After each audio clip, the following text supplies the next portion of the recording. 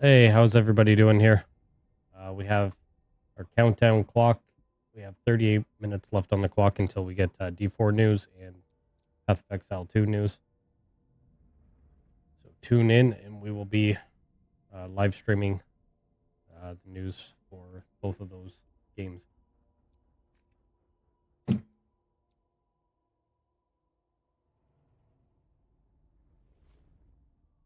testing out some Stalker 2 gameplay right now.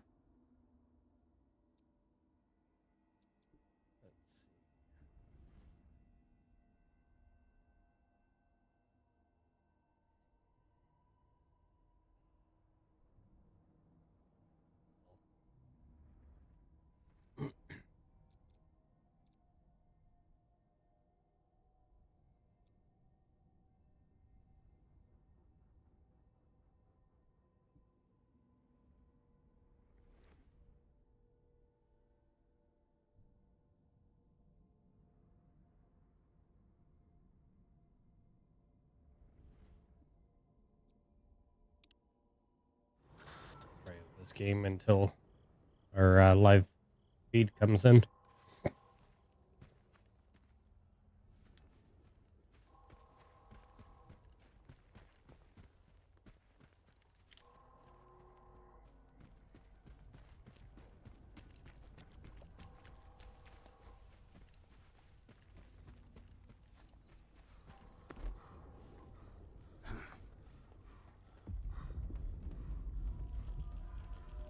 There.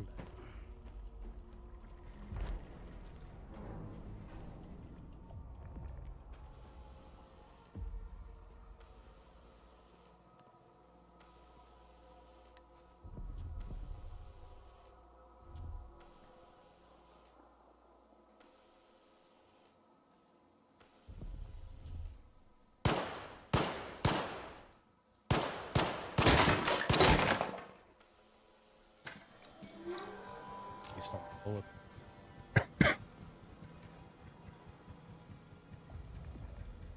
Shoot the fucker.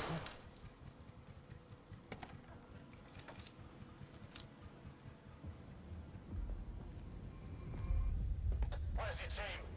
On my second lap here, I'm going blind. They're en route, but we lost contact. Falcon 3, investigate the scientist's bunker.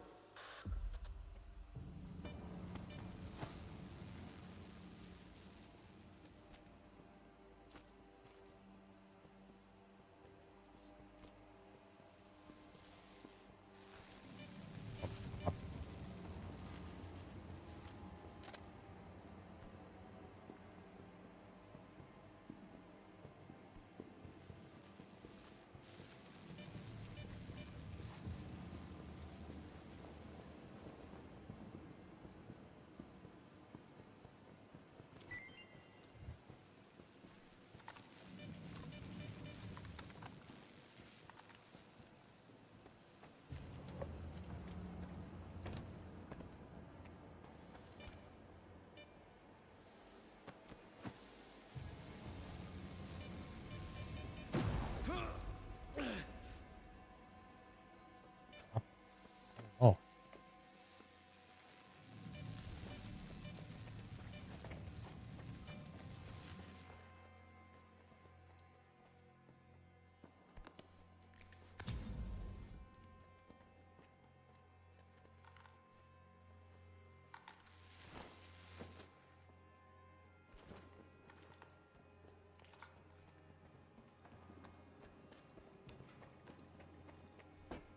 Falcon 3, we've got a breach at the Dugal.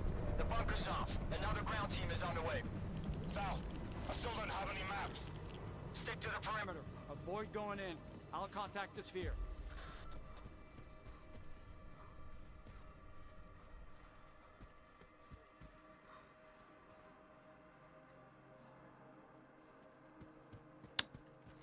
So you want me to open it before.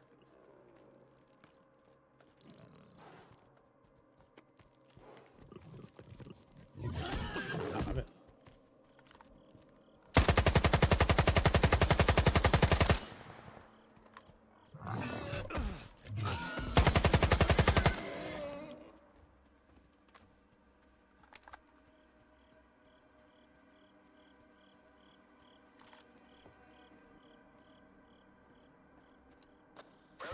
to checkpoint south.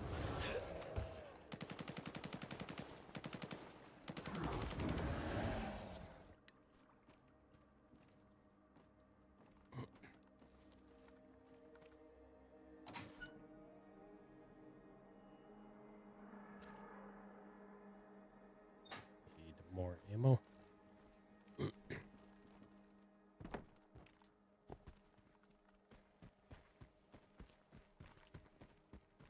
Have you reached the bunker? Find Dottenberger. He's agreed to give you the coordinates. I don't think it'll be that easy, but I'll figure it out.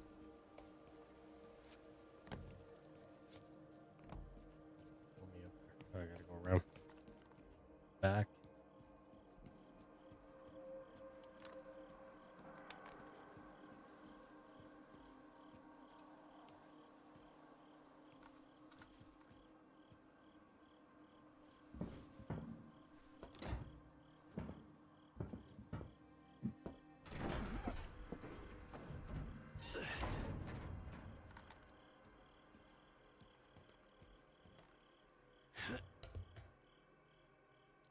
Let's see if they have any live footage yet. Countdown.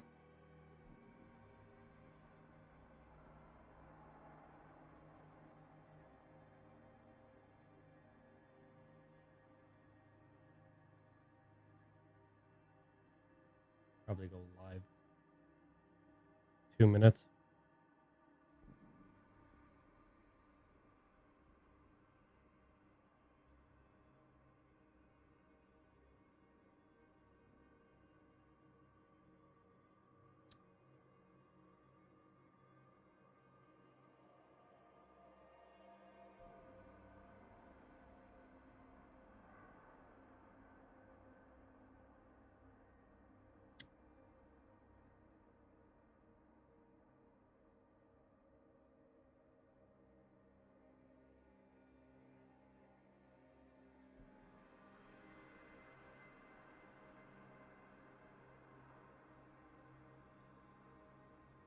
What was this? Wilson Studio 1 hour ago. Storm is brewing.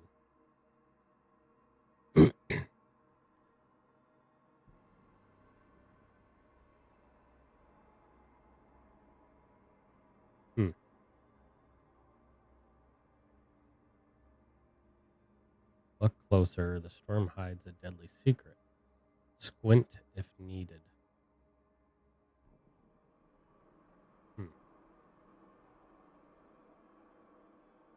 Squint if needed.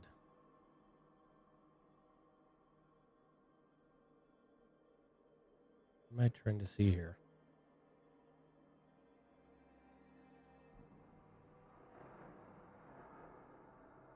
Is there like an object?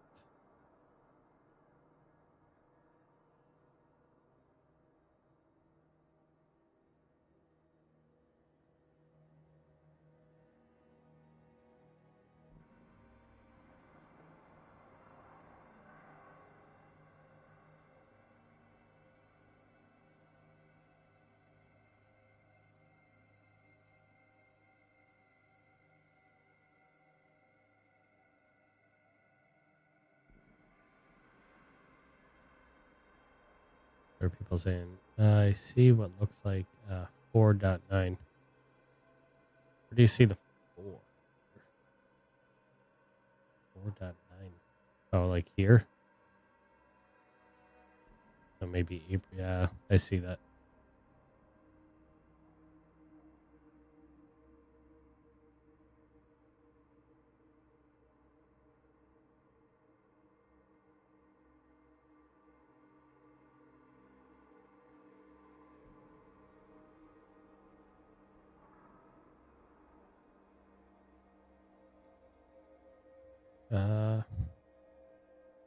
The dragon or so.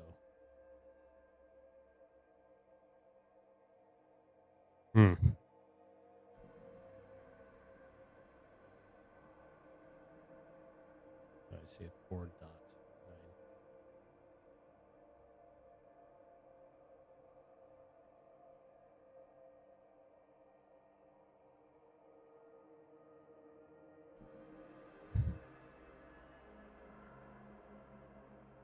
It's definitely, it's not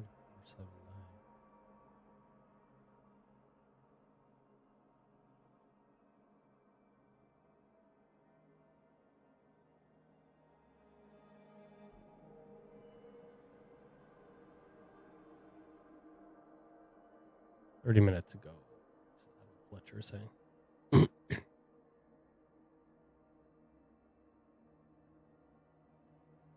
Lots of ARPG news in the air today. You know, it'll be a good day when best genre of games gets attention.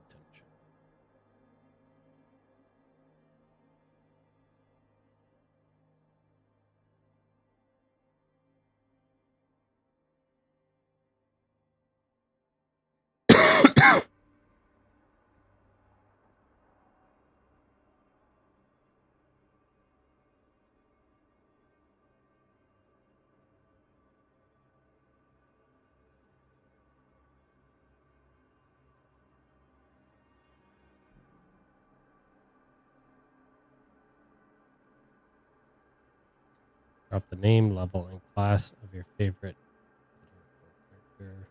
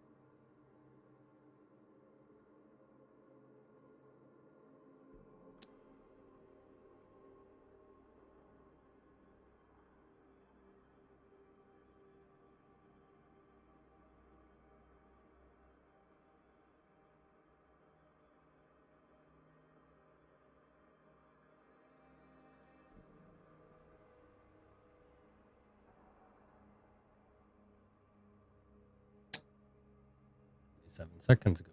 See everyone top of the hour as we dive into some of the items coming. So items coming with our patch PTR.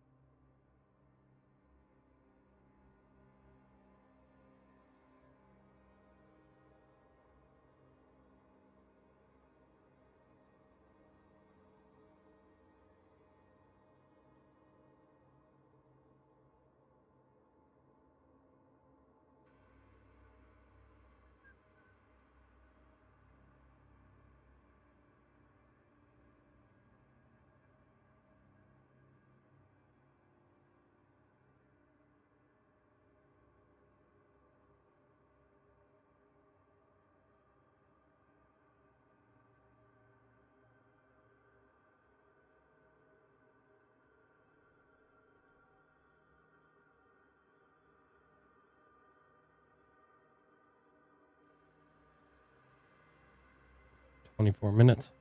All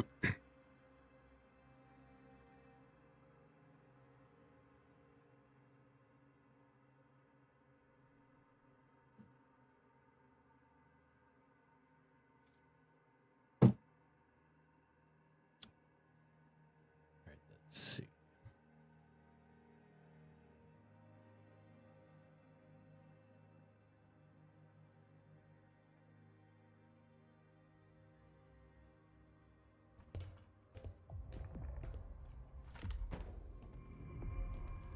What the fuck happened here?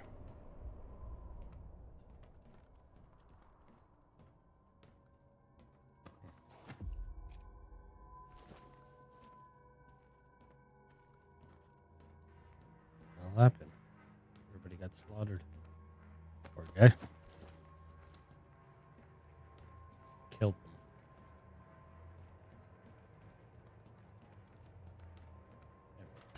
That.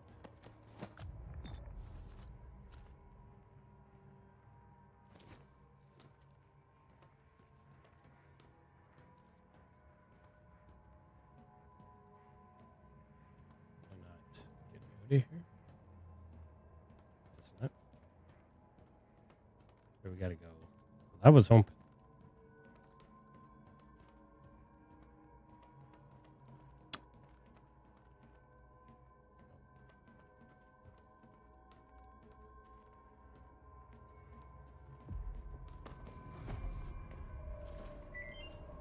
Well, what is it?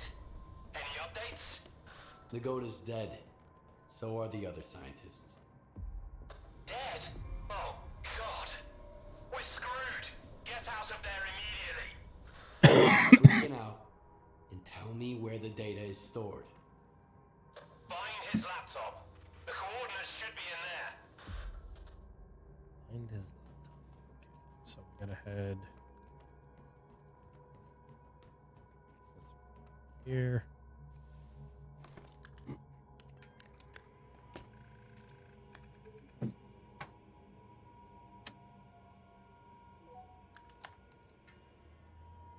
Hey, Nagoda. What's up? Have you met Herman's client yet? Tell him I knew he met... Nagoda's dead. Whoa! That's a hell of a mess you got there, boys. Well, screw that smartass. Hold on a sec, Mr. Client. Did Herman at least tell you what to do with the coordinates? Remind me. Holy fucking cow. Will you let me eat in peace for once? Alright. Follow the coordinates and stick your scanner into the ground, and then back off. When it's all done, you pick it up. Got it? If not, that's your problem. I'm not a damn help desk. So long, Mr. Client. Do you have the coordinates? I hope you do. Things are about to get a little more complicated from here. Good Okay. thing it's been a walk in the park until now. First, find the detector. This is a mobile lab. The scientists ought to have at least one. I've already got a detector. You'll need to acquire an artifact to shield yourself from the scanner's radiation. If you don't, you might end up joining Nagoda. How? Find an anomaly. After the emission, it shouldn't be that difficult. Then use the detector's signal to navigate it. If the stalkers have figured it out, I'm sure you can too. After that, attach the artifact to your belt and go plant the scanner. Just try not to get killed in the anomaly. That would be rather embarrassing. Yeah, that would.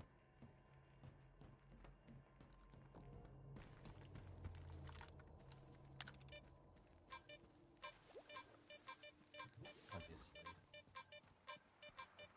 Radiation here. Where's it want me to go?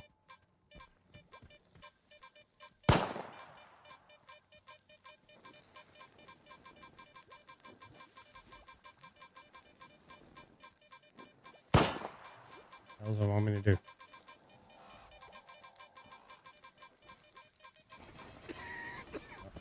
Radiation. Yeah.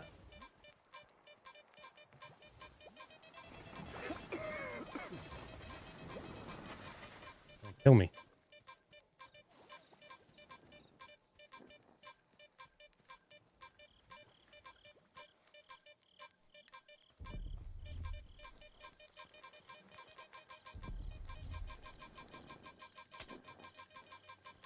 What does it want me to do?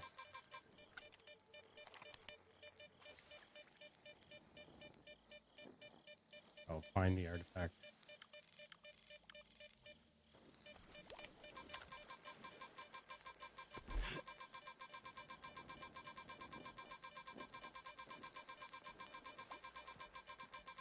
That's annoying.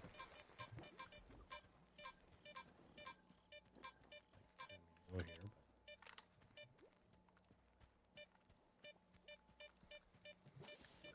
but see any other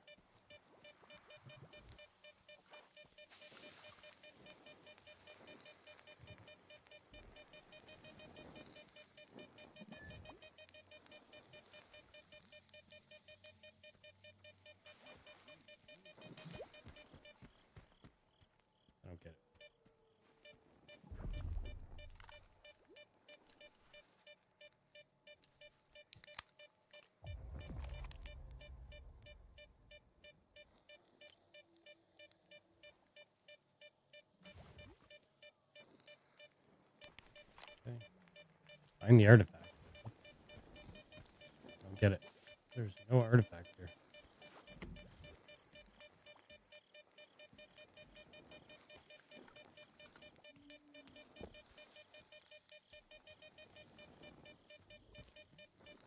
It's not plugged in. Check. Make sure. Timer's not up yet.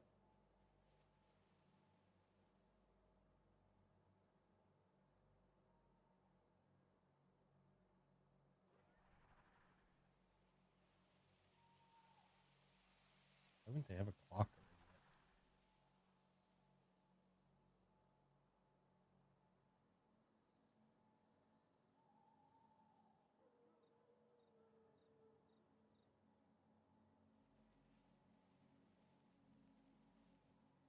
When are you guys going live? Should be 2 o'clock, so you think they would have the... maybe it's a 10-minute.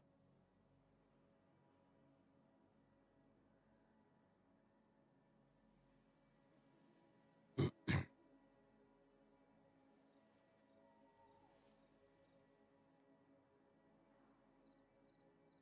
schedule, they have 3 p.m., 5 p.m. Eastern. That's going to be a 2-hour... oh, shit. It's crazy. 2 hours.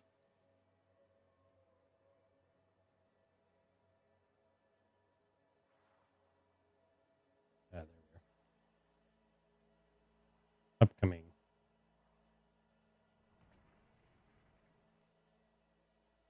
Just don't know why.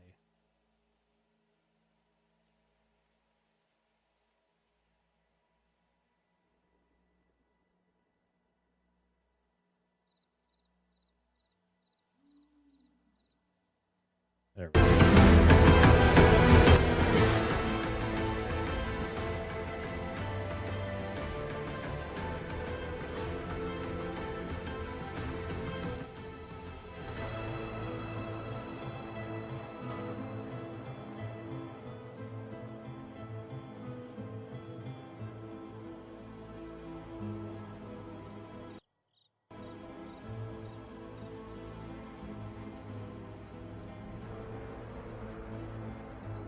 Timer is on. It's off a little bit.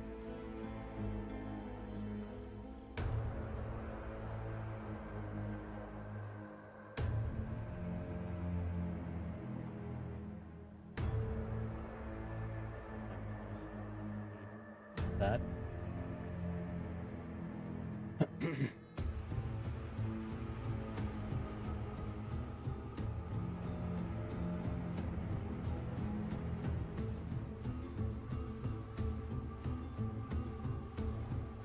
Countdown. 14 minutes. Shut down.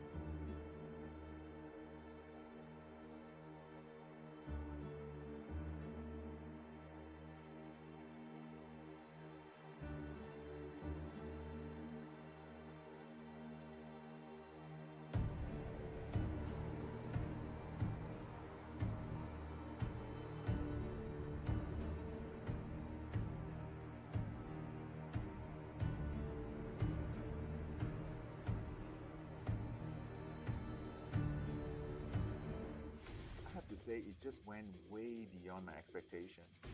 It's like nothing that we had in D4. Pure hatred, they're Mephisto's army. We wanted them to feel a little bit more different from your typical demon family. Everyone's quality was top-notch. But at the time, we didn't know if it was going to work. I think where we landed is going to turn some heads. This is not your normal thing. It's the living form of hatred.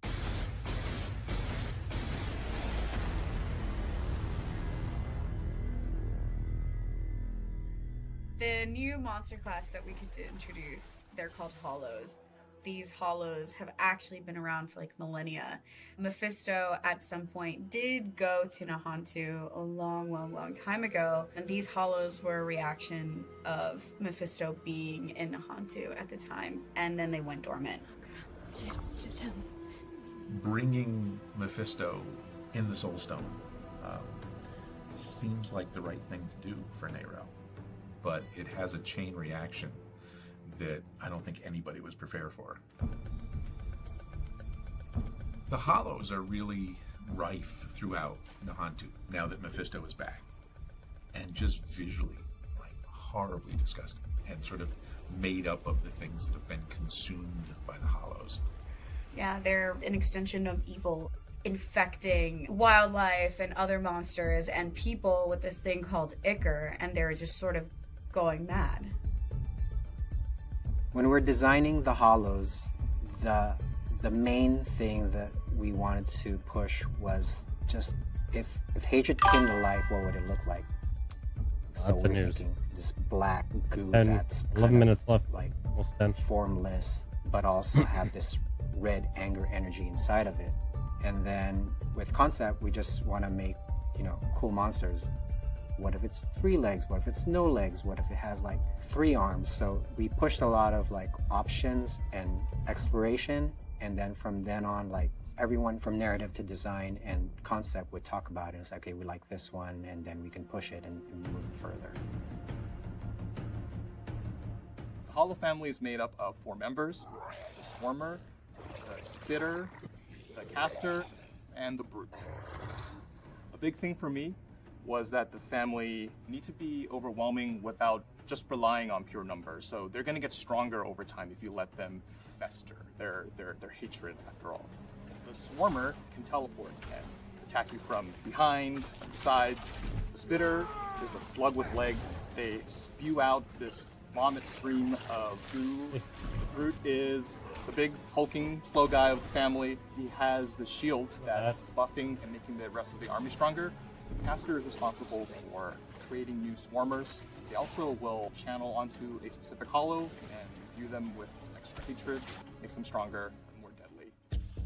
The Hollowcaster's role serves as an elegant, hovering, yet menacing dungeon character in the game, really informed many of our design ideas.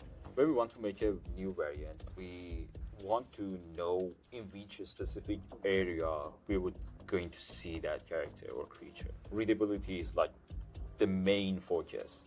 Went through several iterations on the design, the texture, the materials, and the camera testing. The day after she gave me like, I don't know, what was that, 10 different variations? I was okay, now we are talking. The emission on the spikes really did an awesome job to both on the silhouette and also to improve the readability. And in the end, we have the version that we were both happy with, and hand it over to the tech artist. We had some really strong narrative direction in understanding how big of a role hatred played, and we knew that we needed one look to tie it all together. This hatred has one source, and it's all about Mephisto. For the Hollow specifically, we identified that we wanted to do some special work with the materials, with the shaders for those characters. Shaders are the code that runs on the GPU that takes in all sorts of inputs like textures and lighting and position and outputs what the object's surface is supposed to look like. We wanted a shader that was capable of adding this sludge layer, this hatred layer over top of it, and making it dynamic and animating so that it really looks like it was constantly undulating or writhing. So once we had this shader function, we were able to kind of apply that in all these different contexts, like the monsters, like the environment, the character armors even.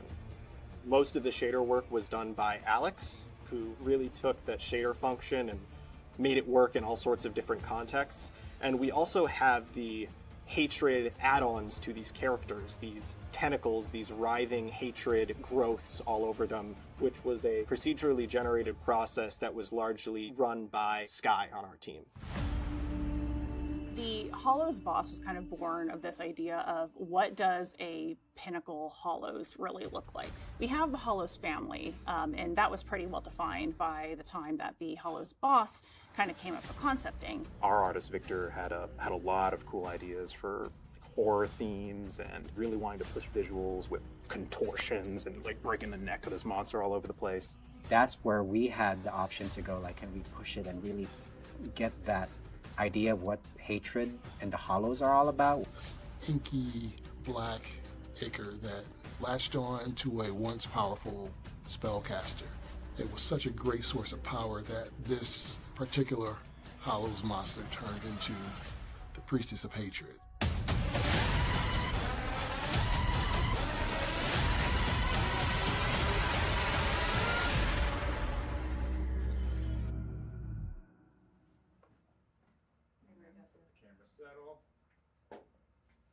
I'm Victor Lee, a principal concept artist on the Diablo team, and I concepted the Priestess of Hatred. Victor Lee is one of the OGs from Diablo, and he's known for creating a lot of dark imagery. And every time we want to have a monster or boss, he's done all the greats, even Diablo himself. One of his monitors on the side of his desk is just like a dark black eye staring at him. And so when we needed something that's pure darkness, like, we had to tap Vic. I feel like when we're talking about hatred, I kind of visualize it as like a black, webby-like thing. So I thought a spider configuration would work for this. So I did a few variations, some with souls, human souls trapped in the abdomen. It's like a purgatory because this creature consumes humans. I have this nagging feeling for a long time that why I felt it's not working, no matter how interesting the design is, I'm not pushing the boundaries. So I basically rethought the whole thing. A lot of our creatures are just like raw aggression. It's just muscly and just brutal. Maybe this one is more insidious. What if the human figure is not controlling the hatred, but it's the other way around? Like the hatred is actually mocking humanity. It's like dragging a puppet around. So what I did is I kept the human figure as a focal point, but the rest of the creature is this moving mass of basically a ball of hatred. It broke a lot of rules, but I just felt like this just fits. So I went ahead with it and rendered it out.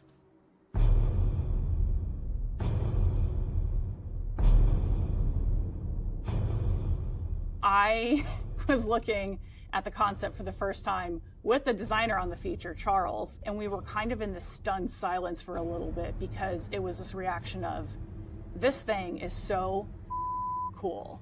And then we started thinking, how are we even going to make this thing move? Typically, our monsters are bipedal or they're quadrupeds. How's it gonna move? We can't rely on walk cycles anymore. How's it gonna rotate? We can't rely on, the built-in rotation stuff without it looking weird as hell. It was clear that in order to make this like animate and look natural, we were gonna have to pretty much dive into uncharted territory.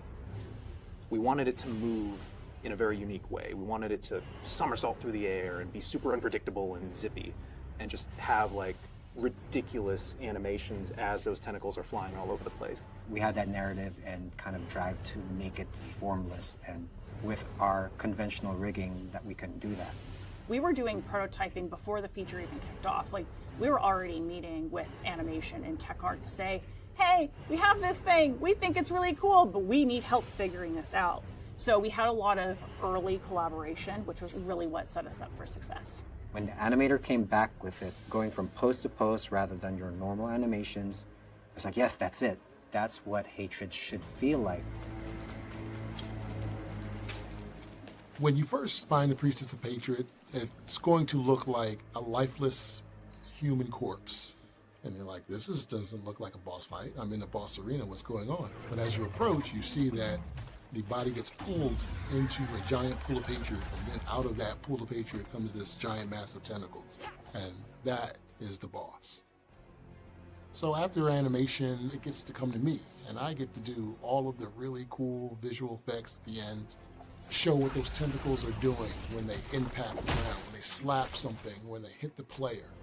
It really brings the entire thing together. The vomit attack is really gross because there's like this part of the torso of the humanoid that has been kind of hollowed out and now has teeth. The tentacles come out from the mass and they grab the humanoid and kind of pull the body back so that the slit in the belly opens up and all of the hatred just pours out in a straight beam. It's pretty gross. The Hollows are just such a unique family. From the moment they spawn in on your screen, you can tell that they are different. They have just such unique behaviors and animations. We were able to execute on a vision that's really just so different than what we typically do. The whole process made me feel very proud of our whole team. Everyone just got it. They understood what the monster was, they got the vision, and it just worked.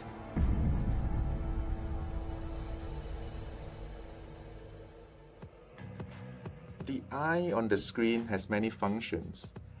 It keeps me in the right frame of mind. What we're doing is dark. It should be horrifying.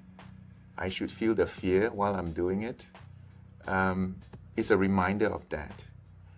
The eye also serves as a warning.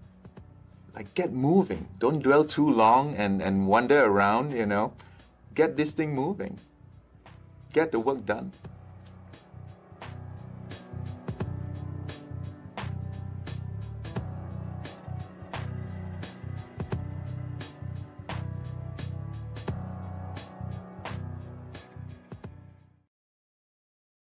Hello, Diablo community. Welcome to another Diablo 4 Campfire Chat with a creepy eyeball we were just talking about. This one is our patch 2.1 PTR Campfire Chat. I know we were just here last week and we were talking about the mid-season update, but this one is kind of like the big one because we're going to be talking about everything coming with patch 2.1 and Season 7. I am joined here by Mr. Colin Feiner, Mr. Charles Dunn, who have appeared on prior Campfire Chats. We were going to have Adam Jackson. He is unfortunately not feeling very well, so we hope he gets better soon. And we do also have another guest here who is live from Albany, Blizzard Albany, and that is Mr. Dan Tangway, who's going to be talking a little bit as well about what's coming up for patch 2.1. And he's showing off his red Diablo 4 jacket. We have our new black Diablo 4 jackets as well. Look at this. Models. How are you, Dan? Hopefully you're good. And he's not sure if he can hear me. But either way, a few things that we do want to talk about before we actually do jump into everything. Obviously, PTR is coming up soon. We are doing this stream a little early this time, mainly because the Thanksgiving holiday is coming up here in the US. And so we are going to be talking about some of the contents before even the patch notes are ready. We do plan on having a blog immediately after this stream, so players can actually check out the blog and read a little bit more about what we talked about today. But the patch notes will be available next Wednesday for players to actually check out. So it'll be before the US holiday here, so everyone can kind of dive deep into the patch notes for PTR. PTR is currently planned to start on December 3rd, so that will be after the US holidays here for Thanksgiving. So there's a ton of stuff that is coming up for players to kind of jump into. But I know what we want to do is really just dive straight deep into all the new stuff that we do want to talk about. So for the first thing we do want to chat about is just Season 7 and what that's going to be. So we're actually going to jump over to Mr. Dan Tangway. in Albany to kind of walk us through. So Dan, do you want to take over? Oh no. Dan can't currently hear. All right. What happened? So I don't know what happened. I mean, maybe we don't have satellites working or something like that. So instead, I guess we'll just start with classes first. Sure. So Mr. Charles Dunn, do you want to talk about class changes that are coming with Season 7? I know we talked a little bit about this last week with Adam Jackson. Just a reminder, Spiritborn, expect that to be addressed for Season 7, and we will actually be talking a little bit about that now. So Charles. Yeah, take us through it. absolutely. I love to talk about some of the changes coming to all the different classes in Diablo 4, as well as some broader, more systemic updates that are happening that kind of affect all classes equally in a way. Yeah, so like I said, just going through individual class by class, seeing some of the new stuff that's coming for a lot of the classes. Let's start with the Barbarian, I believe is the first one up. Yeah, so Barbarian is definitely a class that we think a lot of the classes have been performing pretty well across the board. They're always a step under the Spiritborn, but Barbarian maybe a step and a half below, and so we're looking at a lot of buffs across the board for them here, specifically looking at some stuff with Hammer of the Ancients, buffing that number up here. A little bit of a rework to the Walking Arsenal passive. Previously, it was the bonus was just 8%. Now we're going to be giving you a bigger bonus, and when you have all of them active, you're going to get more attack speed and some bonus crowd control duration, which we think really plays into that that kind of build. Additionally, we're also updating Earthquakes. That has been one of my favorite builds on Barbarian, right? Just seeing those big earthquakes come out everywhere. Leafquake is the best. Leafquake, oh, I absolutely love it. The visuals on that is just top notch. So we're really, we took some lessons from what we did on Rogues in the past with their stun grenades power, where a lot of the legendaries that talk to stun grenades also had kind of this extra bit where it increased the damage of all of your stun grenades, so that you kind of got these synergistic builds with the various aspects all together. And we're extending that over to Earthquakes now here. So we're adding on basically, hey, all these ones that talk to Earthquakes, just they increase the damage of all of them overall. Yeah, it's a little bit less finicky too, right? Because now it lasts after the Earthquake expires, or if you leave it. Absolutely. So we think this would just be a much more comprehensive build overall. We also got a new legendary that talks directly to Earthquakes as well. Ups their damage and increases their fire, or turns it into fire damage. And I think this is really cool. And we're going to see some more stuff as you actually get onto the PTR. But I think Earthquakes and Hammer of the Ancients might be a build that you're going to be very interested in combining those two with some of the stuff that you will see come PTR. All right, let's move on to the Sorceress. Sorceress, one of the key notes that we've noticed with Sorceress over the whole lifespan of Diablo Diablo 4 is that players often felt like they were pigeonholed into burning builds in particular. Firebolt enchantment is probably the most used enchantment by far, because it was just kind of a free way to apply a very small amount of burning to enemies, but that was what you needed to turn on a lot of the passives in their skill tree. That was a powerful build, powerful interactions, but we felt like that was making everything a little too homogenous. You felt like you had to do this in order to access a lot of these passives. And so we decided that we really want these burning synergies to really be benefiting builds that are dedicated to burning type builds, and not just ones who are splashing it in with Firebolt enchantment. Firebolt's can be. And so with that in pretty mind, decent, we did a rework on the enchantment to increase the or remove the burning damage from the enchantment and change it over to this, which has a healing component to it. And then we also updated a lot of those burning passives to really play better in the dedicated fire-based builds, rather than being something that you just want to splash into everything. Yeah, hopefully there's a lot more build variety. Absolutely.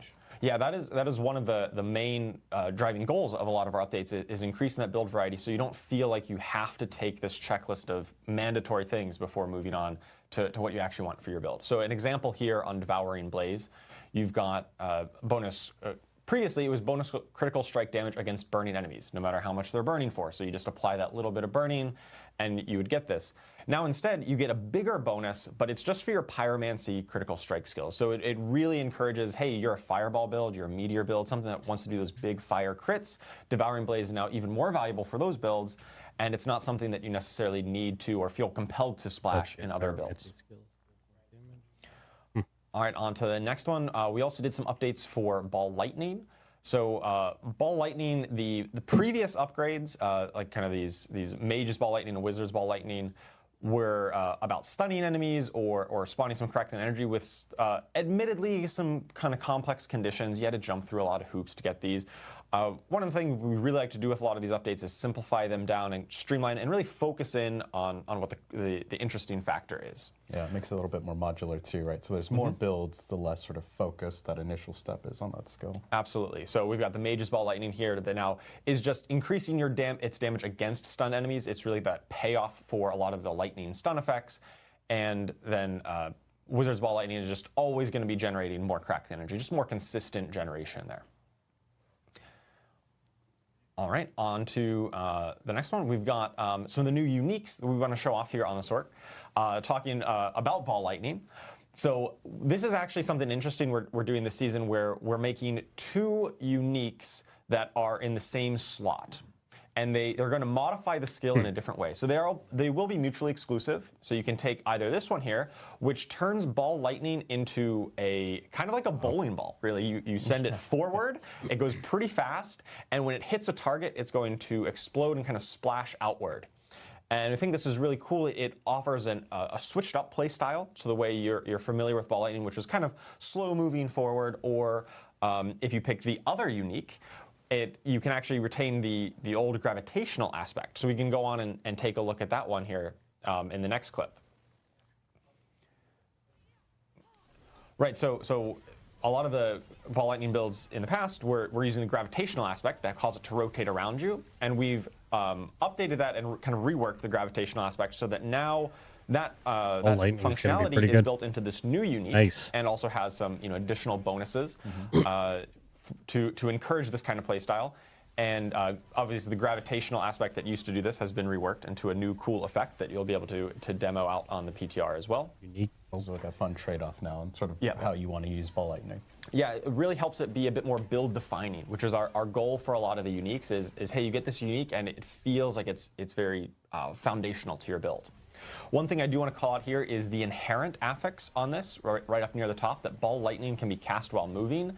This makes it a lot smoother to just be moving around and just keep on clicking that Ball Lightning, and you're not going to have to stop like that, very short half-second stop to cast it. It just feels much smoother, and this is one that this build is just wants to be on the move, right? And that encourages that. All right, so let's talk about the Druid next.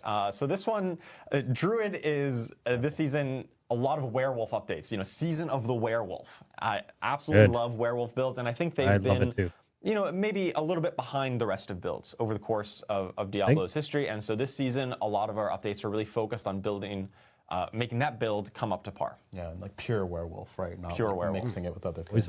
Yeah, a lot of times you saw some rapid shape-shifting builds, and those are fun. Those are great, but pure werewolf wasn't quite hitting the mark, and so that's what a lot of our focus is. Let's take a look at some of these updates. So we've got updates to Shred, the main core skill for these werewolf builds. Previously, the Raging Shred upgrade was just a combo attack that applied some poisoning damage.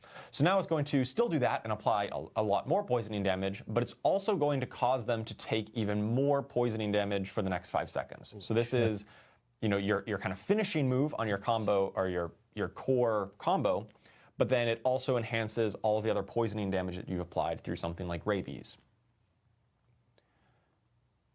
All right, we've got updates to Boulder. Now this isn't necessarily with the werewolf theme, but still Boulder is a skill that we saw a good opportunity to improve on it. We had 2 upgrades on Boulder in the past, the 2 choices, and they were both fairly similar. They both dealt with critical strike chance or critical strike damage, and we thought that was an opportunity to rework one of them to give it a different identity. And basically the identity was Poison Boulder. Like just a giant ball of poison. What does that look like, or what does that do? Changing the damage type always helps sort of branch out and make it feel really different. Yeah, and we got some really sweet visuals for it too. I'm not sure if we have a video on that. I think we'll just have to rely on that in the PTR. Yeah. People will see it on the PTR, but it's got some cool visuals associated with it. Yeah, and so that one will be very cool. Definitely check that one out. This one I'm very excited about because Bloodhowl, this looks good. As we see, like has always just generated spirit, but now.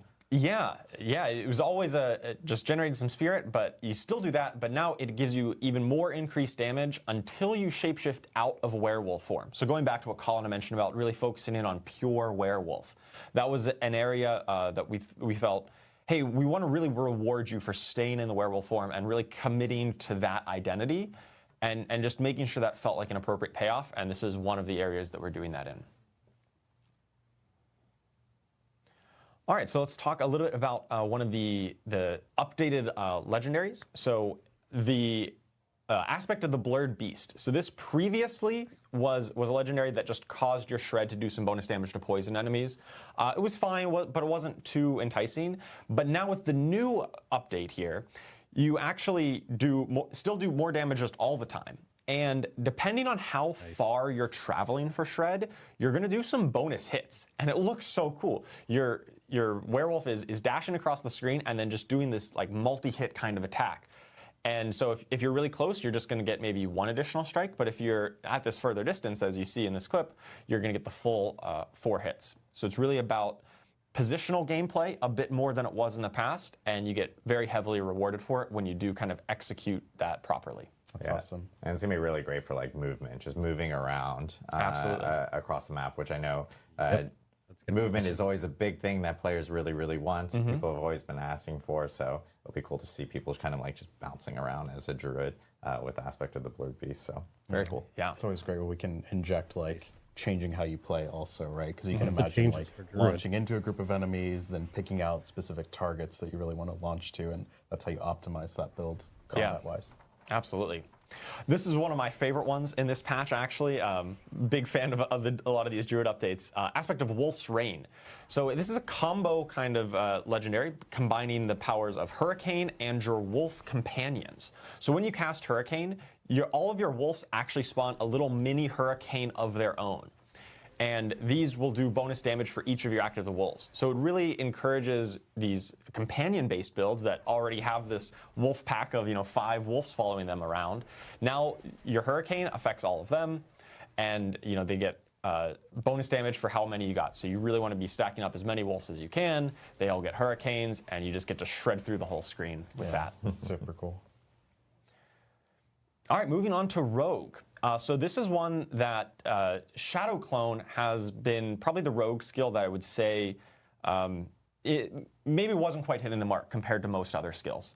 And that was for a variety of reasons. And not to get too technical here on the details, but for a lot of the effects that that you have with your legendaries and your passives and those kind of things, historically Shadow Clone behaved inconsistently with those. It wouldn't necessarily pick up all of the bonuses, it wouldn't trigger all of the effects, and the end result was basically that your Shadow Clone dealt a whole lot less damage than you did. You thought, hey, I'm hitting for millions, and my Shadow Clone's hitting for like thousands, right? Yeah. And so we really looked at that comprehensively and thought, okay, we need to kind of rethink how Shadow Clone works across the board to really bring it up to par, to make it behave the way you expect, and then also extend that to a lot of the other summons in the game. The summons like your Necromancer skeletons, your Druid companions, and so on. So we did basically a rework of that entire system. And the long and short of it is that they should just work a whole lot better going forward in this season, where they're going to trigger all of your lucky hit effects. They're going to interact with all of your damage modifiers and multipliers that they previously were inconsistently working with. So just one example here, a very simple example. You've got Wind Striker's aspect. This is a very simple legendary that just says, hey, when you critically strike, gain some movement speed. Now in the past, that was only when your player character, critically struck with one of your skills. And it would not happen whenever one of your Druid companions or your Shadow Clone critically strikes. But now all of that will work. So your companions or your summons or your shadow clone critically strikes and you have wind strikers, now your character gets that bonus. It's huge. Yeah, I really can't overstate this, like how many new interactions and synergies this unlocks with not just Shadow Clone, but all of the summons in general across the game. That's awesome. But with Shadow Clone in particular, we've got a new unique item, and this one is Assassin's Stride. And the effect here works with mobility skills and your shadow imbuement. Once again, kind of playing up that combo aspect. So all of your mobility skills are going to always be shadow imbued with some bonus potency. So they're going to do some more damage. And whenever you damage an elite or boss with a mobility skill, there's a chance to trigger an instant free shadow imbuement explosion. So those of you who like playing shadow step builds, one of my favorite ones with Rogue, just like Adam had said before about jumping around the screen with werewolves, you can do that with Shadow Step now too. And you're just going to be getting a lot of those resets and kills much quicker as you leap out of the shadows, trigger a Shadow Imbuement explosion, and then move on to the next pack of enemies. Really cool, unique for that kind of build.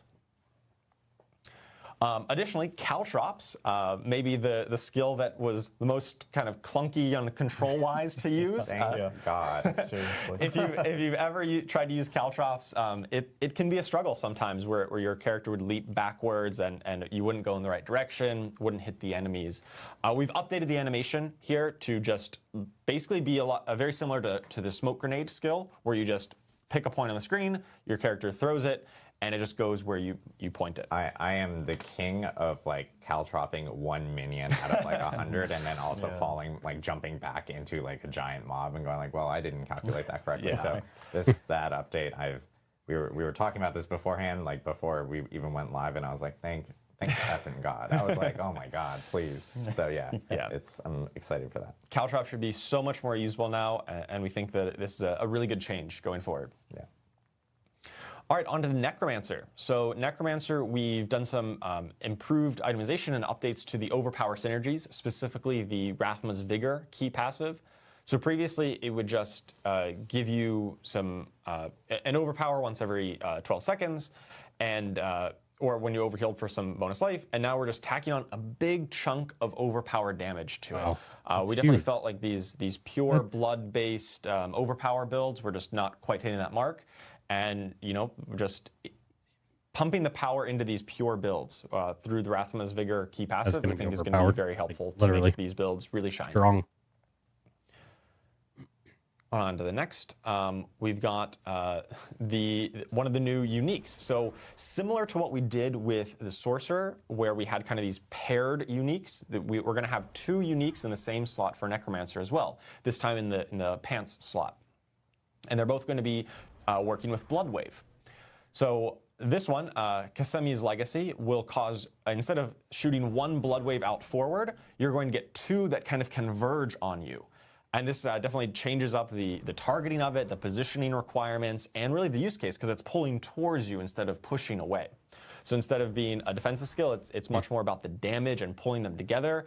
And then when they hit, they do a big chunk of damage as well. So definitely turns Bloodwave into a much more damage-focused skill and a little bit less on the CC or the knockback crowd control of it.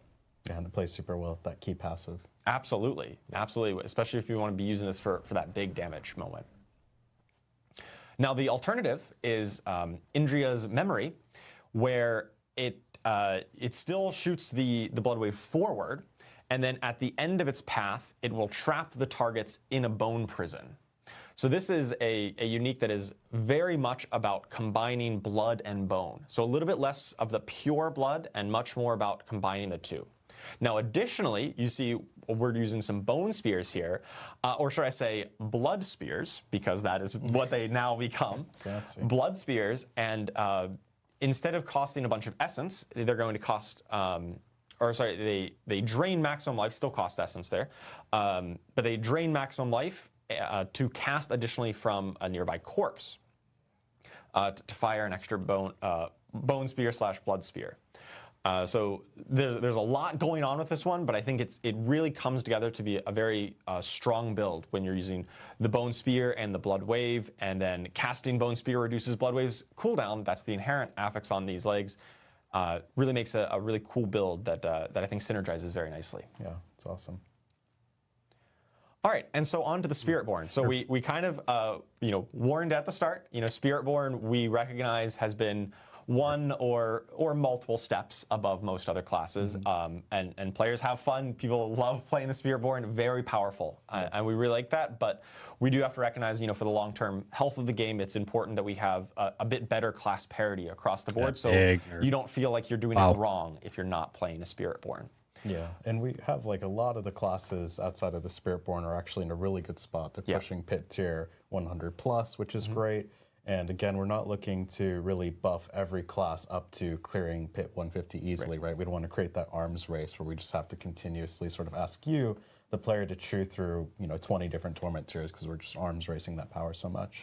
Yeah, we do think that kind of our target there is closer to where the other 5 classes are, and Spiritborn was just too high up. Of that, and it's rather than try to power creep the whole game, we'd like to make sure we make some small improvements everywhere else to the underperforming builds and those ones that don't have enough love, and then get Spiritborn back down to a more healthy spot. And so with that in mind, one of the biggest offenders, or biggest power points rather, of on the Spiritborn was the Rod of Kapelecki here. This one is the one that converts your core skills into basic skills, and it used to do reduced damage based on vigor cost, and admittedly the calculations there were kind of complex, and so we've simplified it down a little bit where they will just gain the bonus critical strike damage. It will be substantially less. Previously it was 1 to 3%. Now it'll be down to 0.1 to 0.5 per point of vigor there. We think this will bring it to a much healthier spot, but still kind of retain the core fantasy and the core build implications of this item. It just won't be pushing quite the same trillions of damage that we were seeing before. We also fixed some of the issues called out here at the above, like viscous shield and things like that, scaling in unintended ways that were just way outside of our expectations. Yeah, definitely some unintended kind of bugged interactions that were maybe double dipping or scaling too high. We've taken a pass to make those more in line with our expectations. Vicious shield needed to be all right. Additionally, we've got new aspects. Of course, being a class in Diablo 4, you're going to be getting new content every season. So we've got a new legendary aspect here, the aspect of Endless Talons, that causes you a Razor Wings to increase all of your Eagle skill damage, and Razor Wing critical strikes will grant even more stacks. So you can really stack that up. It stacks up to 50%. That's a whole lot. So you really want to be spamming out these Razor Wings and getting those crits to stack this up to as fast as possible.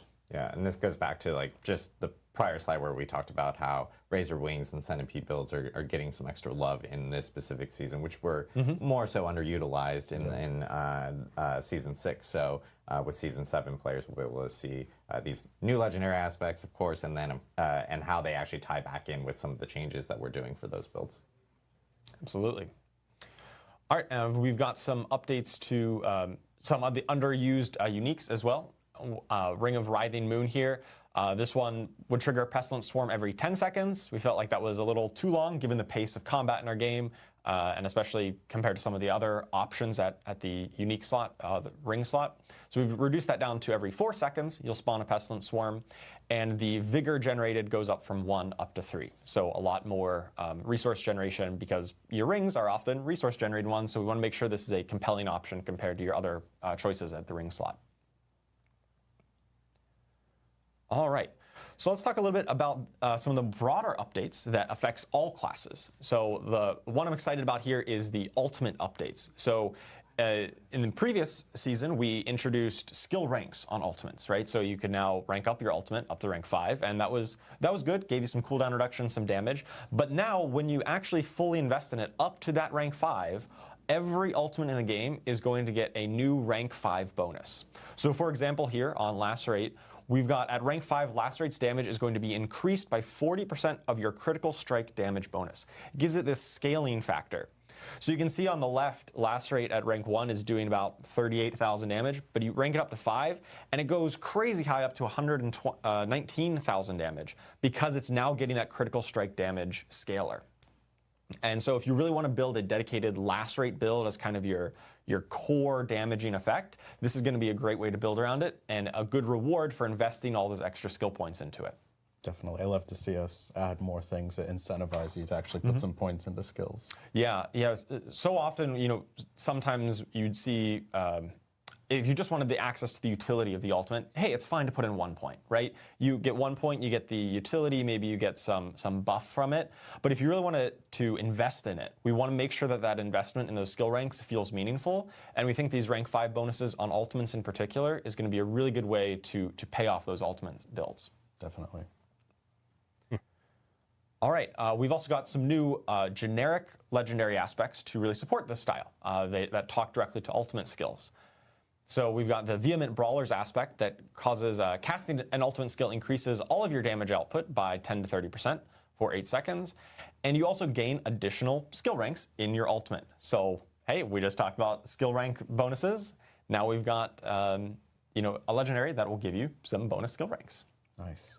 We've also got the Ring of Apagic Fervor, which says casting your ultimate skill will increase your damage by 8 to 18%, so a little bit less than the Vehement Brawlers, but it stacks up to 10 times, so you can get way more if you can cast your ultimate fast enough and kind of chain it together.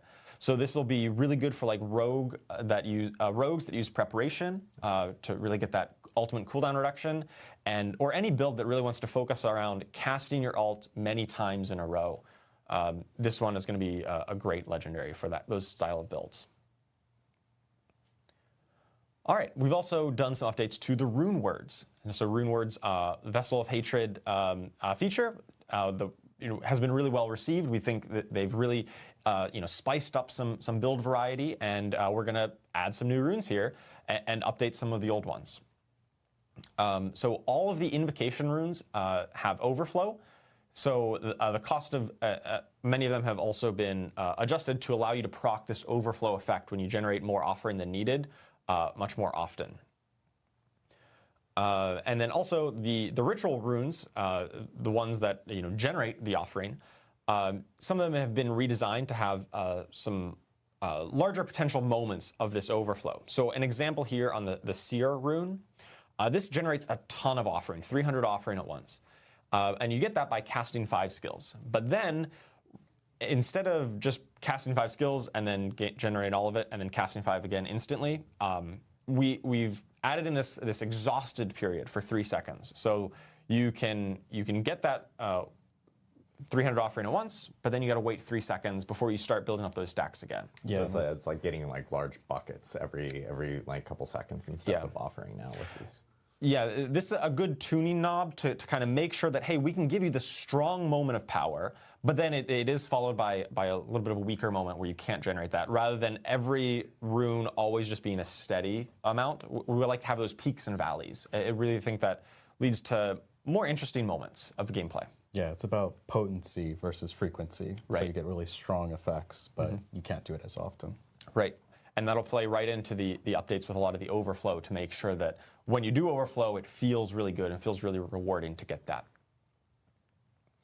So let's talk about some of the other runes. We've got some new runes to show off. Yeah, so we've got 3 new rune words here. The Nagu rune, a legendary rune that will gain 100 offering as long as you're maintaining a summon. And so, as I kind of alluded to earlier with the Shadow Clone section, summon is our new catch-all term for anything that you summon. It's pretty self-explanatory, but that includes things like Necromancer minions, Druid companions, Sorcerer conjurations, Rogue Shadow Clones, and even Barbarian Ancients from some of your effects, Call of the Ancients, and some of the legendaries that summon those. Those are all summons. Igni rune will generate 25 offering, but it stores up offering every 0.3 seconds. So you're actually generating about 75 offering per second, roughly. And you actually cash it in by casting a non-basic skill to get that offering. So as long as you're out there kind of spamming your basic skill, you're going to be kind of banking up this offering. And then when you cast the non-basic, you cash it all in, you probably trigger the rune it's connected to, you get a big overflow, you get a big moment of power there.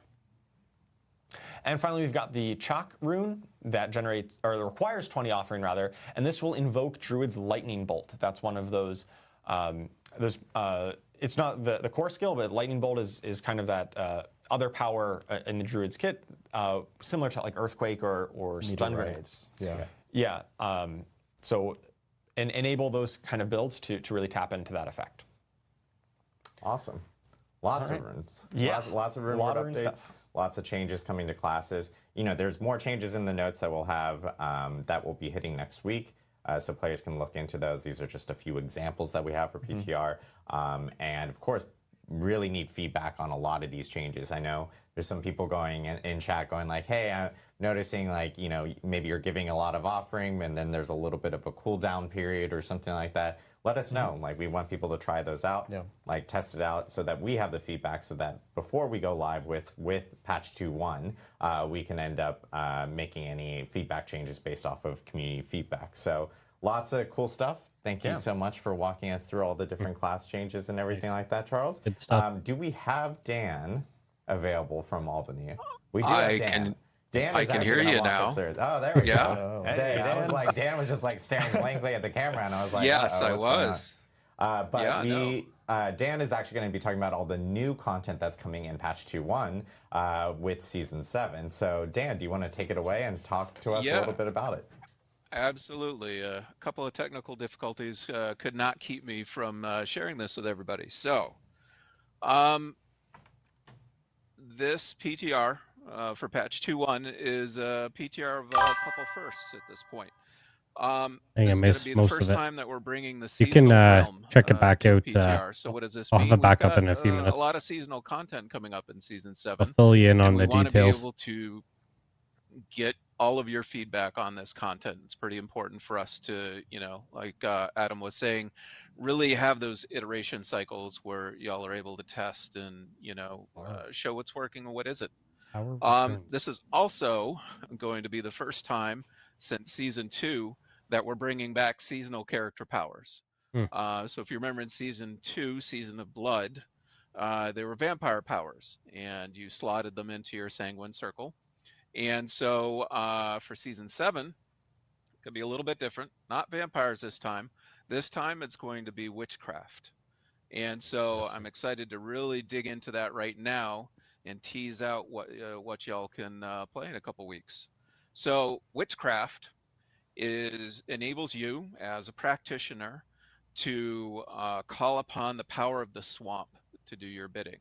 And so you've met some witches before in the game, and you're going to meet some more in the coming season. But before I really dive into witchcraft, we got to talk about your enemies. Now, your enemies of this season are going to be called the Head Rotten. Now, the Head Rotten are abominations that spawned from the Tree of Whispers. And you're going to slay them and collect what we call Restless Rot. And this is going to be our currency for the season. Now, like I said, you know, the season is about witchcraft. So there are going to be some witches. And those witches are going to be residing around the Tree of Whispers. And they're going to have some altars. And these altars are pretty important to you learning your witchcraft. And so you're going to travel to an altar. You're going to make an offering of Restless Rot. And that's going to enable you to learn the witchcraft. Now, equipping witchcraft is going to be pretty simple. You know, we wanted to take what was best from a lot of these styles of menus that we've done in the past and distill it into something that's very convenient and easy to use. And the result is this witchcraft menu that you can see in front of you. And so equipping is going to be super simple. You've got an inventory on the bottom, and then you're going to drag or otherwise move that power to one of the slots up top. You're going to have 5 normal slots, 5 normal powers you can equip at any point, and 1 unique power for, you know, really special witchcraft that you can find. The other thing is that you can upgrade your witchcraft directly in that inventory using Restless Rot. So again, we're streamlining the process to, you know, make it easy for players to equip and upgrade their witchcraft. Now, obviously, it wouldn't be a season without some rewards, and so let's talk about those a little bit. This season, we're going to have another reputation-style gameplay in the form of Coven's Favor. Now, killing head rotten will get you headless rot, or killing head rotten will get you restless rot. But in order to advance the Coven's favor, you actually need to complete whispers.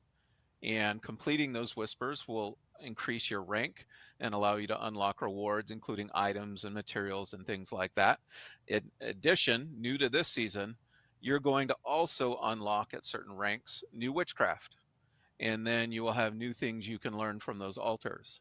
And then, because everyone loves it, we're bringing back the Resplendent Spark as well. So that's going to be at the end of your Coven's Favor rank. And of course, the Resplendent Spark nowadays can be used from crafting, a random mythic unique to actually targeting uniques using a lot of those runes that you can earn in the game. All right, one last little thing with respect to witchcraft. So we wanted to try out something a little bit different. And so we've also created several powers that are lost to these witches, the Coven of the Swamp. And so those you can only find by traveling out in the world and discovering forgotten altars. And these forgotten altars will allow you to learn these lost powers. And yeah, we just thought we'd try something a little bit different here. And yeah, let us know what you think about it. Now, let's talk about some of the witchcraft itself. We've talked it up a bit. We're going to release, it's over 20 powers for the season, and we're going to show you 4 of those right now. So let's talk about the first one. This one's really popular. This is the Poison Frog. So the Poison Frog, as you imagine, is a servant that you can summon that fights alongside you. As its name implies, it will poison your enemies. And, if it runs out of health, it's going to explode viciously with a lot of poison damage. Folks are having a lot of fun with this one. Next up is Doom Orb. So Doom Orb is a pure orb of eldritch energy that circles around you and damages any enemy it touches. And it can also launch itself at distant enemies before returning.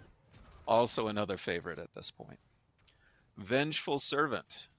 So Vengeful Servant, as the name implies, is another servant like the frog. And this one will absorb damage and then rush enemies. And then last but not least, we've got one of those lost witchcraft powers I was telling you about. And this is Piranado. So this one procs when you cast other powers. And so if you cast a hex and an aura at the same time and inflict it upon an enemy, there's a chance that you will then proc the Piranado. And the Piranado, as you can see, sucks everything into it in a swirling dervish of fish and destruction. So yeah, that's a peek at some of the witchcraft powers you're going to be able to play with soon. But what good are powers if we aren't offering you some new activities within the season to participate in? And so these come in the form of headhunts. Now, headhunts are a whisper-driven activity. And so the tree is searching for these head rotten. The tree wants you to eliminate these head rotten. And so it's going to help you by highlighting areas within the world where it thinks there's a lot of head rotten for you to kill. So you're going to follow the whispers in order to, find the head hunts and kill the head rotten. Now, these are subzone takeovers, similar to Hell Tides. They're going to feature a number of all new whispers mixed in with some existing ones. This was an opportunity for our team to try out some new whispers and really kind of tell a little bit of a story each time you're going out on a headhunt, because whispers offer us that opportunity. Now, completing whispers has a chance of spawning a head rotten boss. And the head rotten bosses are the things you're really going to be looking out for, because those are going to give you some additional rewards I'm going to tell you about. Delivering a head rotten boss's head to the Tree of Whispers enables you to earn occult gems. Let's talk about occult gems. Now, we're pretty excited about these. Occult gems are special socketables that have unique effects that help you fine-tune your build. So they can only be slotted in the jewelry slot. And so this is a way of basically having them coexist with runes. And they only last for the season. So when your items transfer to the Eternal Realm at the end of the season, these are going to disappear. But in the meantime, I think you're going to have a lot of fun with them. Let's dive into them a little bit. So each occult gem has built-in defense. We don't want you to have to make a choice between, a royal diamond or a royal skull and an occult gem. So all of these occult gems have defense built into them, so that really you're getting a bonus above and beyond those gems that I just described. And so here are some examples of them. First up, we've got the Elder Sigil. This is going to boost your damage whenever you hex enemies. So if you're leaning into certain types of hexes you like using, Elder Sigil may be a good fit for you. Killing Wind. This is going to boost your crit and move for folks who really dig, specking out with Eldritch powers. So if you equip 3 or more Eldritch powers, then slotting a Killing Wind into, say, one of your rings might benefit you quite a bit. And then finally, we've got Duststone. This is a legendary one, so it's going to be even more powerful than the other 2 I talked about.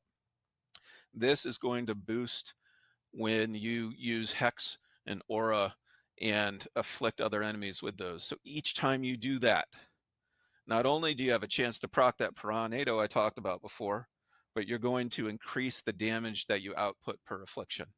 So you can kind of get a sense that the occult gems are providing you even more incentives for, creating a certain type of build.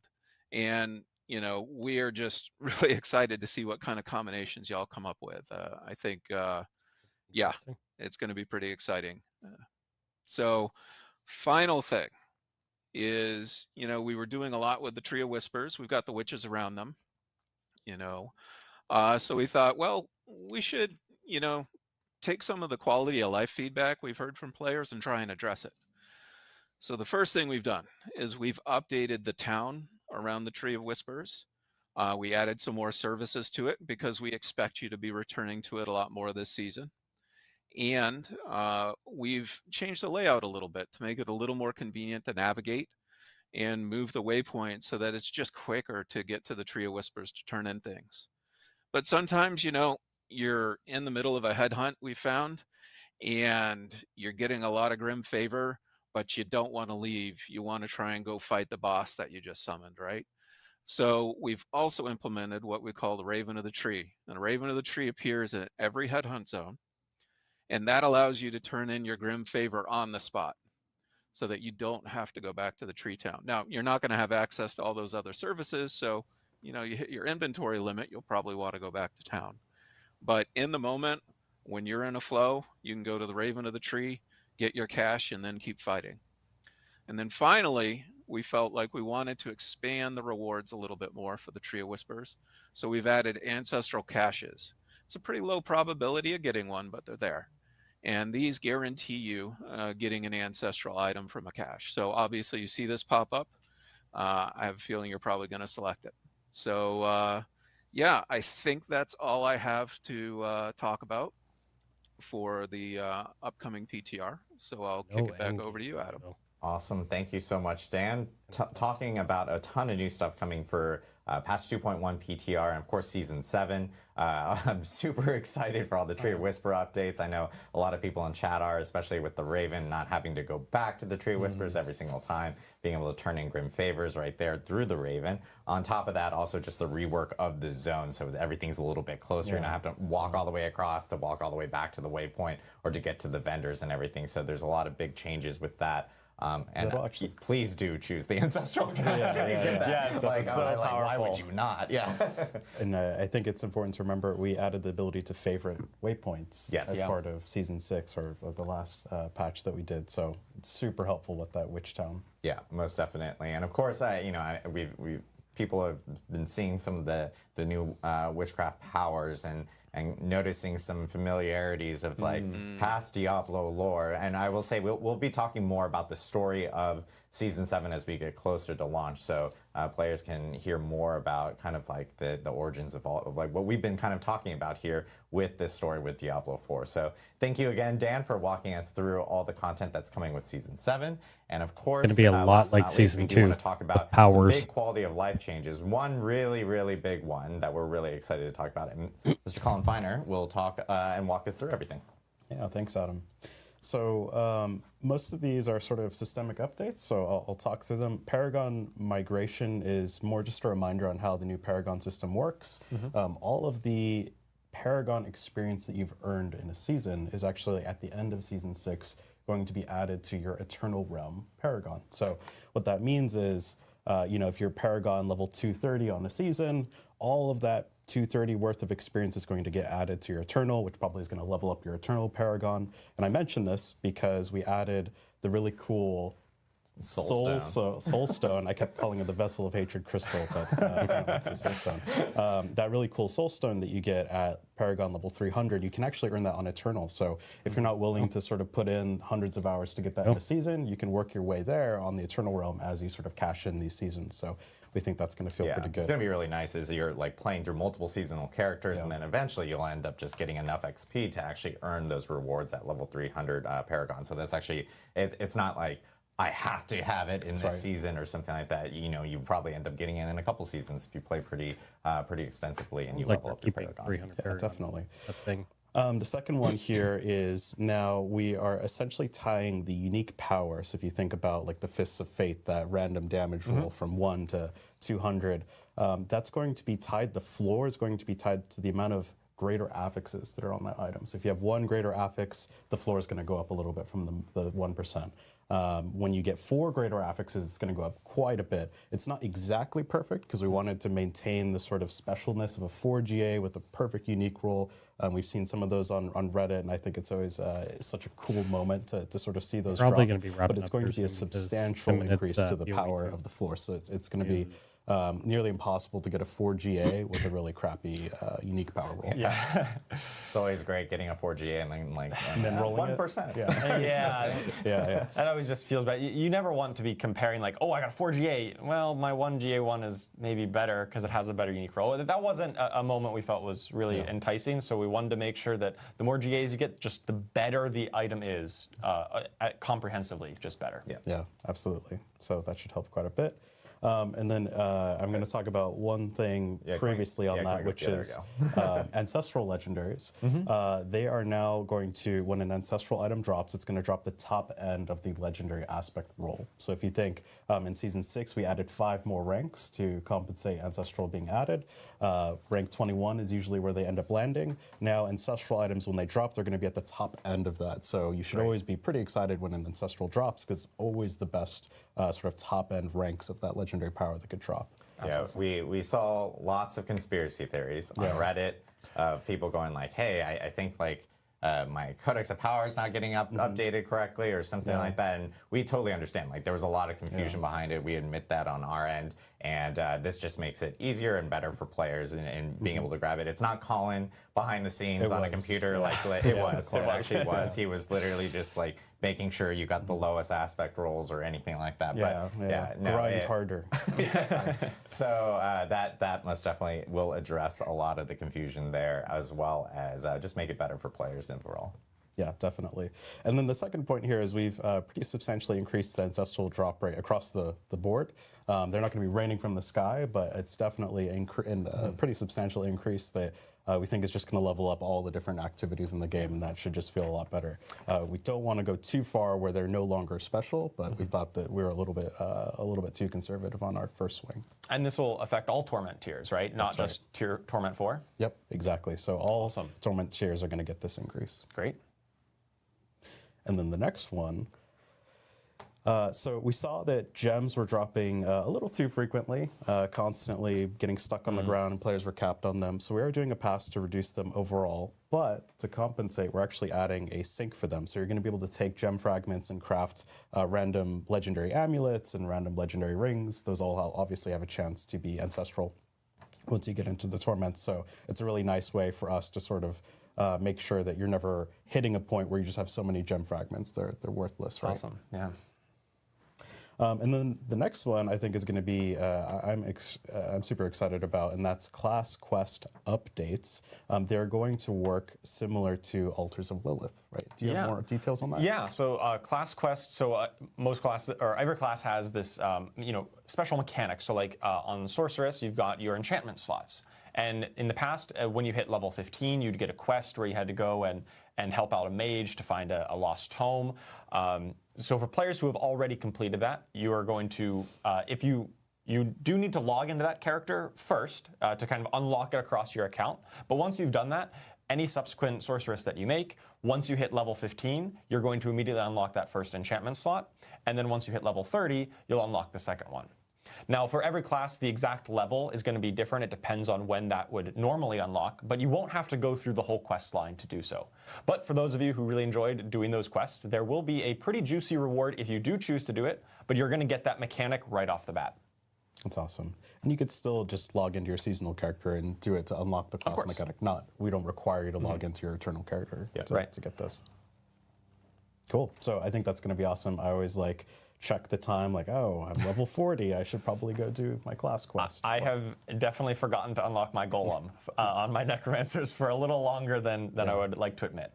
Well, production spoiled it as they raise their hands up in the air. But the next update is obviously a big one, which is finally we don't have to say this is in development still. Armory. Because Armory is coming with Season 7 patch 2.1.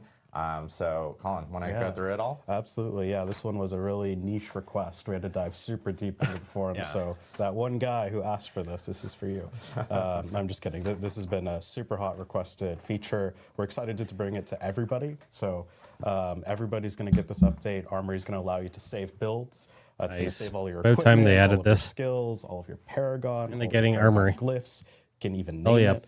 And what this really allows you to do is be a lot more flexible in the end game, right? So if you're really liking your Fireball build, you've got this really sweet Ball Lightning unique. Now it's really easy to just save off that Fireball build if you ever want to come back to it, and you can start building out that Ball Lightning build. So we're really excited about this. We're not going to charge you for respecing or anything like that. So you save it, it's yours. It's even come with some cool quality of life things where we actually mark all of the equipment that's actually part of an armory slot. And that's really important to know because we're just saving the equipment, right? So you'll want to know if you're going to modify this item that it would affect any of the loadouts that are currently using this item. Yeah, if you take a legendary and say change the imprinted aspect on it, you know, it's still part of that build, so it might not be the right one. So you do probably want to get multiple sets of gear if you want to be building this up, but it's so much easier to swap between them, so much easier to explore all of the new build possibilities that we introduce every season with the new items and updates. Absolutely.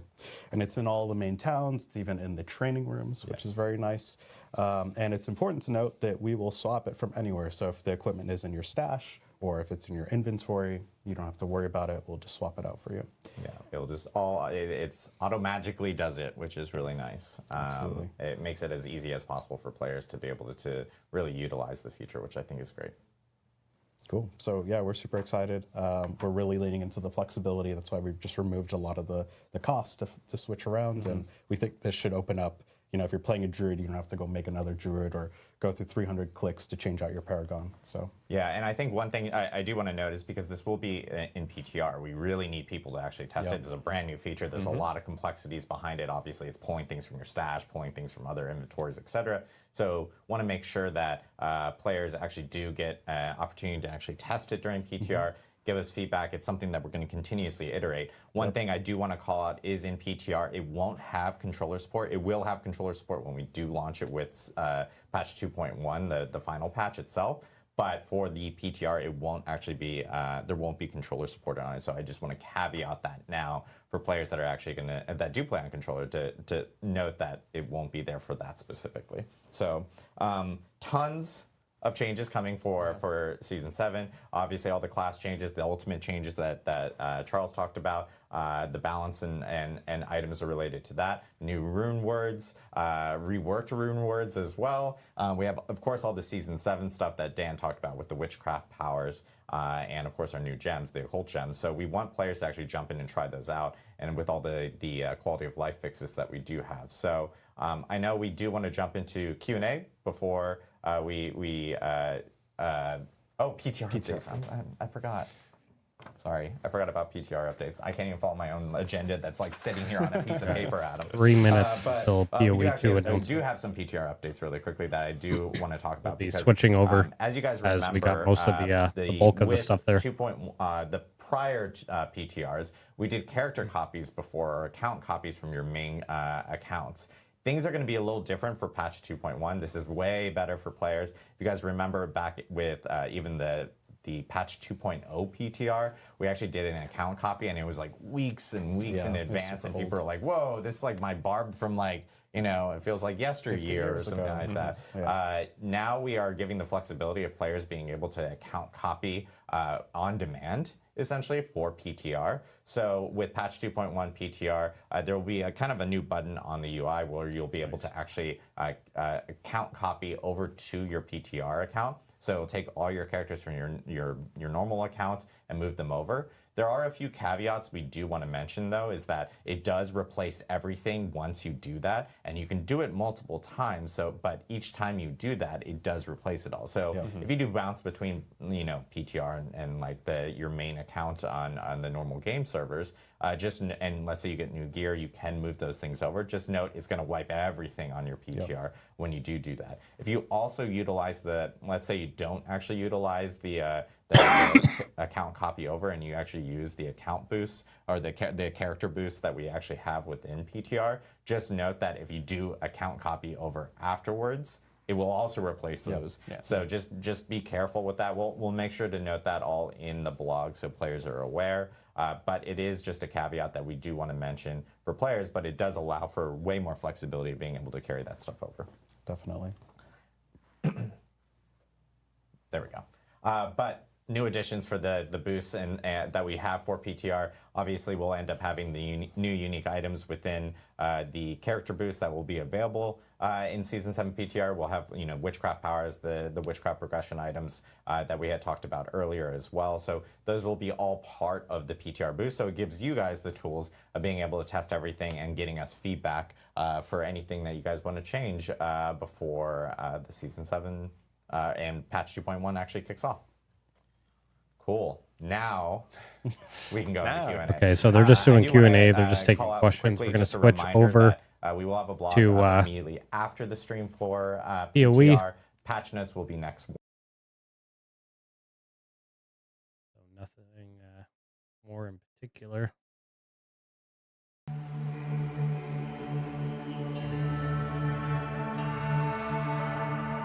As well, if you watch the channel, stay on the channel that I'm on, my Twitch. You will make progression time. It's about an hour and a half towards the Twitch drop for POE 2. Sir, just what are we facing here? A relic of the old world. Ready your men, Captain. We will only get one chance. And remember, when you hear the whispers, call for help. Do not attack. When you hear the whispers, what do you think he was on about? It's Dorman, right? Yeah. Then Dorman, shut your damn mouth. Ugh, why do I always get stuck with these rookies? Hey, the kid's got a mean cleave. Give him a chance. Quiet.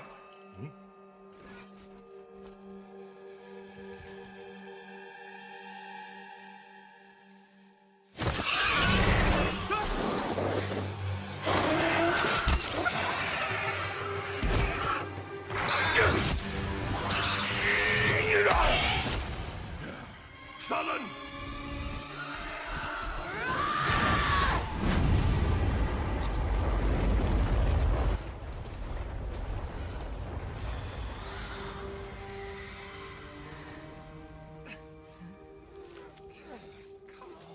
A mean cleave, eh, Captain? Rookie can't even lift his own. Let me know if audio is good. Captain Oren? Captain?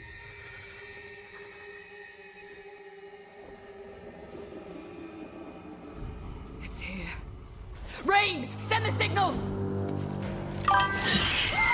What the fuck? Rain! On my back, blade up! Come on, come on! I'm ready. I'm ready.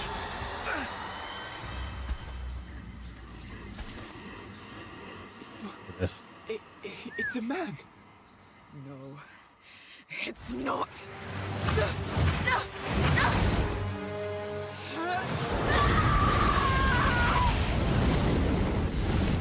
Dude.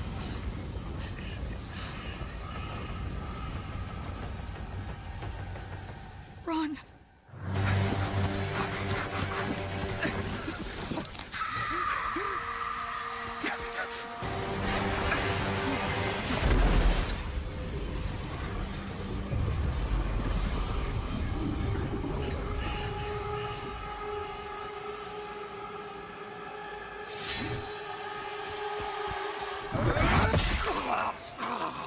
Whoa. Okay. Captain! Killed his own. Captain! Why are you here? What is this?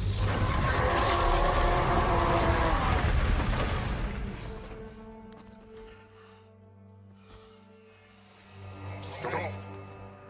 Humanity isn't ready. On your feet, lad. Sir, the captain, You'll be fine. Here.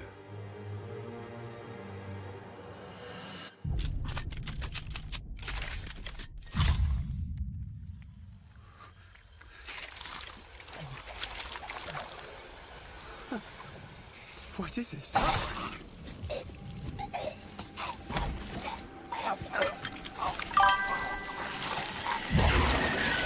Okay, cool.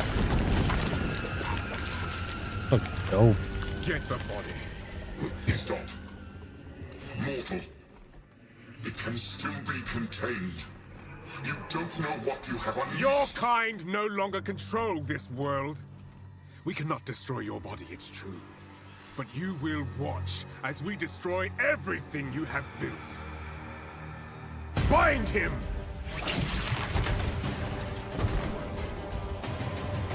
Feed. Grow, my child. I'll make sure you can eat your fill.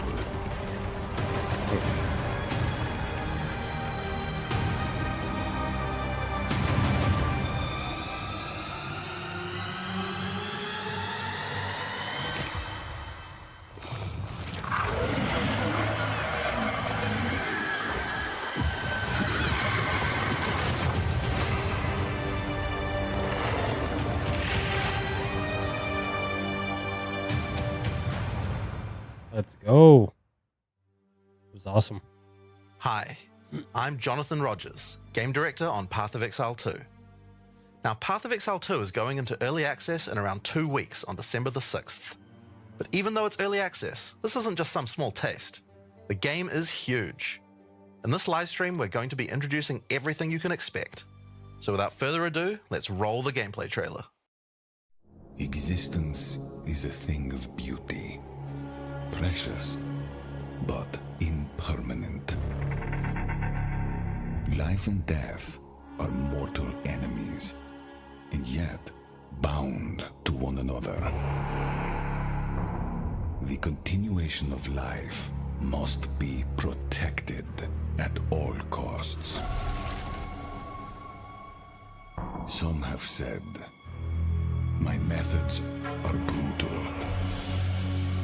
To this, I say, there can be no salvation without sacrifice.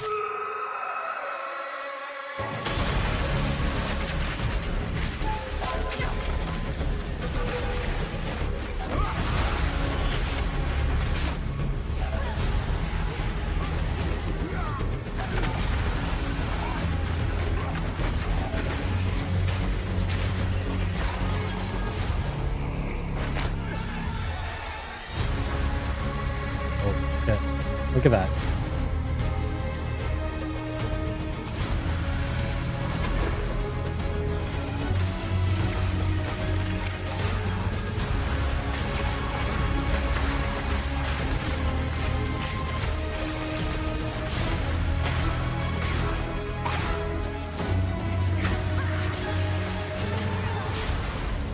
We are faced with the end, and I will do what I must.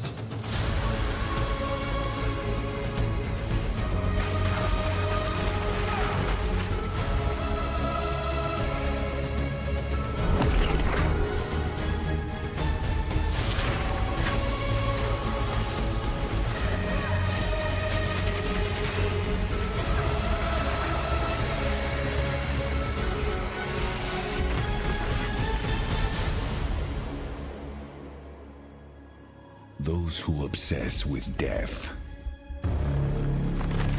let them soon be acquainted with it.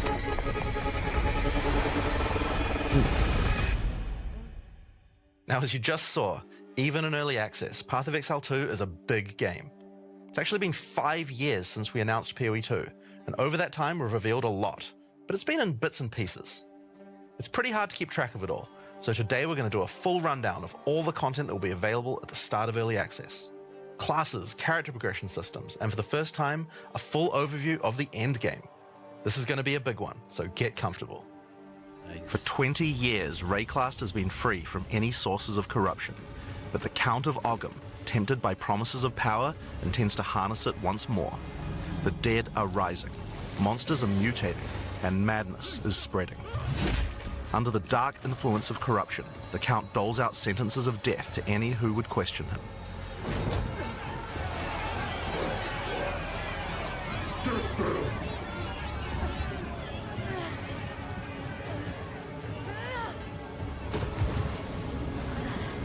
And this is where you find yourself at the start of POE 2. Explore the dark forests of Ogham. Traverse the barren plains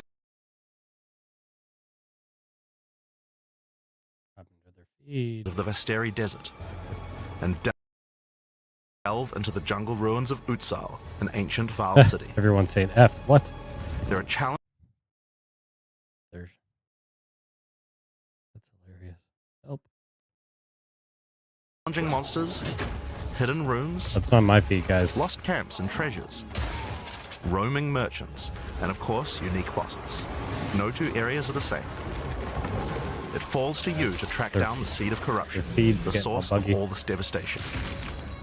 On the way, you'll face fearsome monsters, meet strange characters, forge unlikely bonds, and uncover lost civilizations.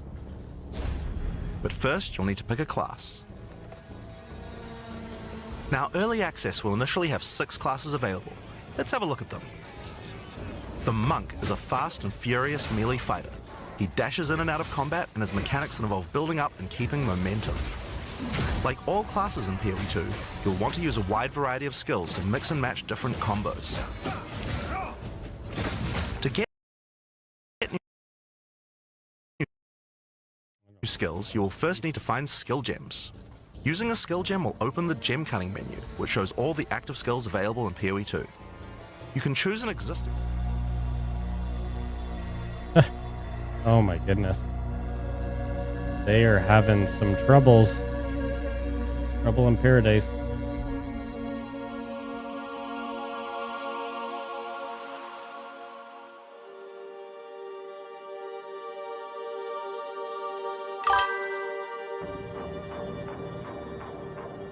What the hell? This is hilarious.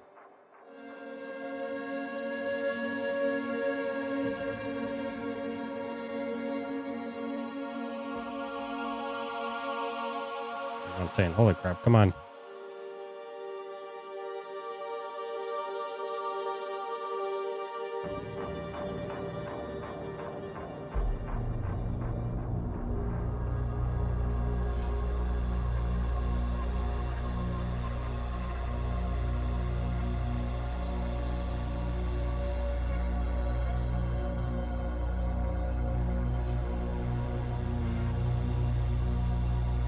Damn.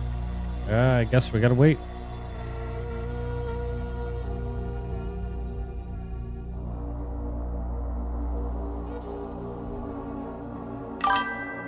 That's hilarious. Yeah, exactly. They're already having issues even before the game starts. That's hilarious. I can't even get through the actual, what the heck?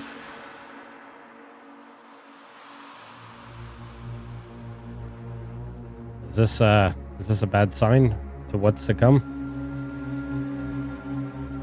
When it releases, are they going to be just like, is the server's going to be broken? This isn't a good start. They have 157,000 people tuning into the station. Maybe Twitch can't handle it. Sir, just what are we facing here? Precious. Those who power and tends to harness.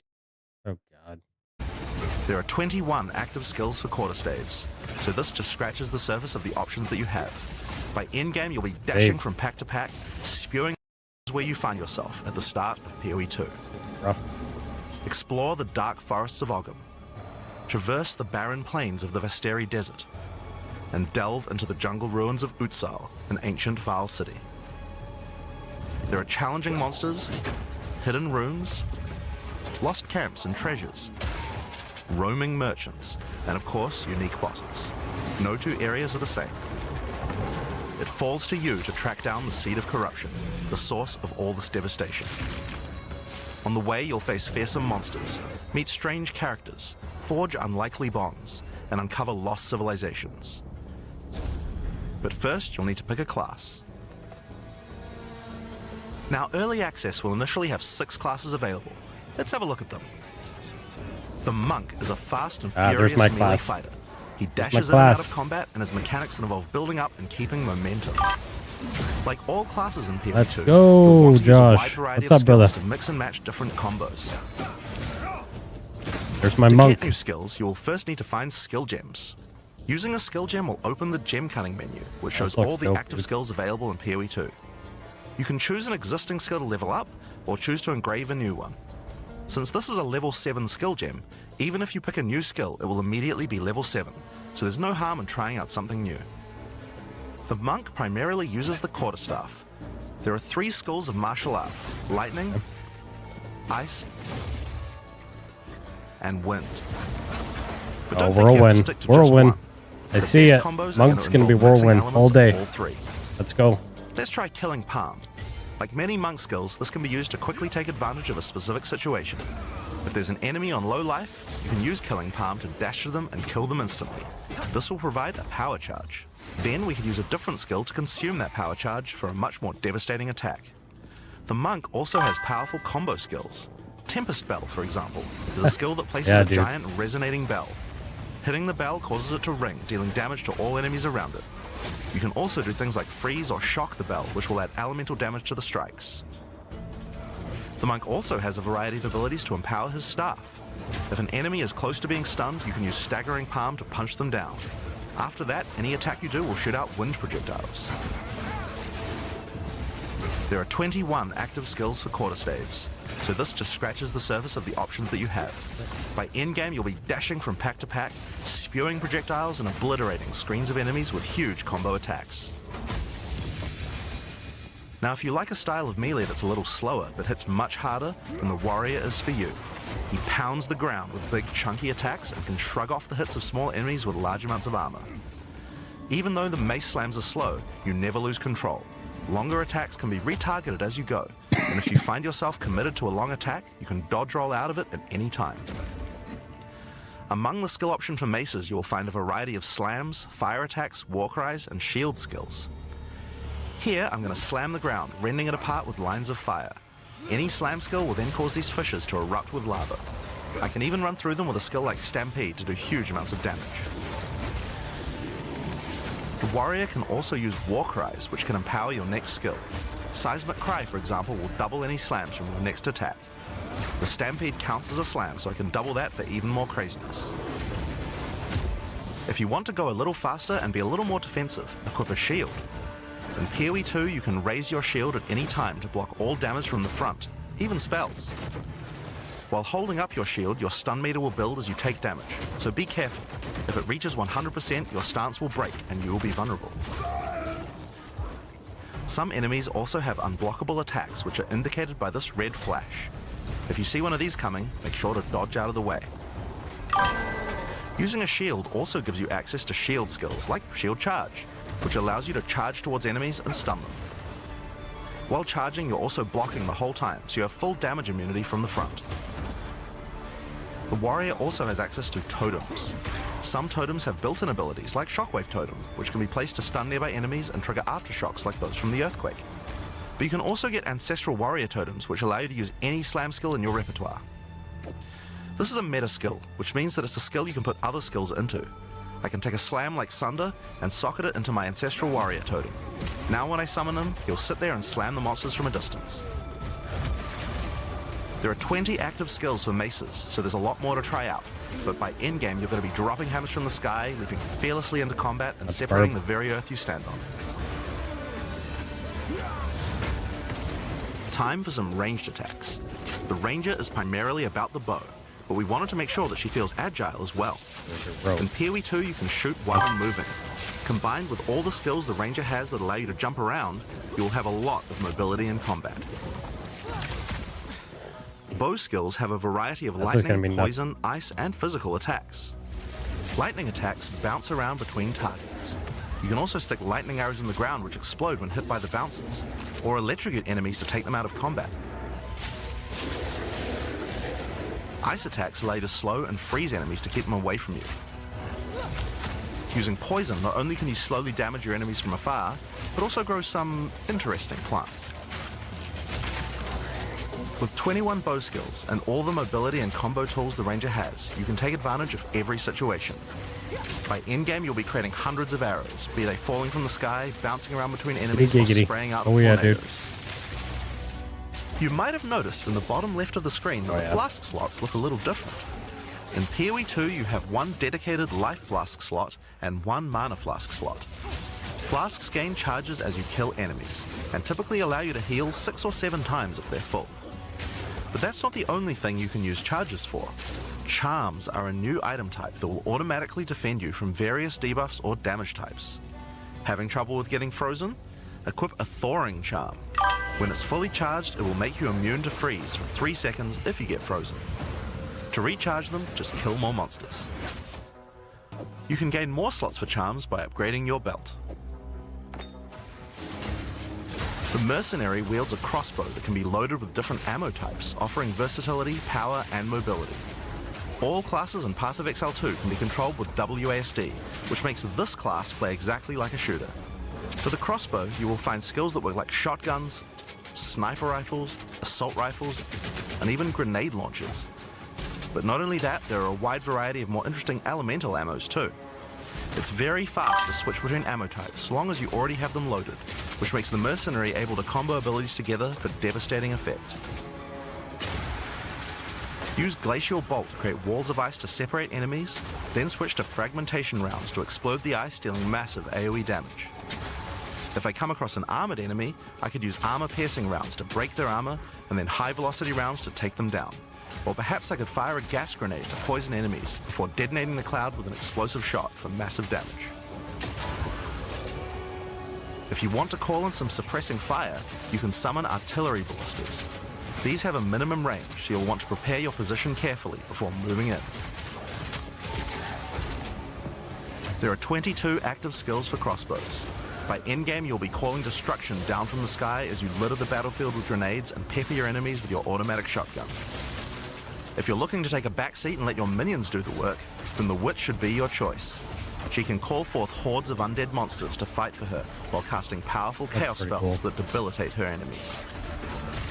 Occult skills are some of the most varied in the game, with skeletons, noxious spells, specialty minions, curses, and sacrificial magic. Before we talk about minions, we'll have to talk about a new resource in Path of Exile 2 called Spirit. This is a spirit gem, which allows you to pick from a range of persistent skills. All classes have a variety of these skills which can add some very interesting effects, like Arctic Armor, which does cold damage to enemies that hit you, or Raging Spirits, which summon fiery skulls each time you cast a fire spell.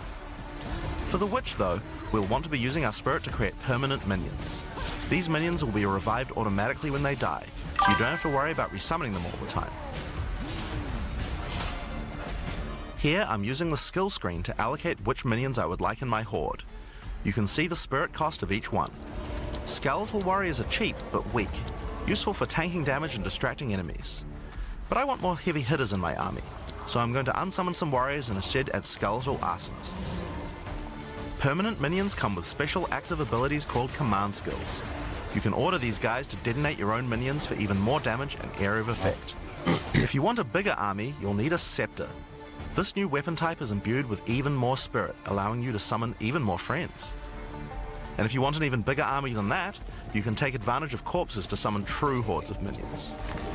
But what can a witch do while her army is at work? Well, she has a range of chaos spells to spread disease amongst your enemies, or bone skills to impale them. Or, you know, you could curse them to make them weaker so your horde can take them down. There are 25 active occult skills.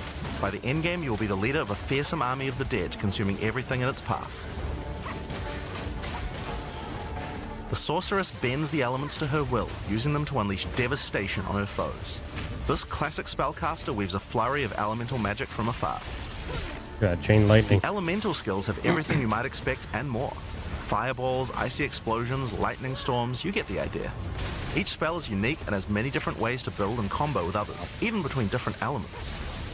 For example, Flame Wall conjures a burning line that not only damages enemies, but also empowers all projectiles that pass through it. If you place a wall and fire lightning sparks through it, they'll gain extra fire damage. It's a good idea to take advantage of the ability to automatically swap weapons when you use certain skills. Having a special staff with bonuses to fire skills and another with bonuses to lightning skills can really power up a combo like this. The sorceress can also take advantage of powerful trigger gems. For example, you could grab the Cast and Ignite gem and use it with Firestorm. As you ignite enemies, a counter will go up in the top left corner. When it's full, a Firestorm will automatically be cast at the enemy that was ignited. There are 25 active elemental skills. By endgame, you'll be firing off projectiles left and right as you rain down elemental storms on your foes. Now, those are the characters that will be available at the start of early access, but we will be adding 6 more character classes with just as many skills and options as these. There's a lot more to come. There's one more important thing to mention about skills. Even though we talk about them as belong to each class, in reality there are no restrictions. You can use all these skills on any class so long as you have the attributes. For example, a Poison Ranger might want to try out using occult curses to increase her poison damage, or a monk might want to trigger elemental ice walls to use with his Glacial Cascade combo. The possibilities for cross-class combos are practically unlimited. We're looking forward to what kind of things you guys might find. Now, Path of Exile is a game known for build customization, and we haven't even scratched the surface of what is possible yet. So let's talk about support gems. Oh, here we go. Path of Exile 2 has a system of support gems that can be combined with your active skills to dramatically change the way they work. If you find a support gem, then right-clicking it will open up this screen. Here you will find a variety of recommended support gems for each of your skills that you can pick between. For example, this is a multiple projectiles support gem and can be used to add multiple projectiles to any skill. Normally, when you fire a grenade, it'll look like this. But if we add multiple projectiles, then you get 3 of them. Once you have the gem, you can also freely move it between any of the skills on your character. If you want to have a multi-shot sniper rifle instead, then simply move the gem over to your high-velocity round skill. Generally speaking, if it sounds like a support gem should work with a skill, then it will work. So it's a good idea to experiment. Note that you can only have one of each support gem on your character, so you'll want to think carefully about which supports can be used best with each skill for maximum damage. Now, if you want to stick to the recommendations, you should have a perfectly good time. But if you want to experiment a bit more, then uncheck that recommended button and you can see the full list of supports that will work with your skill. There are hundreds of support gems to choose from, and even we don't know the results of all the possible ways these can interact. They don't even know. Each skill can have up to 5 supports socketed into it. Build. And if you're clever, you can come up with some pretty interesting ideas. Now all of this is just scratching the surface. You can make frost vortexes, break people's armor, make minions explode, make skills repeat, make enemies set each other on fire, cull enemies, or pin them to the ground. Supports let you drastically change the behavior of your skills and create your own unique build, or at least follow someone's OP build guide. So, speaking of builds, let's talk Here about we one of the go. most iconic Path of Exile systems, the passive skill tree. Yes, it's huge.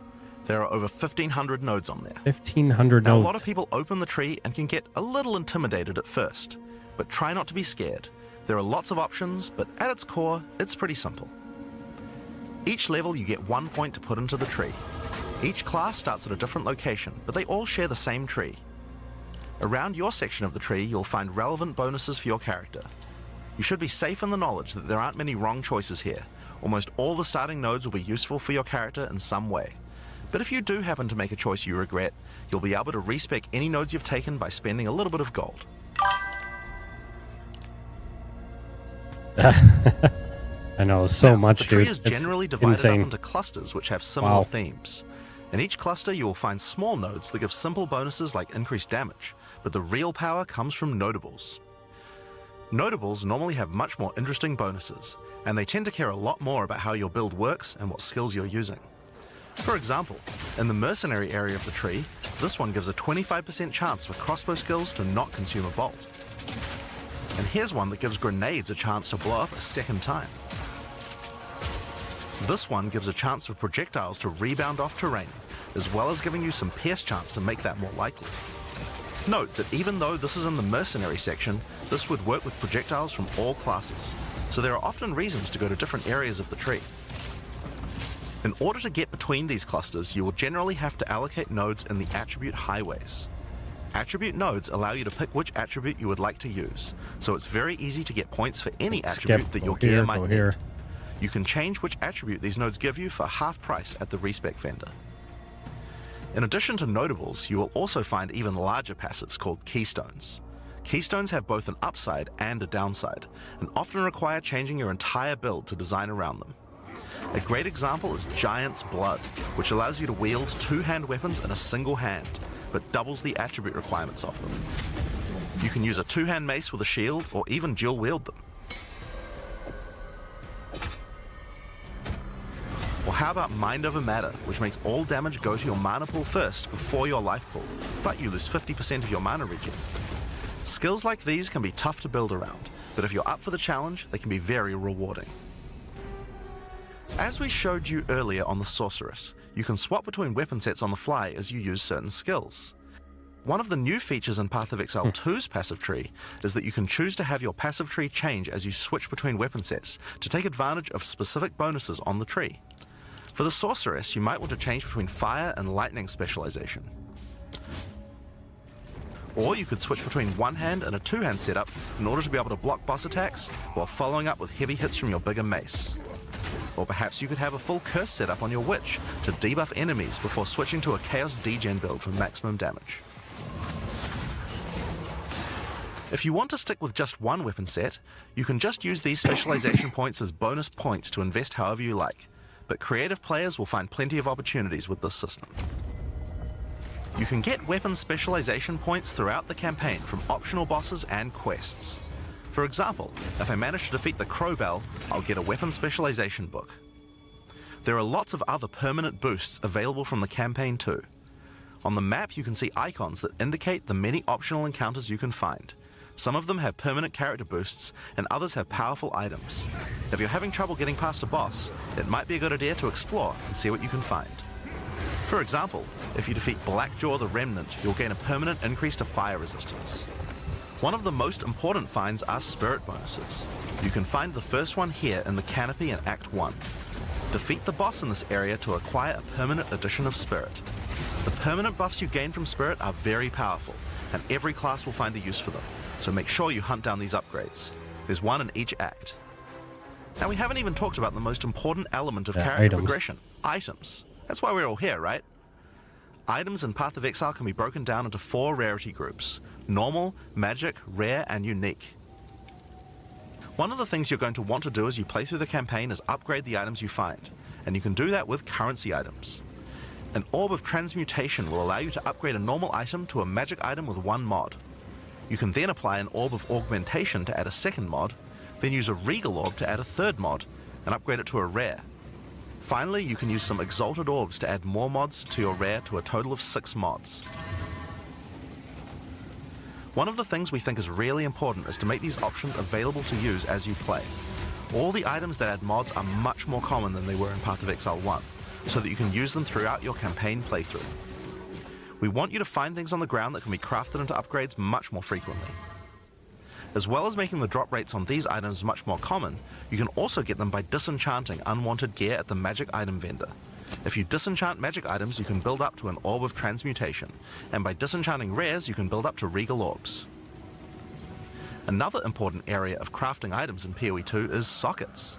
Some items you find will have sockets that can have Ezomite runes placed in them that add more mods to the item. If I insert this glacial rune into my helmet, it will give extra cold resistance. This is a great way to solve problems that you have with your build, like resistances or damage. If you find socketed items that you don't have a use for, you can take them to the salvage bench in town to work towards an Artificer's Orb. This will allow you to add sockets to your existing items. Body armors and two-hand weapons can have up to 2 sockets, while the rest of your armor and one-hand weapons can only have 1 socket. You can also salvage items with quality to create items like armor scraps or whetstones. These will allow you to increase the quality of your items for an up to 20% boost. If you don't want to disenchant or salvage your items, you can always sell them for gold. Gold can be used to buy items from vendors, and we've tried to do a lot to make sure that the items they have for sale are actually useful. Every time you level up, they get more stock, so make sure to check back often. Other vendors offer a gamble. Pay a flat amount of gold and you'll get a random item of a specific type. This could be a great way to improve your gear, if you're lucky. Gold is also used to respec your passive skills. Take advantage of the system to experiment with your tree and rework it as required. The other thing you might want to use gold for is the currency exchange. This allows you to exchange currency items with other players on an open market, in exchange for a small gold fee. Now, all items in Path of Exile are freely tradable. We never bind anything to your character, except gold. Now, most gear in Path of Exile 2 is randomly generated, but there's another type that isn't. Uniques. They are especially rare, each with a handcrafted set of unusual mods which can dramatically change a character's build. They're not just better rare items, they can do much stranger things that can fundamentally change your character.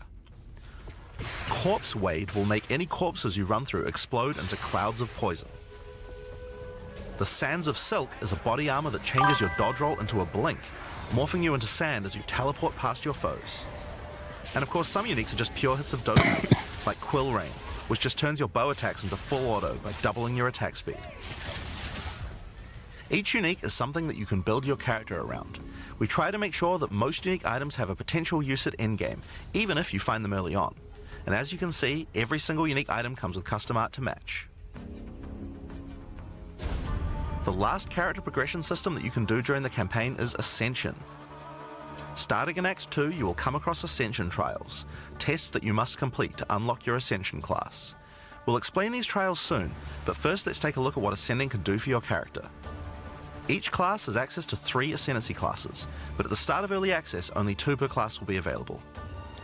Ascendancy classes are unique to each character class, so choose wisely.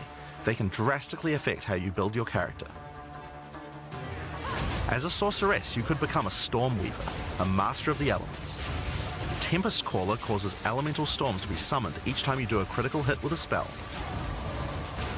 With Strike Twice, you can stack 2 copies of Shock for more damage, and going deeper into the tree, you can make all your damage types apply Shock. Make a Shock build from any skill. Alternatively, you could become a Chronomancer and command time itself. She literally has the ability to stop time with Time Freeze. Not only that, but she has many other time manipulation abilities. Using Temporal Rift, she can teleport back to a previous location, resetting her life and mana back to what it was. Or with Time Snap, she can reset all her cooldowns and cast all her spells again. On the Warrior, you can choose between the Warbringer or the Titan. The Warbringer channels the might of his ancestors to gain tremendous power. Using Answered Call, you can summon ancestral spirits linked to each of your totems. With Jade Heritage, you can encase your body in a protective layer that absorbs all damage until it breaks. Warcaller's Bellow allows you to explode the corpses of your enemies. And with Great Wolf's Howl, you can ignore the cooldowns of your war cries. Let all that anger out. The Titan class is all about hitting big. With Earthbreaker, every slam is a chance to create an aftershock. With crushing impacts, every hit becomes a crushing blow, which will allow you to stun your enemies with ease. With surprising strength, you can take advantage of stunned enemies to deal 40% more damage. As a ranger, you might choose to be a Deadeye, an expert markswoman who can take down foes with style. With endless munitions, every attack gains an extra projectile. With Gathering Winds, she gains a small increase to movement speed with every attack, but be careful, she loses them when getting hit. With Eagle Eyes, she will never miss, allowing you to stop wasting all those passive points on accuracy. Alternatively, you could become a Pathfinder, the master of flasks and poison. She can choose from one of several throwable concoctions, allowing her to spend her flask charges to throw explosive bottles that deal various types of damage. A bleeding concoction will make your enemies bleed, while a fulminating one can shock your enemies, allowing you to do extra damage. Contagious Contamination allows her to spread poisons between her foes, while Overwhelming Toxicity doubles the number of stacks they can be infected by. Running Assault allows her to move much more quickly while firing, while Relentless Pursuit makes her totally immune to being slowed by enemies.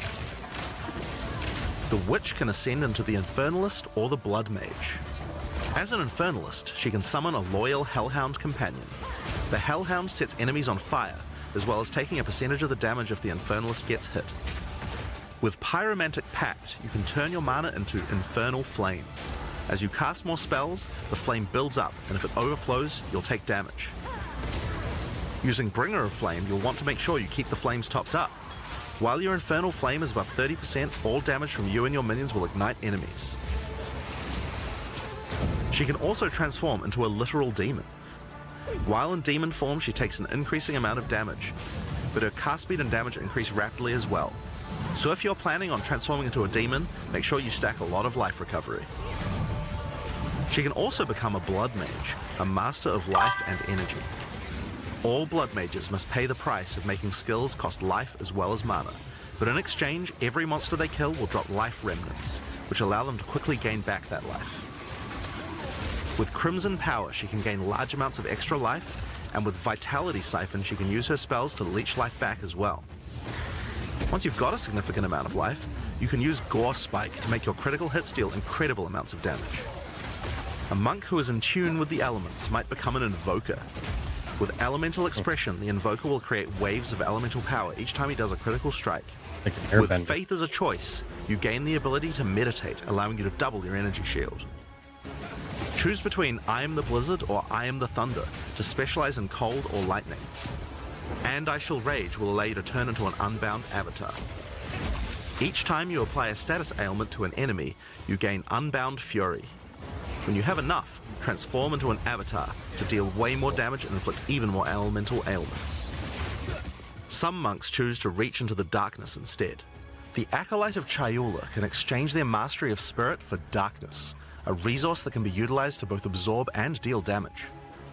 The Shroud of Darkness will protect you from all damage incoming, but if you take Grasp of the Void, you will deal extra chaos damage from all the darkness you have. Their Dark Pact offers greatly increased resistances to chaos damage and can allow their mana leech to not only happen instantly, but apply to their energy shield as well. Another node you can take is Waking Dream, which allows you to see into the domain of the Breach Demons. There you will see the Flames of Chayula that can be taken to gain life, mana, and damage. The Mercenary has a job to do, but which job suits you? You might choose to become a Witch Hunter. Obsessive Rituals will give you a sorcery ward, allowing you to defend yourself against elemental hits in exchange for less defense against attacks. With Zealous Inquisition, your enemies have a 10% chance to explode on death. The chance is doubled against demons and undead. With Judge, Jury, and Executioner, your initial hit against enemies can deal up to 30% of their life and damage, if you're lucky. This is great for hunting powerful bosses. And with Witchbane, you can break your enemy's concentration, preventing them from casting spells as often as they would usually do. You could also choose to become a Gemling Legionnaire, enhancing your abilities by embedding gems directly in your flesh. Integrated Efficiency will give you extra skill slots. Thermatological Infusion gives you extra maximum resistances as you sock up more and more support gems. Adaptive Capability allows you to use any color of gem without worrying about attributes, while Crystalline Potential adds extra quality bonuses to every gem socketed into your character. So those are the Ascendancy classes for the start of Early Access. But one thing we haven't talked about yet is how you ascend in the first place. Ascension in Path of Exile 2 requires completion of one of the Great Trials, which you'll find as you progress through the campaign. Each one is associated with one of the major cultures of Rayclast. Located in the Vasteri Plains are the Maraketh, a culture of rich tales and brutal traditions, who must do whatever it takes to survive in the desert. The highest position in Maraketh culture is a Sekima, and it is not a title given freely. All aspirants must complete the Trial of the Sekimas, a grueling gauntlet that will test their strength, will, cunning, and patience. To enter, a warrior of the Maraketh must prove their worth by trapping the soul of a djinn in a coin, and you are no different. Once you have earned your coin, it may be placed in the relic altar to begin the trial.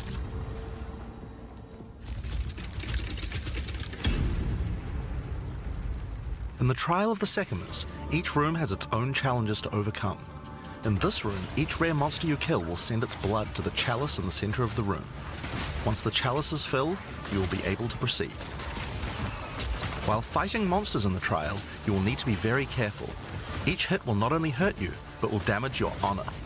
The monsters are well telegraphed, so that you can avoid their attacks, but if you run out of honor, you will fail the trial and need to find another coin in order to try again. It is a good idea to make sure that you are well prepared before challenging the Trial of the Sekimas. After each room, you will be rewarded. In this case, you have been given a key that can be used to unlock chests later in the trial. Once you have claimed your reward, you will be shown a map of the rest of the floor and may choose how you wish to proceed. Which challenges would you like to face, and which rewards do you want to claim? Some rooms are more dangerous, afflicting you with debuffs that will persist for the entire trial. For example, entering this room will afflict you with Spiked Shell that will cause all monsters in the rest of the trial to have 50% increased life. You will want to take care if you choose such a path. There are many different challenges and rewards as you journey through the trial. Deadly traps, waves of monsters, and strange artifacts will test your honor. As you progress, you'll be able to gain boons from the djinn, which will help you on your journey. For example, the Sekima's cloak will revive you once if you die, giving you a second shot at a run. One of the rewards you may find is Sacred Water, an extremely valuable and treasured resource to the djinn and the Maraketh. Trading it with the djinn will allow you to receive many benefits. You can recover honor, gain additional boons, or remove afflictions. At the end of the floor, you'll find a powerful boss which will truly test your limitations. In order to ascend, you will need to defeat him.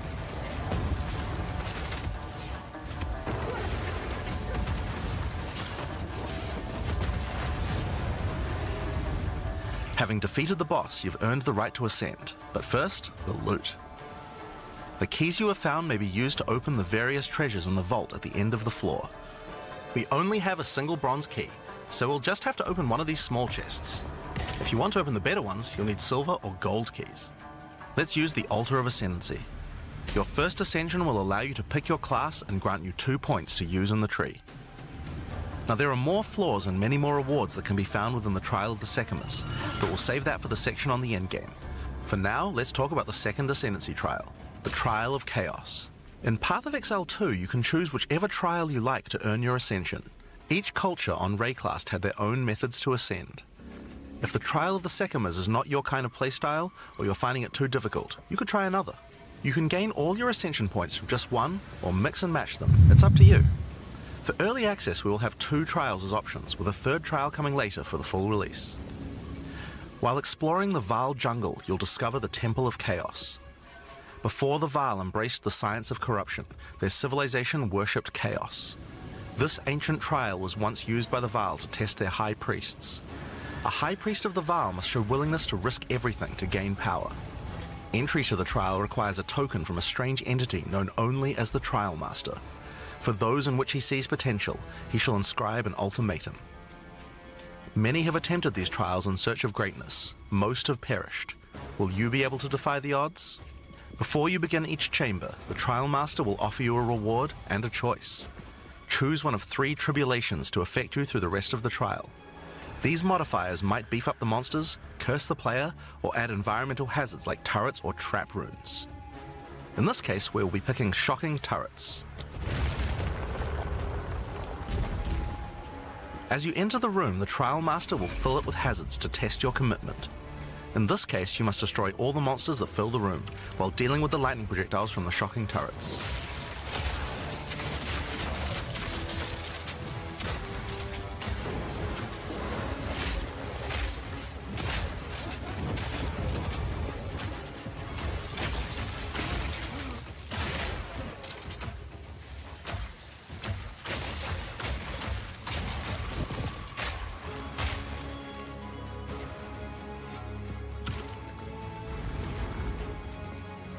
After each room, you will need to make a choice. Take the rewards you have earned so far, or go double or nothing.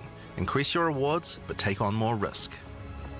Each tribulation you add is minor on its own, but they quickly stack on top of each other and can become overwhelming. There are many types of chambers in the trial. Each will test your resolve in different ways. This one simply requires you survive for a certain amount of time. Another requires you to escort the stone idol through the level as elevators full of monsters descend to attack you.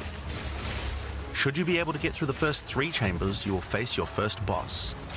The order of the bosses is random, and combined with the tribulations you have selected, the fight will never feel the same.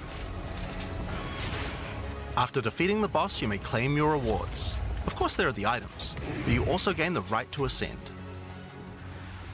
If you already did the Trial of the Secamers, then you can claim 2 more points to add to your Ascendancy class. Now it's possible to go much deeper. There are more bosses, rewards, and risks to take, but we'll talk more about that when we get to endgame. So how about we talk about that now? So far we've only been showing you footage from the campaign. Yeah, Some that's only people would argue campaign. that the endgame is where the game truly begins. Something that happens almost every time a new action RPG launches is people saying, there isn't enough endgame content. Well, we want to make sure that in PoE 2, people don't feel that way.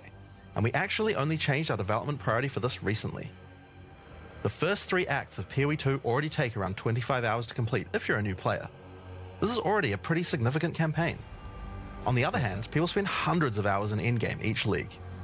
We realized that finishing the rest of the campaign for early access was actually a bad idea. Instead of having acts 4 to 6 in early access, we could concentrate on endgame and make that great. For new players, a 25-hour campaign is already a huge game with lots of content. But for existing action RPG players, what you mostly care about is all the endgame challenges to overcome. So several months ago, we switched the entire development team's focus over to making endgame content. At the start of early access, there will be 50 bosses and around 400 monster types. But the great thing is that the rest of the game is like 80% there. We'll be adding content to roughly double the size of the game during early access and into release. Now, in order to make the endgame happen at the same character level as what it would be after we added the rest of the acts, we've added a second difficulty level called Cruel, where you repeat the campaign with all the monsters and bosses leveled up. And of course, new rewards. You can kind of think of it as like a new game plus. It's also a lot faster to get through the content the second time as your clear speed increases. That will take you to around level 65, where the endgame begins. Once we add the remaining 3 acts, we'll be removing Cruel difficulty, so you'll progress straight from the end of Act 6 to endgame. But what is the endgame? To explain that, I'll hand over to Mark. He can tell you all about it. Hi, I'm Mark Roberts, Game Director on Path of Exile 2. Well, one thing that Path of Exile is known for is having a lot of distinct endgame content to choose between.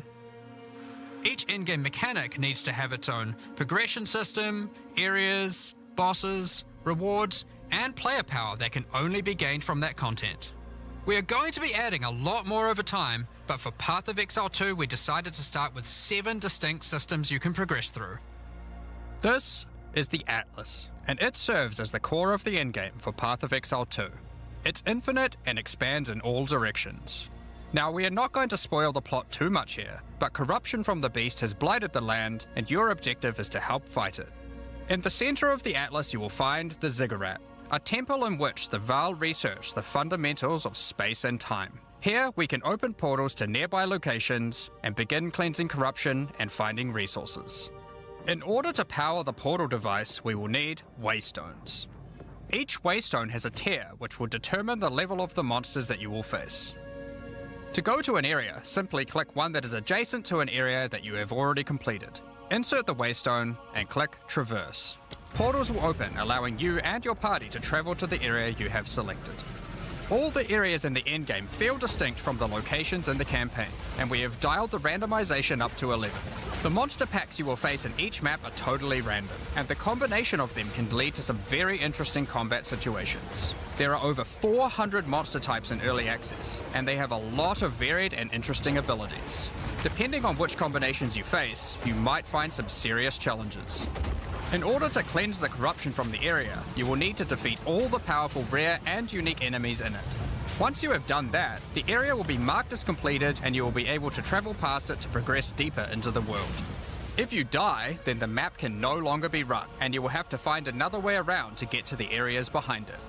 There are also all kinds of other random encounters you might run into as you play maps. One such encounter are precursor artifacts. These are ancient, corrupting monuments that irradiate the monsters around them. The monsters that feed off the corruption are drawn to their power.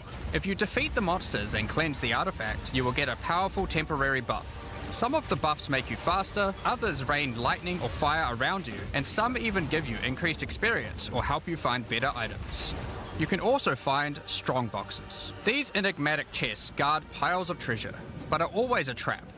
Monsters lie in wait to attack you the moment you open it, and the boxes often have mechanisms to unleash powerful spells or dangerous debuffs. There are different types of strong boxes containing different items, and you can even use your currency items to craft them on the fly, so you can optimize the content. But be careful of opening one you can't handle.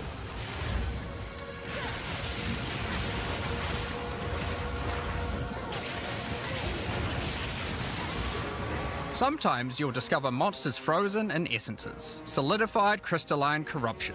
These dangerous monsters can be broken free. If you defeat them, the essence they drop can be used to upgrade normal items to magic items with a guaranteed mod from a category. For example, we could use this one on some boots to ensure a movement speed mod. Rarely, essences will also drop that allow you to upgrade magics to rares, adding the guaranteed mod.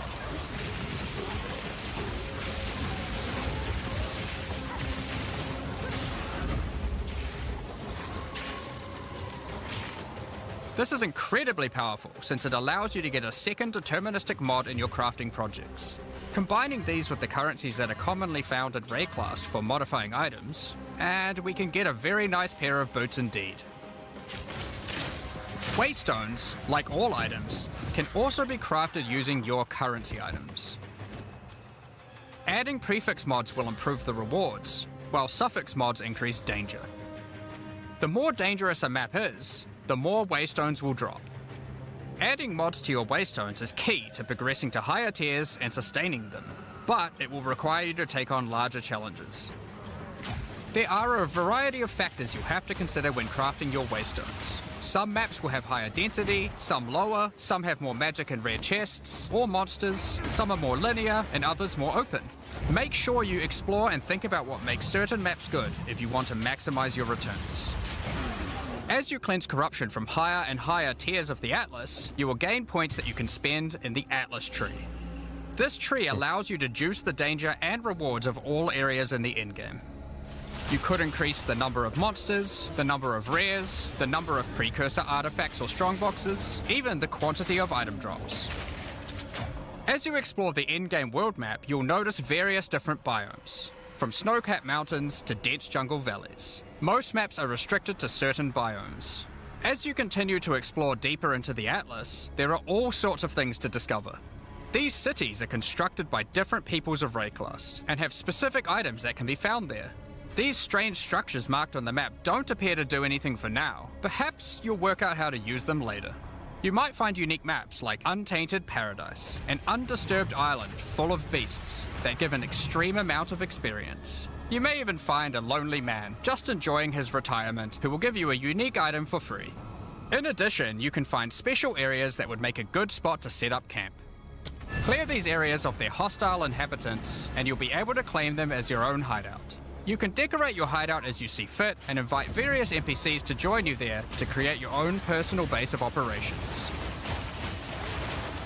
A great tool for exploration are towers. These mysterious precursor constructs are dotted around the Atlas. Completing the tower will reveal a large area around it, allowing you to scout out your next challenge. There are lots of things to find, so keep looking. Some sections of your atlas are influenced by corruption. This adds extra modifiers to the maps in the region, increasing difficulty and rewards. Here, slaying monsters in close proximity to each other will cause the vestiges of corruption within them to merge together, forming powerful and grotesque abominations.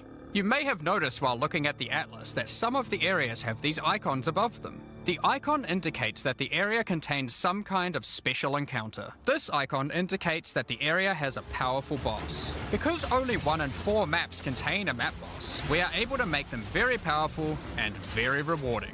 These bosses come from the campaign, but have had their difficulty increased with changes to AI and some of their abilities. It's worth noting that because you can see where the bosses are, you can choose to take them on or avoid them. If you do choose to hunt bosses though, then you will be rewarded with special points for the boss hunting section of the Atlas skill tree. The points here will allow you to specialize in boss killing, giving you much greater rewards for defeating them.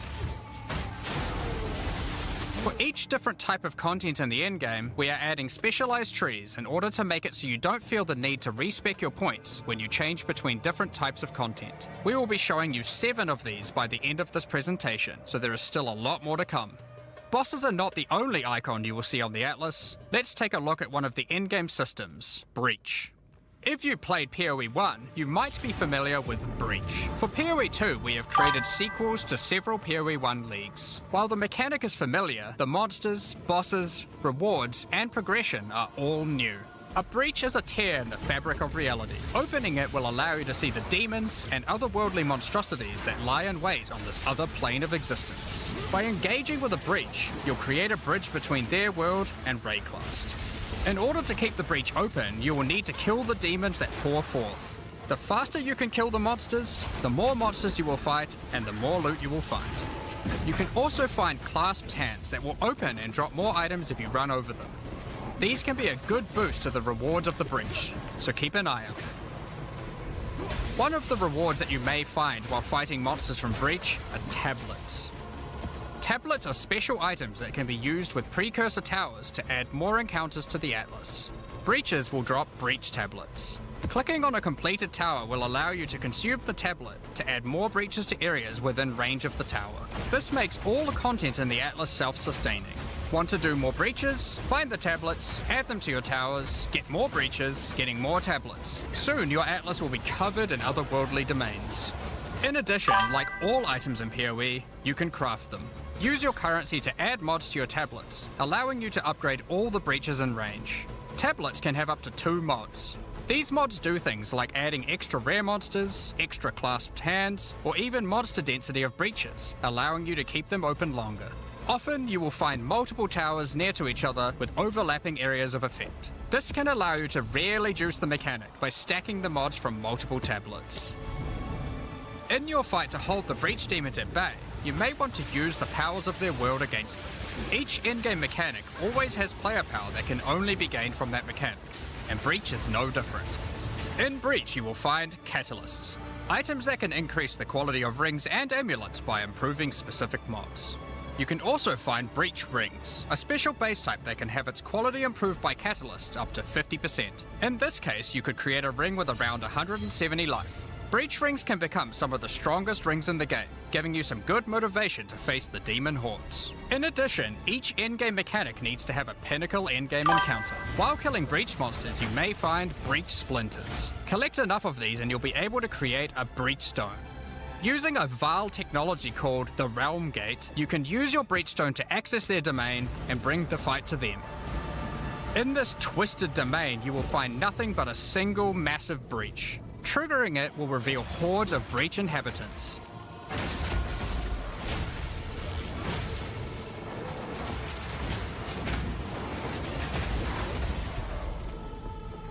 And should you be fast enough, you will be able to fight their leader, Zesht. We that are one. We that dreamed. We in nightmare. We that power. There's the hands. Which one of the bosses?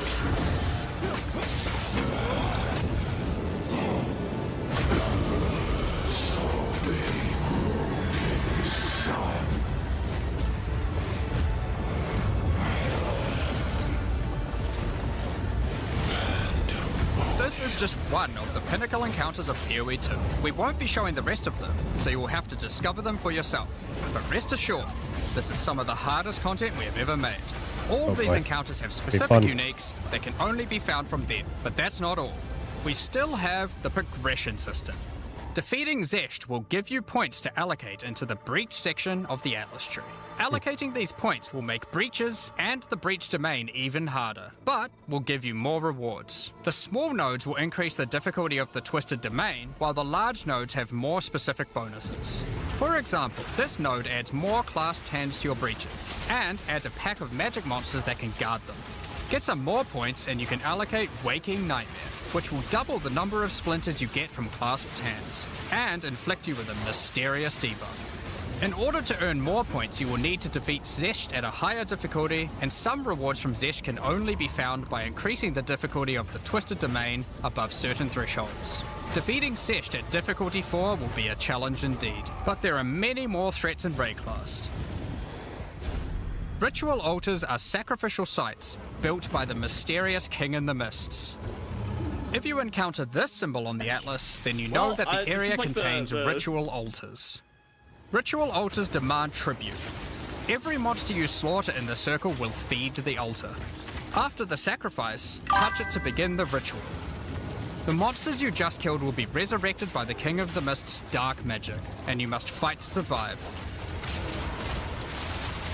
The tribute you have offered to the altar can be spent to buy powerful items, but they can be expensive. To gain more tribute, you will want to find more altars. Each successive ritual you do within an area will spawn the monsters revived by the previous ones, in addition to the ones you sacrifice next to it. By the end of an area, you will be fighting a truly imposing number of foes, but will have a significant amount of tribute to spend. One of the rewards you can buy with tribute are omens. These are special items that allow for metacrafting. Crafting items that affect other crafting items. Have an item with good prefixes but bad suffixes? This omen will help you to remove the mod you don't want, while keeping the ones you do. There are a bunch more of these with different effects, but we will leave them for you to discover. Now don't forget that Ritual will also drop tablets, which can be used to specialize into getting more rituals. If you want to get to the pinnacle boss of Ritual, then you will probably want to use them. They can also be crafted to grant mods, making your rituals more rewarding. The pinnacle encounter of Ritual is the King in the Mists. Feared by the Azmeri people, he is said to have brought eternal darkness to the Wildwood. We won't show the encounter, but just like Breach, there are a range of unique items you can get for defeating him, and you will gain points in the ritual section of the Atlas tree. Some maps have been touched by insanity. A mysterious entity has taken a special interest in you. Step through the looking glass and you will find your nightmares coming to life. When you touch a mirror, the mists of delirium will spread out across the area, infecting your mind. You must stay within the mist to maintain the nightmare, which is as profitable as it is terrifying. Everything you kill will increase the rewards that drop. However, the deeper into the mist you travel, the stronger the monsters are. Be careful not to overstay your welcome. Rare and unique enemies will become vessels for terrifying demons, who will manifest out of them to unleash powerful attacks on you. The mist also offers a strange crafting material, distilled emotions. By combining these emotions, you are able to instill your amulet with a notable from the passive skill tree. This is like gaining an extra passive point for free, attached to your gear. They are also particularly great because you don't have to traverse the tree to get them, allowing you to get off-class bonuses that would normally be much harder to get. Distilled emotions can also be used to instill your endgame maps, applying Delirious to them and adding additional difficulty and rewards, allowing you to further juice your endgame maps. The tablets you can find from Delirium can be used to further improve it, increase pack size, make the fog dissipate slower, or improve your progress towards the pinnacle encounter of Delirium. Speaking of which, every now and then you will find simulacrum splinters. The mysterious entity will create strange encounters based on warped versions of your own memories. Monsters and simulacrums come in waves that get progressively more difficult. You will receive loot at the end of each wave, and you will have to make the decision to leave now or continue on, facing up against even tougher foes from the mist. The bosses you will face as you get deeper into a simulacrum are truly terrifying. If you can complete a simulacrum, you will gain points for the Delirium section of the Atlas skill tree. Next up, we have Expedition. Occasionally, while clearing corruption, you will encounter these Kalguran settlers. The Kalgurans have discovered ancient I'll be back in 10 minutes. Stream will remain on. Artifacts, and they want you to help dig them up with explosives. The Kalgurans have marked the locations where the relics can be found. Place explosives as best you can to dig up as many as possible. There is just one problem. Corruption has brought the corpses of their ancestors to life, so you might have to do a little cleanup before you can reclaim the artifacts.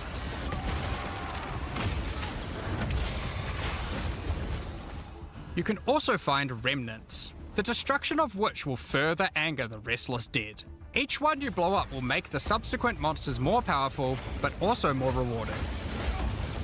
Danig, Rog, Tujin, and Gwenin will exchange the artifacts for useful items and runic magic.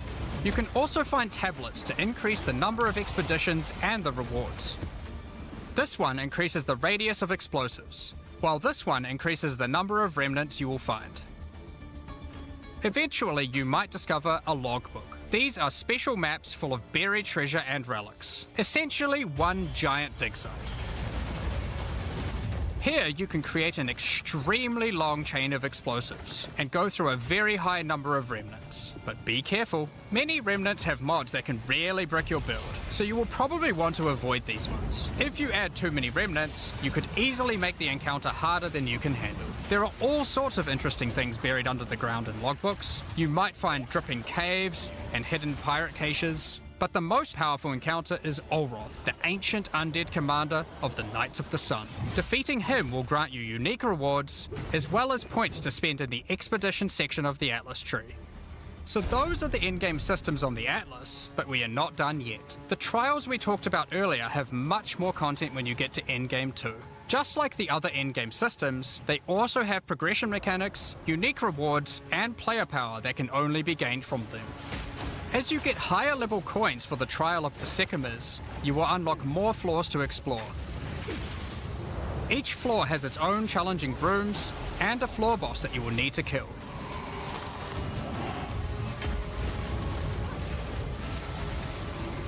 There are 4 floors in total, leading to another pinnacle boss at the end of the last floor, which can only be accessed at endgame. The Trial of the Sycamores is where you'll find jewels, which you can socket into your tree. These are like passives that you can craft with your currency items. They can be really powerful as they allow you to stack modifiers that may not be easily accessible on the tree normally. This jewel gives lightning damage and shock chance, for example. There are quite a few jewel sockets on the tree, so it's possible to gain a lot of power here. There are also other types of jewels that don't provide any bonuses themselves, but affect other passives surrounding them. This jewel increases the effect of small nodes and radius by 25%. With careful placement in the tree, you could get a significant amount of power from it. There are also unique jewels available with very interesting effects, but you will have to find those for yourself. In order to push further into the trial and uncover the secrets of the Maraketh, you will want to take advantage of its progression system, relics. Relics are items that can be placed in the relic altar as you start the trial. They give special bonuses that affect the trial, making it easier and increasing its rewards. Of course, you can craft these with your currency items, making them even stronger. If you can complete the entire trial overcoming all 4 floors, the final boss will reward you with one of many unique relics. These relics will be consumed when used on your next run, but can reward you with unique and powerful items. For example, this is the Last Flame. If you use it, you will have only 1 honor for the entire trial, so you will need to do a completely hitless run. The Trial of Chaos also extends into the endgame. As you gain inscribed ultimatums of higher and higher levels, the number of chambers that you can go through increases. In true Vaal style, this allows you to take even more risks for even more rewards. At endgame, you can progress through up to 10 chambers with 3 bosses on a single run. Stacking 10 tribulations on top of each other will make this a significant challenge, but it's worth it. The Trial Master will tempt you with items of the Vaal Empire, such as Vaal Orbs. Vaal Orbs are powerful crafting items that corrupt your gear with random, mysterious outcomes. Corruption prevents an item from being modified further, so it has to be the last step of your craft. But it's also the most impactful one. For example, if you use one on your body armor, it might add a new powerful enchantment, or it might re-roll up to half of its modifiers. File orbs also have the ability to add a socket, allowing you to bypass the normal restriction of how many sockets an item can have. A body armor could get up to 3 sockets this way, allowing for a significant number of mods. File orbs can even modify uniques. Adding enchantments or sockets to uniques can make them incredibly powerful, but there is a good chance that you will break them as well. The Trial Master will also occasionally offer you soul cores. Originally formed by Chaos, the Vaal sought to replicate soul cores through human sacrifice rituals and blood magic to power their civilization. Soul cores are powerful socketable items, with mods that cannot be obtained from regular runes. Like all in-game content, there is of course a pinnacle boss. The final chamber will drop keys to this mysterious door. Some say this is where the Trial Master himself resides. Perhaps you are willing to take the risk to find out. Had enough yet? Because there is still just one more thing. The most difficult content in Path of Exile 2.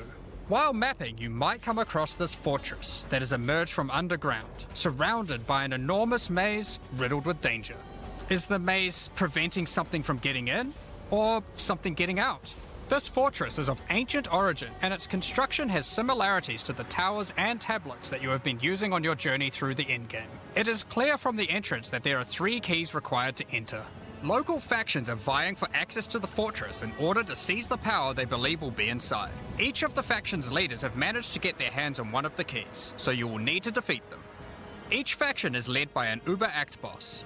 You can see one of them inhabiting the city, but in order to fight him, you will first need to defeat their 2 lieutenants in the adjacent zones. Be careful. If you fail against either of the lieutenants, or to kill the leader, they will move on, and you will need to find them again. Kill all the Uber bosses and you will gain access to the fortress. We aren't going to spoil it, as we can't wait to see you guys attempt it for the first time. But is there a tree you get points in after killing it? Of course there is. This is Path of Exile. There is always another tree. So these are your challenges for POE 2. As you can see, this project is crazy huge, way bigger than even we expected when we started out. But how do you gain access? Well, during early access you'll need a key to get in. To thank our existing POE supporters who have spent more than $480, we'll be giving you guys a key for the PC version for free. Anyone else who wants one can get one by purchasing one of the new early access supporter packs that have just been released to the store. If you just want early access to POE 2, then you can get a key in the $30 early access pack. The pack also comes with $30 of points to spend in the MTX store. But we also have a variety of other supporter packs filled with exclusive microtransactions, points to spend in the store, and even physical items. The cosmetics can be used right now in POE 1 and in Path of Exile 2 when early access starts.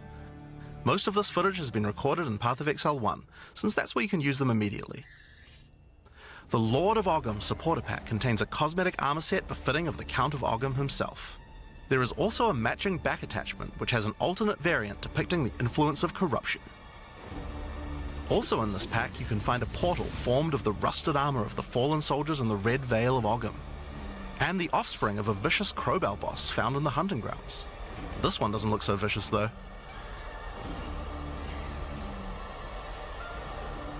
On top of that you'll receive the Iron Count's Zweihander to apply to your one-handed or two-handed swords. For those who are wanting to decorate your hideouts with fond memories and tales of Path of Exile's history, you will also get a series of hideout statues. This pack contains the statue of Hillock. For Path of Exile 1's closed beta, each pack contained a true New Zealand icon, the Kiwi. Following this tradition, all packs in this series will also contain a new themed Kiwi pet. The pet will loyally follow you into battle, but run away at the first sign of trouble. Become the ruler of the desert with the King of the Faradin supporter pack. Show your mastery of traversing the sands of the Vasteri Plains. The body armor will allow you to glide along the ground with ancient sand magic. Now each armor set comes with body armor, boots, gloves and helmet, but the boots are covered in sand. If you'd prefer to show them off, you can turn the gliding off if you want. The accompanying back attachment equips you with 2 powerful pillars that can control and manipulate lightning.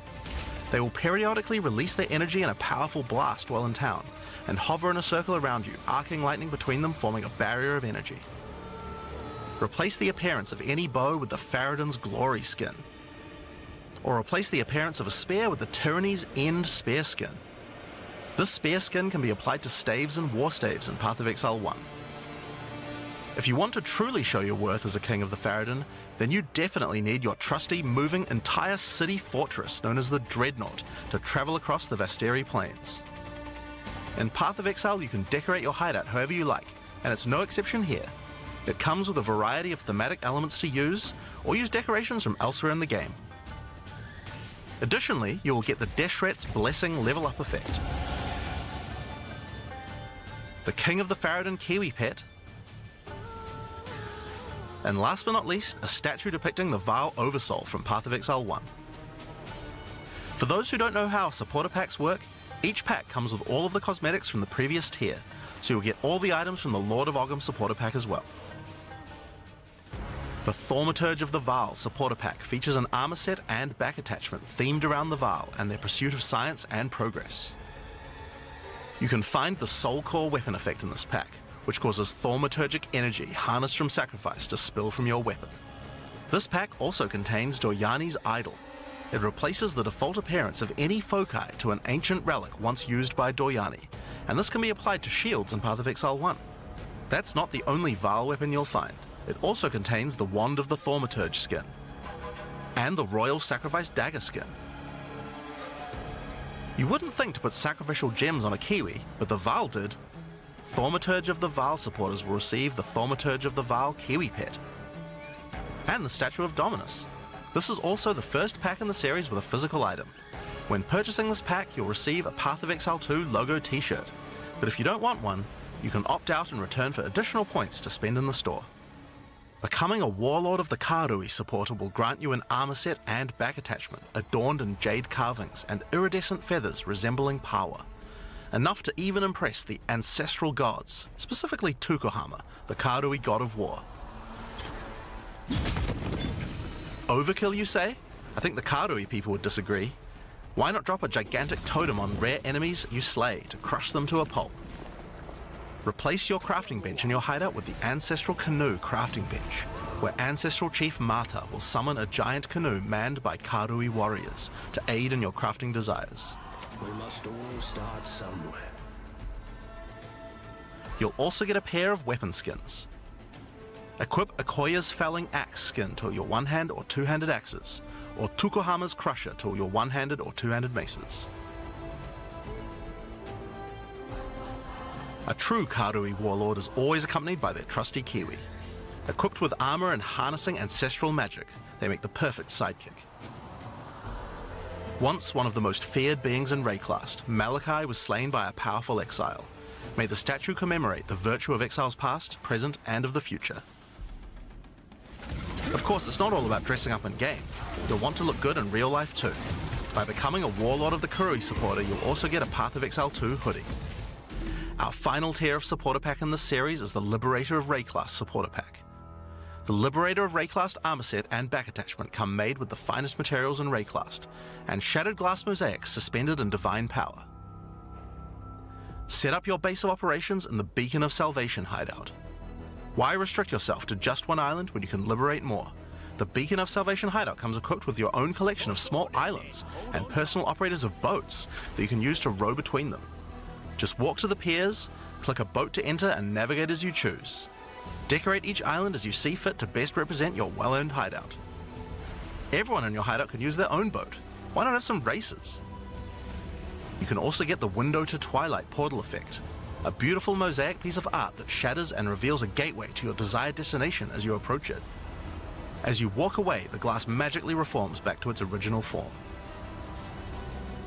Rule in style with the Throne of the Ruler map device. Sure, this map device can create portals to in-game maps, but it also comes with a throne you can sit on to oversee your growing kingdom. Look down on the plebeians running your maps. Being the Liberator, though, is not just about sitting on your throne all day. If you do decide to join the fight yourself, you can leave a High Priest in charge as your second in command. Liberator of Rayclast supporters will also get a set of varied weapon skins. The Light of Divinity Scepter skin, the Deliverance Crossbow skin, the Justice Flail skin, and the Redemption Shield skin. Once again, you'll have an accompanying Kiwi, and of course a statue depicting one of the most iconic events in Rayclast's history, the battle between a powerful exile and Kitava, the Insatiable. With the help of 2 deities, Sin and Innocence, the Exile was able to defeat him once and for all. This supporter pack also contains the Path of Exile 2 art book. This 215-page full-color art book includes a huge amount of amazing concept art and lore produced during the long and exciting journey of Path of Exile 2's development. And finally, Path of Exile has a tradition of letting the community participate in designing game features. For Path of Exile 2, we'll be adding the Twilight Order Foil Reliquary. By becoming a Liberator of Rayclass supporter, once Path of Exile 2 is released, you will be able to select any unique item you have found and be able to drop it from the Reliquary. Once players have submitted their items, keys to the Reliquary will start dropping, and other players will be able to find foil versions of uniques that you have submitted along with a message for the lucky player. The more players submit the same unique, the more chances there will be for the Reliquary to drop them, so choose wisely. Now, almost all of these items are available to use in POE 1 right now. There are a few exceptions where the item class clearly doesn't exist, such as crossbows or flails. And there are also a few microtransactions on weapon types that are unavailable in PoE 2 at the start of early access. Once classes that use those weapon types are added, those microtransactions will be available to use. If you can't decide which supporter pack to choose yet, you can always start with the early access supporter pack that just includes a key and some points to spend in the store. Then you can upgrade to any of the following tiers at a later date. These supporter packs will be available for purchase throughout early access. We'd really like to thank you for your ongoing support. Without you guys, Path of Exile 2 could not have happened. Now, I'm sure you guys have a lot of questions. Stick around, because coming up next, we have a live Q&A with Ziggy D.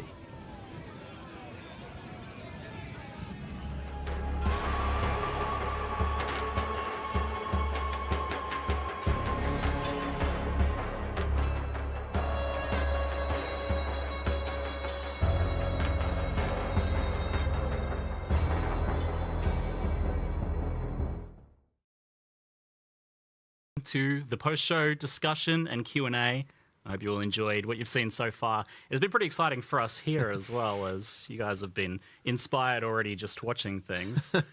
And you're already cooking a new ascendancy class. Yeah, for sure. We've got to do design whenever you can. Yeah. Absolutely. There's been a few fun moments here already. But I'm your host, Ziggy D, and I'm joined by Jonathan and Mark to talk about everything you've seen. Honestly, it's so much. I mean, we were really keen to make sure that when we went into early access that people didn't feel like it was just, limping along and kind of, just like a minimal amount of content. We really wanted to kind of blow people away. So hopefully people feel like, there is enough content. Because, it was certainly a mission to get all that stuff in. Yeah, I did come here expecting that there would be, maybe a basic mapping placeholder end game and your 3 acts and, the half the classes. But you've made a decision here, clearly, that's got the core PoE player community in mind. Absolutely. So, I mean, we have to make sure, look, Path of Exile's endgame is kind of known for the fact that you get to choose between different types of content and that, some people enjoy one thing, some people enjoy another. And I feel like that choice is a huge part of what makes it good. So if we didn't have that when we entered endgame, then I don't think that would be, that wouldn't be a Path of Exile endgame.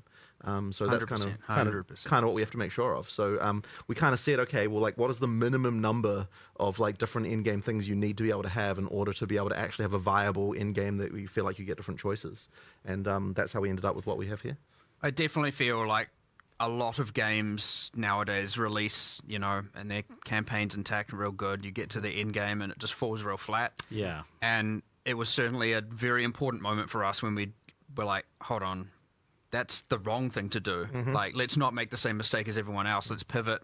And we actually did that, and it made a world of difference and made the game all of a sudden, 100 times bigger with an infinite amount more content, right? It was definitely hard though, because it's we're progressing. It's we would have made it. We would have gotten, all these acts in if we hadn't have changed direction. It's to actually say, we're going to specifically not finish this content that we'll be working on, it's like pins down everyone. We're stopping work on this. We're going to move over to endgame because it's actually more important. That was certainly a hard one. That would have been some whiplash there, I imagine. For sure. Well, I mean, it's suddenly the whole, environment art team, it's they're all just whatever you're working on, just scrap. You don't want to scrap, but, just stop it. we're doing something else now. So saving clothes, yeah. Especially for a lot of the developers, because you got to also think, a lot of our developers have just been working on this campaign for, what is it now, 6 years. I think it's even longer, actually. Yeah, it's just this epic journey, whereas none of them, you know, a lot of these people haven't been working on Path of Exile 1 this whole time, where, so some of us are like, you know, we're just churning out endgame with every league and doing all of that, but for a lot of these people, a lot of these developers, yeah, it was quite jarring to swap over, but everyone embraced it. You know, we talked about it, everyone was happy about it and stoked about it, and it just ended up coming out real awesome. So I think it's landed well, and it definitely kind of blew me away when you. So even before I saw anything, we were in the car on the drive here, and you were just info dumping all of the end game. You're like, oh, we got this feature, we got this feature. I'm getting dopamine just from hearing about it. I haven't even seen anything yet. But do you guys feel like you're competing against yourselves a little bit here? Because Path of Exile's kind of set the bar. The original game has set the bar for what is available to endgame in a game like this, and it makes it's not acceptable really to launch with just nothing in terms of endgame now. Absolutely. I mean, I mean, like if you're not competing with yourself, then I don't think you're going to make good progress, right? So that's what you really have to do. Yeah, but cracking that out for beta even. Yep, absolutely. Pretty well, exciting. as I said, I just think it would not have landed nearly as well without that. And I think it's important that our existing Path of Exile 1 community feels like they're also served. Like, yeah, sure, we're doing all this stuff for new players, and that's really important, and that'll expand the audience. But, you know, if we launched and all the POE 1 players are unhappy, that wouldn't be good. So, you know, we have to make sure that they also feel like, you know, they've got a game for both them and for all the new players we hope to bring to the genre. And you definitely want all those different axes as well. Like just having two, right? You'll get a lot of content can be immediately divisive, right? Obviously, that's the nature of it. That's how it goes, right? And so you have all of these different avenues because there are different players who like different types of content. So if you're just like, here's your one end game system, well, immediately then there is a portion of players who are just like, I don't want this, right? And so having all of these options is like ultra key, and that is what Path of Exile 1 has taught us. And again, it's like, I'd say lessons learned, you know, for the genre, and it is expanding in other games and stuff. But yeah, certainly, as you said, competing with ourselves, yes, POE 1 has like, you know, 40 axes, you know, and we've got 7 really good ones here, and obviously more to come. But 7 is a lot, mind you. Especially when it's all like, you know, like people have to learn a lot of things again. It's going to be very interesting to see how long it takes people to do the kind of difficulty 4 pinnacle content. It's like we have a, you know, we have to. It's honestly like we actually don't even really know, because like you never know what people are going to find in terms of builds and so on. Like I'm hoping that it will take people a while to be able to work it out, but you know, you never know. Maybe end of day 1, people just like, oh yeah, easy, no problem, mate. You know, it could be what it's like. We have a few people that are doing that sort of thing. I saw like a solo self-found level 100 in 24 hours or something. Jeez, okay, this is where we've got it now, is it? So but I imagine there'll be a little bit of a soft reset there for people. For sure. A relearning period. There's stuff to learn. And I mean, POE 2 has changed a lot over the years, so more than 5 years of development now. And what was that initial pitch when POE 2 was first put forwards, like, as to what it's going to be? Because it was much smaller in scope originally. Yeah, so when we started, it wasn't even a sequel. It was just, we're just updating the character rigs. And over time, it kind of feature creeped into a proper sequel. But the thing that we were saying is, whenever we were talking about it, and I guess this is the main thing, is that we're like, okay, when we make an area here, it needs to be that there's like a theme for it. It feels unique from everything else. We're not going to just like have recycled stuff like within the campaign that just feels like, oh, you know, we just took this area and modified it slightly. You know, each one's got to have its own stuff. It's got to have monsters that were like carefully thought about, that like, you know, fit in with the world. And it's got to have bosses that are actually like good tier quality. You know, and every area is going to have one.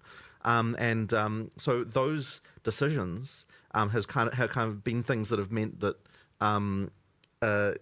they really raised the quality bar to a level that took us way longer than we even really expected. Like those things there, just like it's huge, right? Like honestly, I feel like we underestimated significantly what it would take to deliver that level of quality. I remember really early on, a battle I fought for, and I mean like way back, was like, if you think back to, say, Diablo 2, which obviously still holds a lot of, you know, power in terms of design motivations and philosophy and stuff within the company, you get things like the super uniques, and POE 1 did them, and it's just like, here's a boss with 1 or 2 skills. And I remember very, very, very early on in POE 2, I'm like, I want every single boss to be memorable and a thing. I don't want a unique monster that's just like dies in 2 seconds and uses heavy strike and has a fancy name. And I remember, I mean, I even got some push. Poor Caliph. I remember getting some pushback at the time and thinking like, you know, I love the bosses. My favorite part of everything. And so I was just like, man, I don't want this. This is just terrible. But of course, that decision, me pushing for that, me wanting that, turned into this megalithic. What have you done? Now we have 50, aiming to be 100. Honestly, probably later, several more 100 once all the end games, everything start to evolve and more expansions comes out. And I'm like, yep, we maybe just made 100 times more work for ourselves, but 100% bloody worthwhile, because I'd say those bosses are one of the main attraction pieces of the game, and anyone who plays it is just like, holy crap, those boss fights are amazing. So like, obviously some are bad and some are good to different people and all that. That's how it all goes. That's part of all the fun. But it is true that me pushing for that thing literally created thousands and thousands and thousands of hours of work. Now, worthwhile work, but it is again that exact thing of like, the scope was kind of small on numerous axes, and as we just raised the quality bar to what we thought was good, it certainly went from, what was it initially, just reskinning some character classes and new rigs or whatever, into this like mega scale entire campaign, everything. But full standalone separate game. Yeah. Fun other anecdote, since we went out of that territory. It was originally codenamed Project Chimera. What? I don't. It was this pipe dream. I've never been a fan of these codename things. It was this like, there were times way back in the original Office, there was all this like, sometimes there'll be a feature you can't really do in POE 1, and it was always like, we'll do it in Project Chimera. That was like amongst the developers, and people were like, what the heck is that? Now, ironically, there is a boss in Act 3 called, well, it's got a different name, but it's called the Chimera internally. It is a chimera. It's a multi-headed beast, and you've seen it in a few of the marketing, things here and here, different trailers, little snippets of it. And I think it's just ironic that was actually the first boss asset made before everything, the first monster, because back in when we used to just make random monsters and we'll find out how to use them. And that was made for that game. It was used in the original POE 2 trailer, right? It is the only incomplete, technically, but only from a balance standpoint, or it was the last boss to finish in the entire Path of Exile 2 campaign right now. It sounds like there was like some sort of emotional demon that you had to battle there, of like the legacy of the original idea, and you had to finish it. We had a moment with the monster game designers where we're like, oh my god, it's happening, the Chimera is finally being finished. Holy, this is like, we were effectively like, we need to celebrate this boss finally being done. It was like at the origin, and now it's at this, point where we're about to deploy early access. Not to say the end, because the end is forever away. Yeah. It's still the beginning of a journey in many ways. Yep. But on that note of celebrating, like, how do you guys feel having now kind of, for the first time, I feel really like laid bare kind of everything you have. You're putting it out there, and only being 2 weeks away from everyone playing it. Well, it's always scary, coming into a release, and I think especially for, there's like a bunch of people on the POE 2 team who have, they have, this is their first game that they're going to be releasing, and that experience is something that, it's tough. And honestly, I think that even we were feeling a little bit cocky, actually, about the fact, because, we release, content for POE 1 all the time, and I feel like we kind of felt like we knew what it took to get a game released, but honestly, like, POE 2 was just a whole entirely different demon as far as getting things out, right? Like, it's just way more difficult. Like, when you actually have to make everything, like the whole frickin' thing right from the ground up again, it's like, wow, there's way more stuff there. And like, there's even things like the passive tree, where it's like, I feel like we underestimated what it would take to get something like that to an actual releasable state. Like, that was a huge amount of work, just like absolutely colossal, to get it to get that kind of stuff in shape. Like, it's just been crazy. Obviously it's nerve-wracking, coming up to a release day, but I think we do have something that players are going to really enjoy. And it's always comforting when we had a live event in LA recently. People, we got to the time limit and everyone's like, oh man, we don't want to stop. So like, I think people are going to really enjoy it. Mm-hmm. It's been a whole different experience for me here playing this time around as well, whereas before I was playing a very buggy kind of internal version of the game that was very experimental. Now playing a, almost what I'm going to be playing. In Well, I 2 heard weeks, you so. still managed to blow the count up the elevator with some kind of knockback I bug. wasn't going to mention that. Yeah, we have to get that one. I did send the Act 1 boss up an elevator with knockback. It was good. Intended mechanic. I thought it was pretty funny. Yeah. He was in his like big wolf form and kind of trapped in there, so just barking at me through the wood. It's good. It's a few little. I'm sure there's a few things to work out over this next 2 weeks. I hope the team can have a little bit of a rest for a day before they get back into it. Maybe. Yeah. Yeah, it's been a lot. So you've done that pivot to the end game focus and got so much for us now to play around with in the beta, and it seems like originally I was thinking, we might be playing for a few weeks here, and then maybe going back over to some Path of Exile 1 stuff. But it seems like you guys want us playing through Christmas. That would certainly be good. Look, there's enough stuff there. I think it will take people a long time to get through. Yep. And I mean, obviously, it's also going to be the first time people are playing through a completely fresh campaign as well. I think that will take people a fair amount of time. So yeah, there's and then of course the end game as well to explore. I mean, it should be pretty significant. I mean, we've always wanted it to be that Path of Exile 2 leagues, are going to be, like how POE 1 leagues are, where you play them and you play them for a reasonable amount of time. Yeah. And then, sure, you get done with them eventually, and then you've got the next content that comes out. So, in order to be able to realize that, you have to have enough of a base to make that happen. Yeah, people are definitely wondering how invested they can get in the beta. So I definitely want to ask a few questions kind of around that idea. So firstly, is there going to be wipes and resets, and will there be something before launch as well? So we are going to be having new leagues effectively throughout the beta whenever we launch something significant, because we want to make sure that all of the effectively that people are able to play through. But that stuff will be merged into an early access league, and effectively after we go into full release, that league will stick around.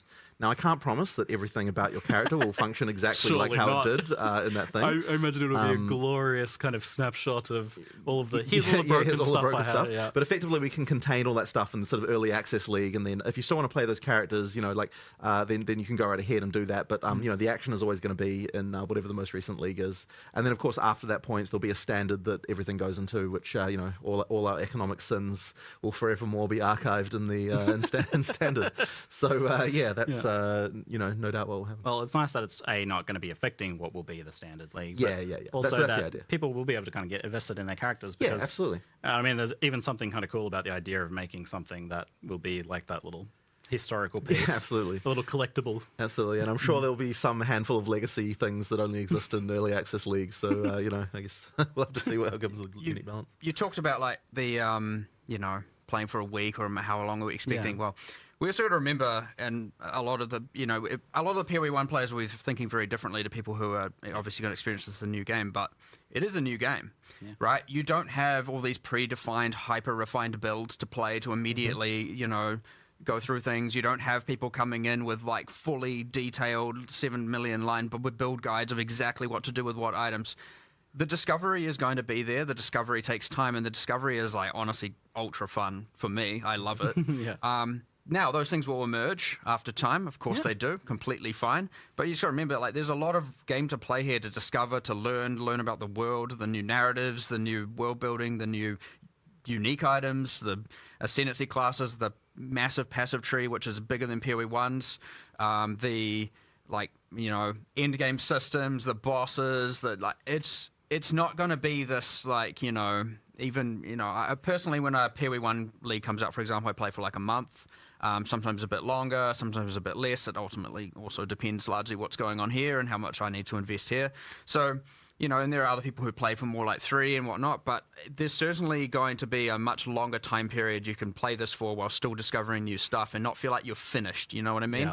Yeah. Now, of course, you see that's subjective. Everyone can pick their own point when they finish, but if you want to see everything and do everything, you're going to be investing a lot more time, especially these first-time rounds, and then obviously with every league, there's more to discover, but you get faster at doing all these parts over and over and over again. You'll get more efficient over time. That's how the game works. So, yeah, I'd expect a lot of time to be sunk into this to fully explore it to start with, a lot, not a week, not 2 weeks. You're going to be going far, far longer than that if you want to see everything. But, it's up to you. Play at your own pace. See how you want to go. Learn at your own pace. That's the beauty of a new game as well, which we haven't been able to experience with Path of Exile 1, or other games and for so long, is actually discovering the entire world, and yeah, there's some familiar mechanics at the end game and stuff like that, which is awesome for people. But I certainly want to really. I'm very excited to see people discovering the new things and getting so excited about it. I can tell you're amped for watching people go through that discovery process. I'm maybe even diving in yourself 100%. I mean, I love sitting there in Path of Building, as many of us do, but I am very excited for that. Well, yeah, as we were saying, discovery process for a while. I think you were saying how much you were part spreadsheet. I think I was saying I'm like maybe 60% spreadsheet, 40% discovery, and that's my play archetype. You know, so coming up with our player profiles, Timmy spikes, and things like that for both of Exiled characters. Yeah. The discovery part of me is ultra excited, and I'll mind you, that's coming from someone who kind of knows all the content. I'm still, because there's something different about making it versus actually playing it live with the players, seeing them discover it, uniques being linked in chat and on Reddit and all of that is just so cool. So we're going to get a massive dose of that, and it is like genuinely exciting to just see how people are going to think, you know, what's worth 1 chaos or what's worth 10 chaos, what's worth if chaos is even the metric. Is chaos even the currency that people settle on? We were arguing about this earlier. I'm pretty sure that 1 C spam in chat might turn into 1 E, because 1 exalt, given that exalt is now... I think it'll be chaos. People probably... Ad remove will still be... People don't appreciate, by the way, like, so when we say we've increased something, you're going to be getting multiple exalts in Act 1. In POE 2, like we actually have increased that a lot. It isn't just like an idle, like. I can see exalts becoming the new kind of like chaos. And I think actually that chaos will being be the new divines. I actually agree. But we'll see. That's my point. But it's a new economy, right? Like who even knows? The market will have to. But I like they were already arguing about this. It's good fun. So, do you have some kind of like beta release roadmap for updates and things like that for people to look forward to? I mean, we certainly did have one 6 months ago when we were, but now that we're sort of getting to release, it's like, oh my god, like we have to look at it. So, I mean, look, I don't think it'll be any less than 6 months, and I think it could easily end up being more. I certainly don't want to. I mean, look, 2025, I think. Really want to be full release in 2025. I don't really want to be spending more than a year. That would be pretty crazy. But I mean, honestly, like we have to get all the content finished and all that sort of stuff. We always feel like we underestimate these things, and of course we have to learn what we need to learn. We have to get the game to the point when it is really fun. We have to make sure that like all of the things, like we've got the difficulty right for all the players, we've got the economy right, like all the stuff. I mean, there's a lot of things that we're gonna have to sort out, and so I kind of have a feeling that the first few weeks at least are gonna just be scramble of like, oh crap, someone like worked this crazy thing out and we found this thing, and like that's always scary, because it's just when we add content to POE 1, it's like at least the kind of base of stuff that we have is kind of well tested and people know kind of what's going on with it. But here it's like just complete new world, and we're the kind of game that has a lot of ability for players to do stuff that we wouldn't anticipate. We have just the way support gems work and everything like that. So there's certainly a lot of worry that like there's just going to be builds that are like completely ridiculous that we just never anticipated, with combining certain things in different ways we don't expect. With hundreds of support gems, it can be like that. So that's going to be an interesting one. It will happen. Yeah, for sure. It is inevitable, right? Like there's nothing we can even do about it, because you need hundreds and thousands of hours of testing to be able to do that with what can only be done with hundreds of thousands of players. But that's also the magic of it all, which is awesome. That's why I was asking you, like, are you literally really doing 12 classes and 36 ascendancies, like actually? Yeah, that's absolutely. We have we know what we want to do. It's with a bit all that unhinged. Stuff. It is a bit, but we like a challenge. I mean, a studio that produces a passive skill tree like we do clearly has a bit of a glutton for punishment with regard to just like mixing. You totally could have done 6 and then like, I don't know, added more later in an expansion or something. Yeah, I mean, maybe we could have. I mean, look, this is the plan. This is the plan. I mean, like as people go through early access, it's going to feel like there's just expansion content coming up pretty frequently. Just because we have all the stuff that we kind of got a lot of the way through. So there's stuff to come. I mean, look, I'm pretty sure. Like, I really want to get the Druid out. Like, we announced it. We've talked about it. It's a lot of fun. I'm keen to get that out there as soon as we can. The Huntress we've talked a bunch about as well. There's like those kinds of things. I think we'll be able to move towards those pretty quick. There's obviously more to do. The other thing you mentioned, talking roadmap like things, is we've always been you know, it's hard to predict because a lot of what will happen is, and what we leave space for is reacting to what the players want. And so if you plan everything for so long, you're going to have very, very, very slow reaction times to fixing, you know, or adding certain content where they may, you know, maybe the issue is like, the campaign needs more of this, or this class needs more of this, or something. So if you're planning, then you're going to be delivering on what they want solved like a year down the line or even longer. Right, and where we like to remain very, very dynamic and like, you know, you want to be able to fix that stuff like, oh, well, this is the main problem. Like, sure, obviously you need more than a week sometimes, most of the time. But we want it generally to be that the next releases, expansions, updates, whatever, can alleviate as many of those problems as possible. So, yeah, you try not to get too strict with the planning has generally been our philosophy because, especially when it comes to actually having the live service product out, because that is very, very important. Otherwise, you're never going to seem like you're doing what people want. And what are you doing if not that? So that actually is a good point. Like, I was going to ask, what do you folks, what does the team want out of the beta? Because obviously it's like a good way to market the game, but it's also, you know, obviously key to it's like a shaping the game in PTR. the You future. gotta Like, fix it's actual bugs. beta. It's not just early access. I think one of the most important things, I think it's going to be really good for the development team to get back into a live mindset and like get it back into the idea of like, okay, everything we make is shipping. People are So, seeing you know, this. like get back into this, you know, people are seeing, you know, like actually getting back into that and like, yeah, like, and like being able to sort of see directly, like, okay, we make something, it goes in the game, people like it, don't like it, like that kind of stuff. Like, and that really, like, that has been our studio for like most of its lifetime. Obviously, we, you know, before we released POE 1, it wasn't, but after that point, I mean, we are a company, like, we are a company that likes to think that we can do live service better than anyone else. Like, that is our goal. And so, like, getting back into that again, you know, for everyone in the studio, so that everyone's working on things that are going to be releasing within, you know, certainly in less time than, you know, than 3 months away.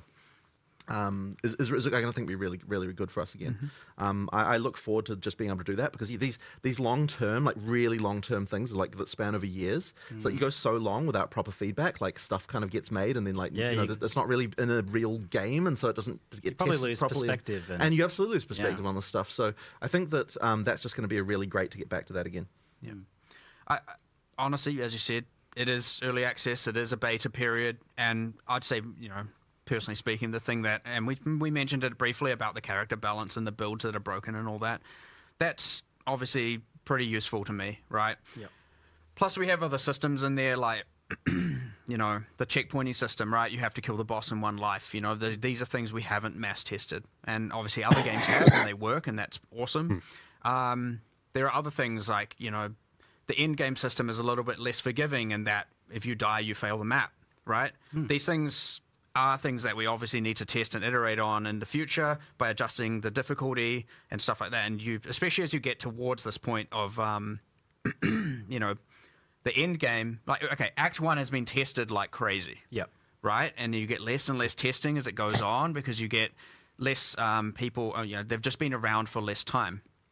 And so, yeah, it's going to be a huge amount of iteration and feedback and from the players and us just, you know, reevaluating all the stuff. And the thing is, we're always dynamic about that stuff. Like, we'll just change things if it's wrong. We'll redesign it. We'll come up with a new way.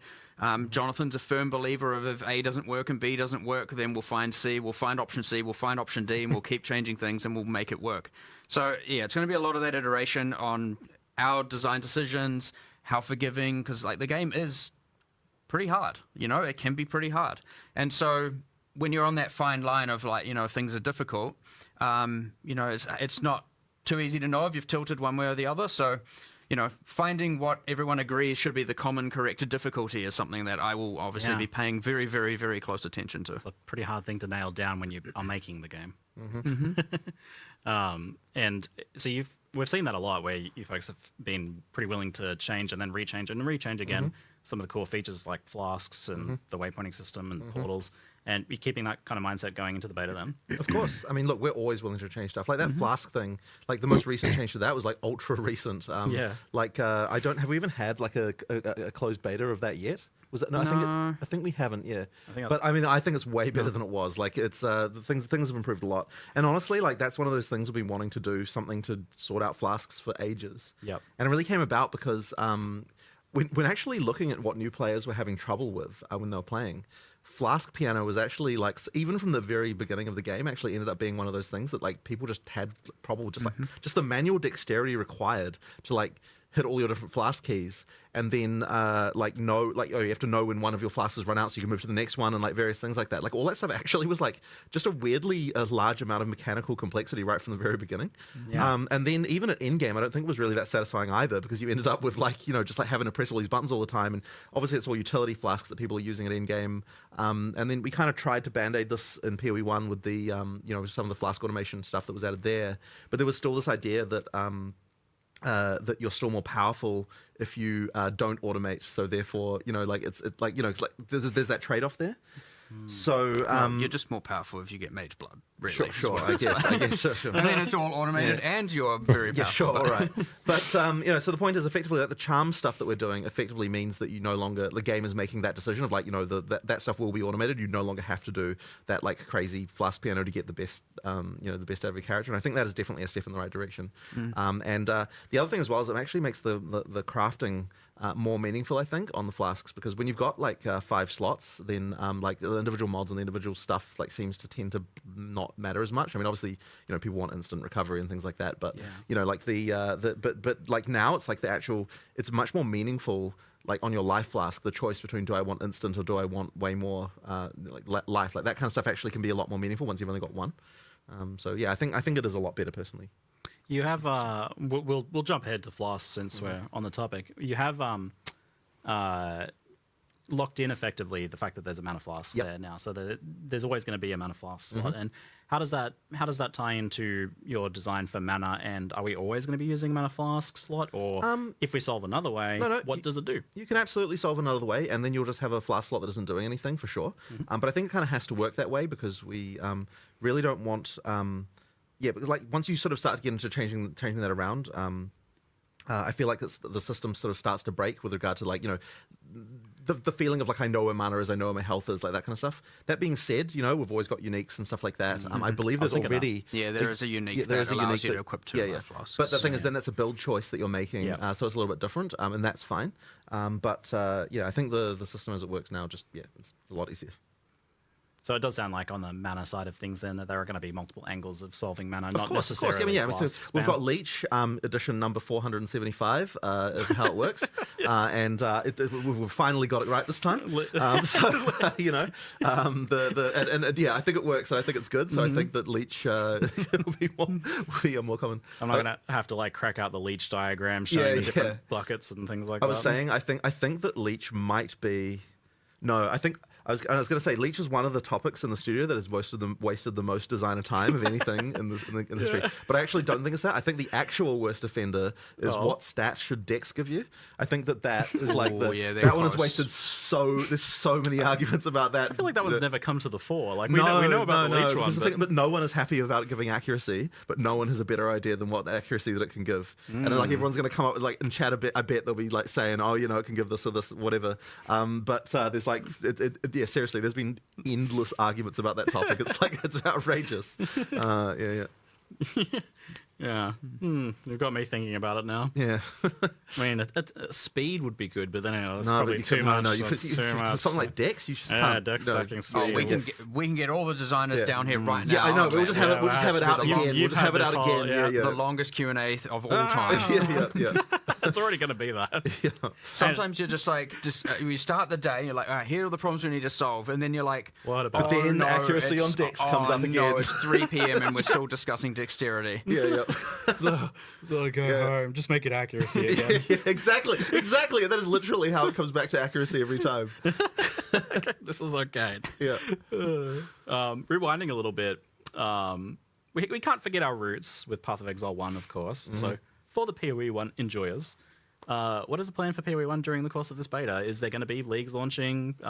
Is it on the back burner? Yeah, there absolutely will be leagues launching. Now I don't know the exact date, but the plan is kind of late February. Yep. But I mean, look, we'll see what happens. I will admit, Unfortunately, we did have to steal a few POE1 resources just towards the end here, which is kind of been a bit unfortunate. I really wish we didn't have to.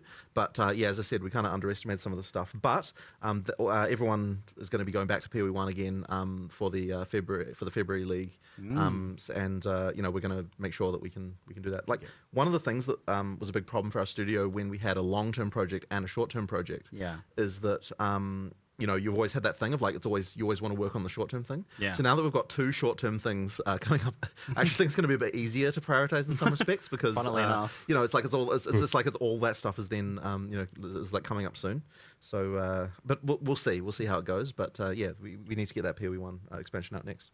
Yeah, obviously, you know, I just want to always make it clear that, you know, the reason why things can't be so planned out is, again, we're just releasing this game. Yep. Obviously, we pivoted to endgame, and then that needed more resources. And then, of course, combined with the fact that, you know, things obviously change. There are unpredictable things in the environment we can't necessarily guarantee. And then, of course, you have, you know, Christmas coming up and all of that, right? There's so many variables to consider, but we also don't know how much time is going to be invested necessarily or need to be invested into live operations for post-release.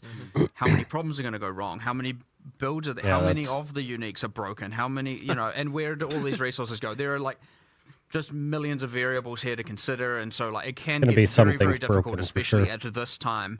But once you release, you have a bit of a grace period, so to speak, where well, more like a period of extreme amounts of fire, where we're putting out fires everywhere. But we have a period where we're fixing everything. You get everything stable, and then we're going to be like, all right, let's recalibrate, figure everything out, and what is our plans, and then establish all of that, based also on the feedback we get from that, you know, period where everything's on fire. Not to make it sound like it's going to be bad, but that is the inevitability. Is there's always problems. Well, hopefully, it appears good from a player perspective, but there's always going to be like, oh my god, people found this, and you know, like we don't have to see all the fires. Like ideally, the best thing is when we're able to fix some kind of exploit before people even hear about it. And when I say exploit, I'm just talking about some broken thing. Like if we we obviously normally have to worry about like the whole mid-league nerf concept. But it's like if you can deal with something within like an hour or two of it happening, then it's like you're kind of okay because you know no one had a chance to kind of like everyone didn't swap their build over to it or whatever. But yeah, we're gonna have to be really on the ball for POE2 just because there's so many things that are new. Well, I mean, look, we have several bosses with several elevators. How many of them can be pushed up the elevator? You know what I mean? Well, that's what I mean. When I say a fire, I'm talking about bosses getting pushed up elevators. Like, that's not okay. I am liking my mercenary flashbang knockback is very fun. Right. Yeah, you need to look into that, by the way. The whole flashbang. I feel like you're going to nerf my build. This one, he's just finding fires already. No, these are the fun things. Discovering that stuff can be very fun for the players. It's just internally, it's like, oh no, what are we doing? It can get a little bit panicky after release, you know, and it you know, there's lots of things going on. You're like, oh geez, what do I solve first? But obviously, you know, it's the same as POE1. We're good at it at this point. Got some experience. Indie belts.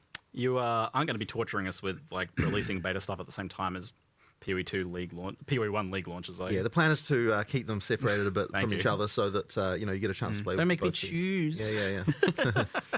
So we saw a cinematic, to put it lightly. It was that was quite epic, and I know has been cooking for quite some time, and that was pretty exciting. But we've also seen just a lot of story stuff happening on a much higher level than previously now. So stepping up your storytelling game here a bit. Yeah, so we're really wanting to make sure that the storytelling in POE2 is much better than what it was in POE1. Like, you know, there's a lot more kind of, I guess, like that kind of like stuff with the introductions to boss fights and the outros and things like that, like all that stuff. We've just got a lot more storytelling going in. All of those things. We do have the intro cutscene. There's also kind of like light, like between the acts. There's these kind of like more kind of motion graphic type cutscenes, just kind of establish things. And there might be some more surprises later on in the game as well. Not in early access, unfortunately. Later on that we can see as well. But ultimately, we just want to make sure that like I think a lot of people who got through the POE1 story had no idea what was happening by the end.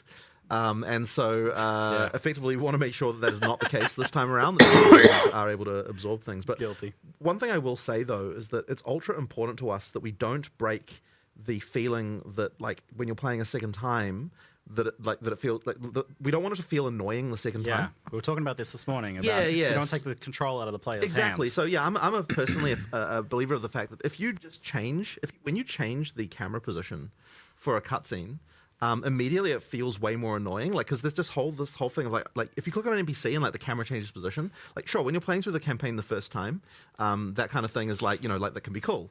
But then if you're like you're playing through the, you know, second, third, fourth, fifth time, you want to just be able to go to the NPC and go click, click, click, click, click, and just get past, and without it feeling like you've had to sort of worry about anything. So yeah, like effectively, we want to make sure that it's still that we still have that, you know, because ultimately, you know, we're a game you expect people to play through many times. So ideally, we can kind of deliver both the situation where the first time you play through it, it feels like an amazing story that you're getting, that you're taking seriously, that you're understanding, that you know, there's like all those sort of touch points and you know, little you know, things just all through, while also maintaining the fact that if you know what you're doing, it's like you don't have to go talk to some quest giver just to get a quest. Like you can just go do the thing, you know, without having to talk to someone about it first. So you know, that kind of stuff is really important just to make the, you know, that stuff work well when you know what you're doing. Yeah, you said something this morning that stuck with me, where you said like Path of Exile is a game where the player's meta knowledge is allowed and yes, encouraged. Absolutely. So you're yeah, allowed to cheat. There's quests. Effectively, because you know what to do. there's what the character knows and there's what the player knows, and in our game, what the player knows needs to be sufficient as far as like being able to progress the storyline. If you don't want to have it so you just talk to an NPC just to find out something you already knew as a player. Yeah, like if you know you kill this boss, you get the next area's waypoint. So you just like kill it, log out, log in, waypoint, right? I love doing that. Meta knowledge. Yeah. So you explained to me the other day the kind of the context for the beast and how that leads into the cutscene in the beginning of POE 2 from POE 1, and that I think helped put it in a lot more perspective for me and made me appreciate and understand what's going on with the story. So effectively, what you're seeing in the opening cutscene is effectively the a new seed of a beast that is going to be is growing. Now in POE 1, you know, the beast was killed. And then what happened in response to that is a bunch of all the gods in the world were able to, you know, effectively rise again. And you killed a bunch of them, but there are more, Edric, you know, in the world. 22, thank you for the follow. Appreciate it, buddy. You know, we don't want to spoil too much about the storyline overall, but effectively, obviously, hey, how's it going, man? Here, you know, the count. We're just touching up on some of the news. There's so much information to go over. And then we have craziness. a mysterious figure there who is saying, you know, no, don't do this. This always turns out badly. There was a comment in chat that I loved that was like, "Stop opening Eldritch." I was actually just looking over some of the packs, supporter packs. I would. If someone handed you a mysterious orb, wouldn't you press the button? I mean, there's a puzzle box. Exactly. What's inside? Exactly. Yes. I mean, I'm going to try, but who knows how many hours it's going to take me. Indeed.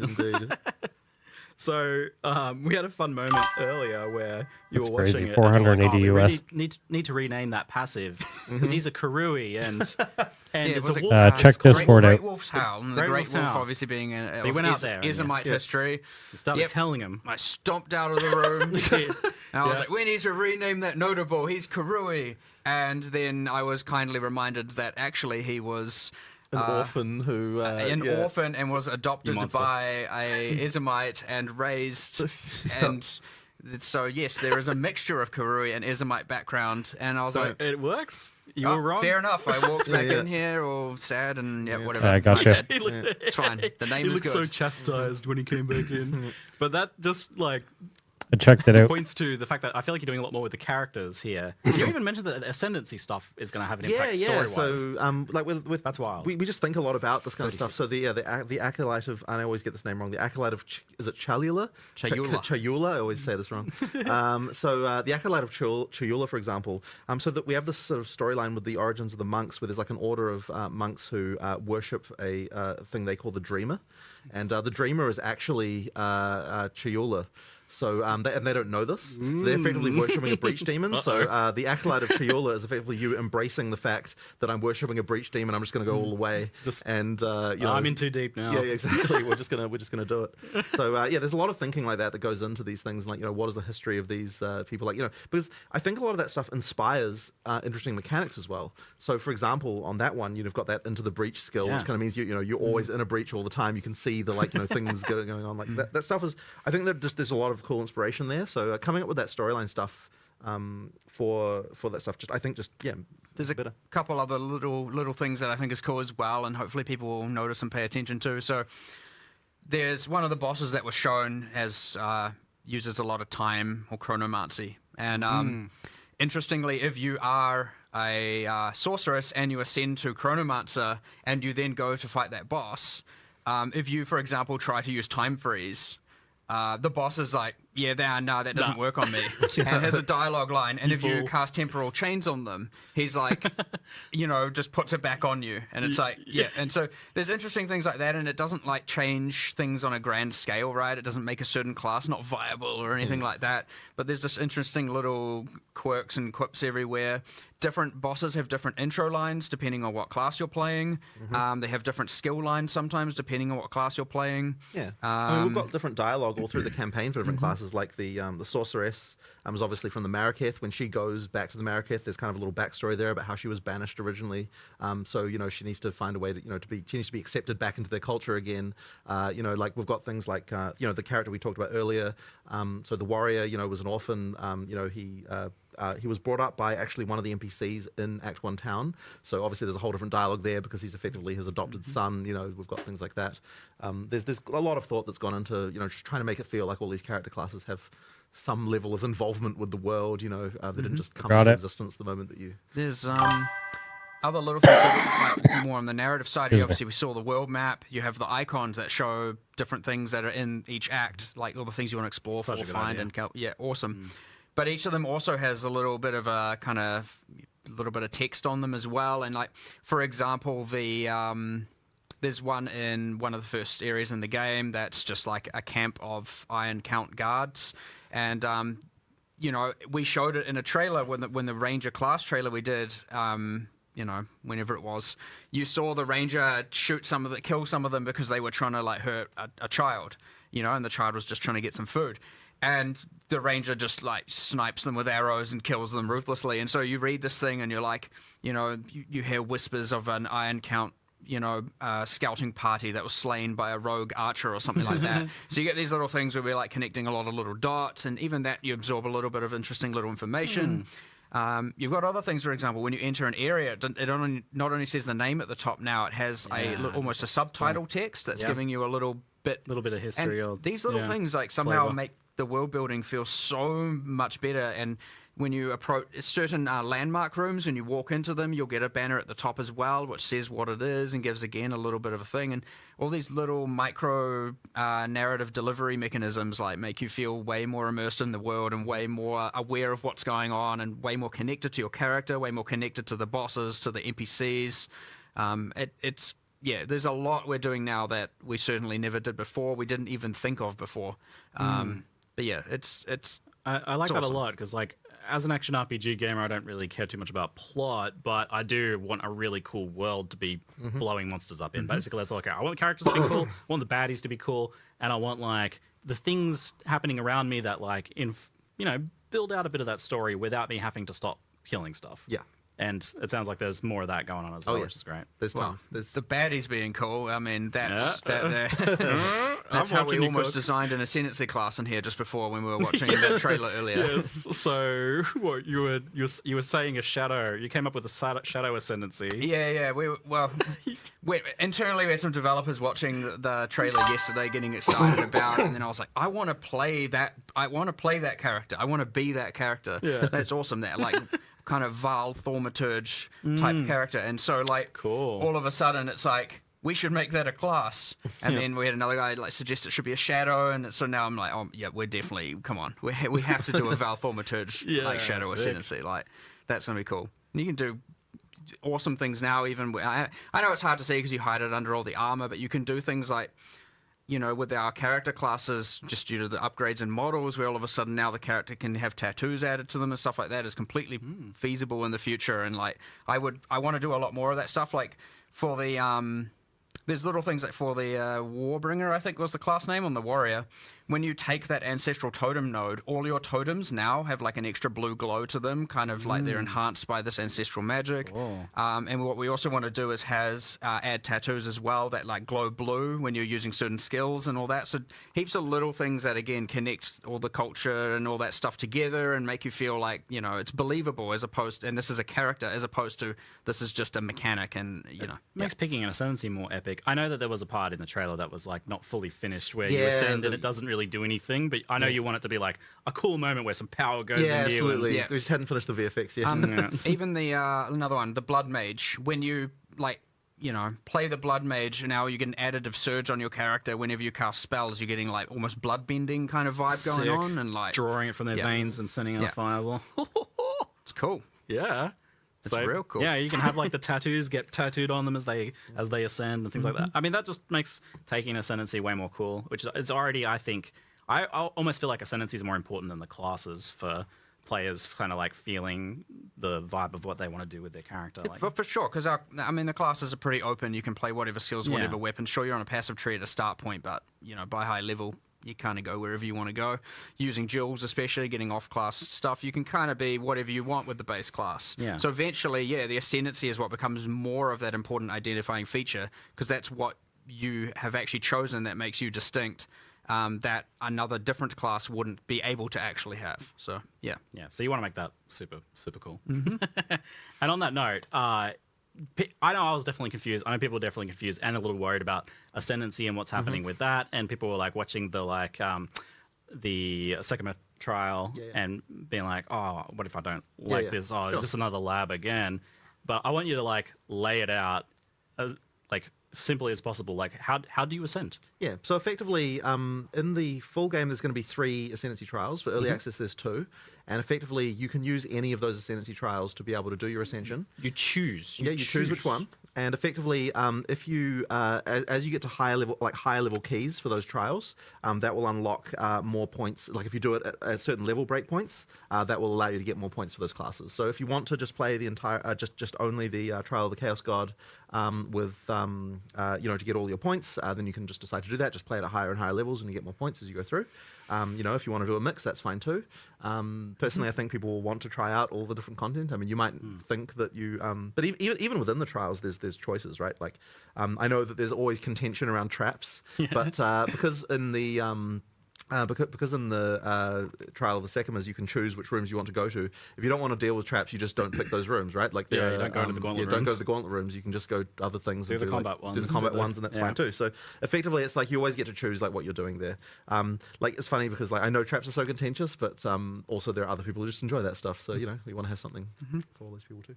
There's these like Path of Exile, divisive content, but lots of choice, and you can choose what to do and what not to do, and then we're embracing that here now, and that is. I mean, just you're clearly leaning into that now. You have, well, I mean, such a competitive advantage in that you have so much content, and even with POE 2, that's still going to be the case.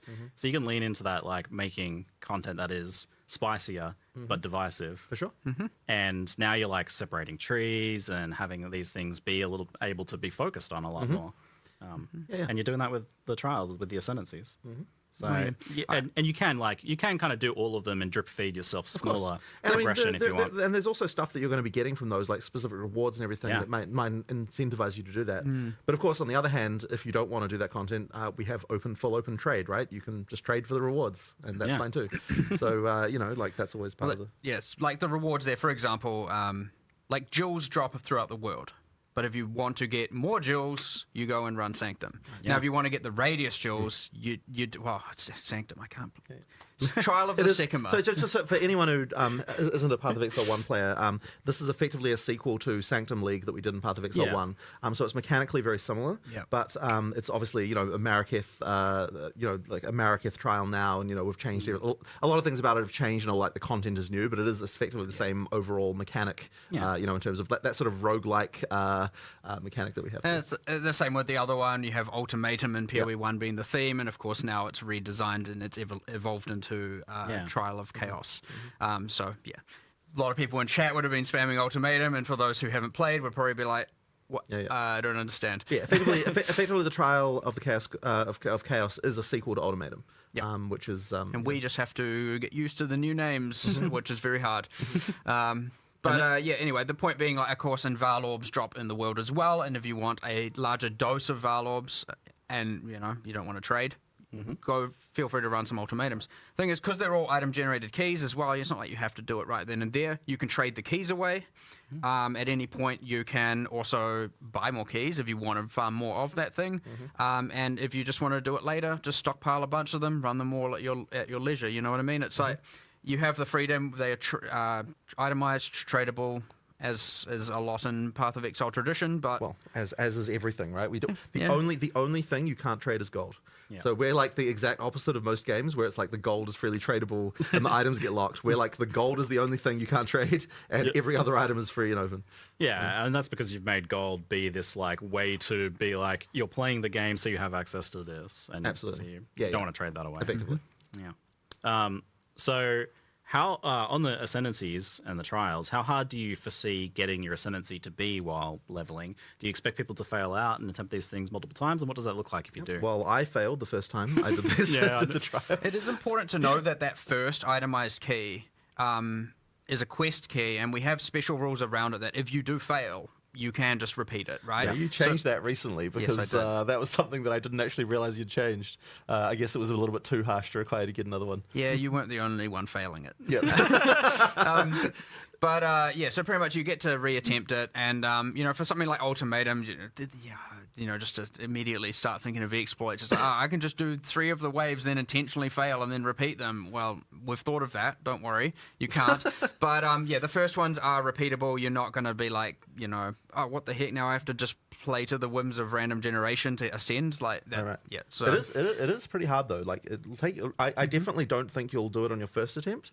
But I did. Not to brag. I did. I did pass on. I was clenched though. Yeah. Okay. Yeah, especially in that boss fight. I was watching him do the boss fight. You came by right as I was doing the boss fight. But you had some kind of powerful boons there, to be perfectly honest. So. I got 60% move speed. But that was part of my strategic choice. I was watching you from. I'm like, how is he so fast? This isn't the POE 2 slide. I was like, what was dodge rolls going across half the arena? This game's supposed to be slow. No. Yeah, it was good. It was good fun. I quite liked it. I mostly like Sanctum. I don't want to do it all the time, but I did quite like the Trial of Sekima. But knowing that there's other choices, so I can do Ultimatum instead or something like that, is fun. 100%. So you've got these like 2 roguelike dungeons that are going into the beta that launch, but they're done very differently. One's got the honor system, which is like a separate health, but it's based on and scaled by your health, which I noted as quite and your defenses now. It can be fully mitigated and everything. So fully scaled by your character. You go in a tanky character, you'll be tanky in the dungeon, which is really cool. So and then with Ultimatum, and just because people will ask, in Ultimatum there aren't any traps. Yes. So that's the no thing traps in Ultimatum and no honor system in Ultimatum. If you just want more of a pure combat experience, then that's your choice. And then there's going to be a third one as well, which they will eventually. is a secret for now.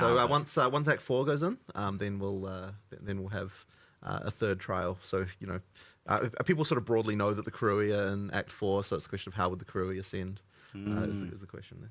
Yes, and if there's any other things that have been called trials associated with the crew at some point in the past, and how likely that is to be related. I'm just thinking now, we're just thinking of that Val Thaumaturge class before, and I'm already thinking like, it'd be so cool if you ascend in Ultimatum, we want the Trial Master to say different lines to you because you're like choosing the way of the Val. I can't stop thinking about all this stuff. I did hear a few of his lines in some of the gameplay Jonathan was showing me. It was quite good. I love that he's back, the Trial Master. Yeah, he's cool. Good. A little salty sometimes that you're taking this power, it seems. So we have the unique rewards from each of them. We got like the like you said, the jewels are global, but there are unique jewels, and then there are unique socketables from the other one. Yep. And is there something planned to be unique from the final third trial that will be added later? Of course. Yes, there is already. Secret. I know what I'm not going to say. Don't worry. Okay. Keep some secrets. Fine then. Yeah. Again, I value the discovery, right? I'm certainly if I accidentally say it, it is certainly by mistake. But yes, don't. And that Val Orbs from the Ultimatum in particular they seem like they're a lot more important, a lot more powerful.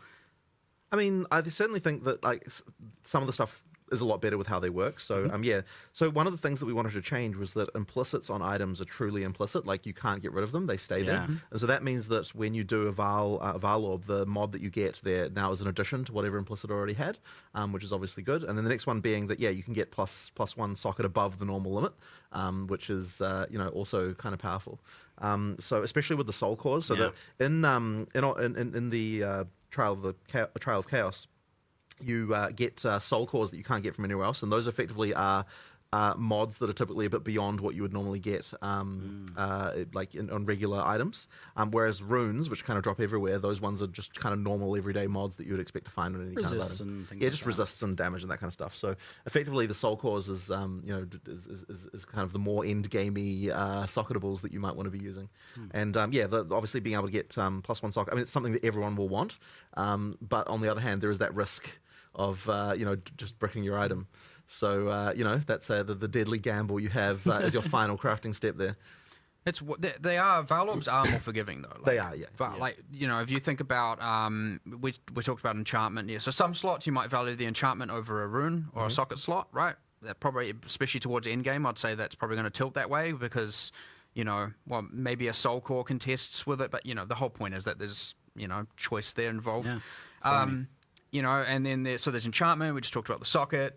There's obviously always the case of doing nothing, which happens. But for just say regular rare items, it will re-roll like 1 to 3 modifiers at random. Effectively, do a chaos orb on 1 to 3 modifiers, not all 6.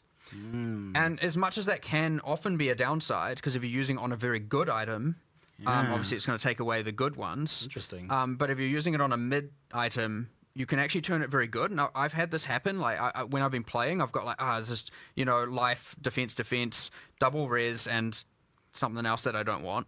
And I'm like, I'll just start valing everything because why not? I've got my Val Orbs and I Val it and it re-rolls that bottom mod into a tri-res. And now I got a tri-res double defense life helmet. And I was like, yo, awesome. So even that, which can often be perceived as a bad outcome, now isn't going to completely brick your item. And so, for example, if you have a weapon, you got your 3 damage mods, and you got some bad suffixes, it could even be an option, or hopefully it doesn't just remove all 3 damage mods, whereas before it's like if it bricked it, it often was almost always a brick, right? Like that item is now dead. So. And then you told me about a new unique result, which I don't know if you want to spoil or not. 100%. Yeah. It's cool. It's so cool. I'm surprised you even got that one past Rishi, honestly. I mean, he got it made. Okay, great. We discussed it. I agree. I agree. I messaged it to him thinking he'll be like, no way, this is unacceptable. But Just tell he was all for it. It didn't turn into a dexterity chat. Yeah. And so, what it effectively does is it just takes the mod values and it goes up to, I can't remember exactly the values, but let's just say it changes all the values to between 0.8 and 1.2 of what they were multiplied. But it doesn't care about the minimum and maximums. So, for example, if you had 1,000 life Helm's Heart, you can use this to get, again, this is me assuming it's 20% variance, but because I can't remember what we balanced it to, but you'll be able to get a 1,200 life Helm's Heart, for example. Now that's obviously giving up the enchantment and a socket. Just thinking about sockets on Helm's Heart. I can't remember what we did, but whatever. I think you can actually do that, which is interesting. But ultimately, it's like, now I'm choosing, do I want the enchantment? Do I want an extra, 100 something, 200 life, whatever that ends up being? Or do I want the socket? So it's quite an interesting choice and adds an extra axis of corruption to unique items that is, I think... Corrupted divining of uniques. Interesting. Yeah, effectively, it's divining them, but with higher maximums and lower minimums. Surely there's going to be some broken things like max res or something like that. We'll find out. Cross that bridge when it comes to it. Yeah. It's fine. So that was all just talking about the trials, how you actually get your ascendancies, but what about the actual ascendancies themselves? How are they cooking? Well, they're fun. They're cool. Yeah. We certainly tried to get what we've tried to do is for the classes we've tried to have one that's a bit more out there. Yeah. Something that isn't just like if you think even about in POE 1, you've got the duelist, and you can go like champion or slayer or holy words I don't remember, but you know the drill. And the gladiator. And the problem is like okay, they're all just about like hitting stuff with weapons, and they haven't. There's nothing really out there. Sure, they all sound cool. Like, don't get me wrong, and they can be cool, and they do have differences, but there's nothing that's like kind of crazy. So all of a sudden now, when you're like, you know, sorceress, you're using all your elemental skills, and now you can just like go into this thing that can stop time. You know, it's a little bit more crazy, and you got the mercenary, and you can turn into a gemling legionnaire and like, effectively fuse gems into your flesh to like, you know, mutate yourself. You know, it's like not just talking about crossbows and projectiles over and over and over and over again. It's like doing kind of whack stuff. So I really like that. That's awesome, and we're going to make sure every single class has one thing that is like definitely out there, and then one thing that's, you know, more predictable, more to the expectation of the trope. You know, for example, the Deadeye to the Ranger. And all right, we're gonna call the stream there. If anybody wants to check out the remainder of it, they're kind of just going into details, but you can go there. Keep on the stream. I'll be on later this evening around 8:30 Eastern PM tonight. So we'll continue on Diablo. We got our Diablo 4 PTR news, which is exciting. We got Path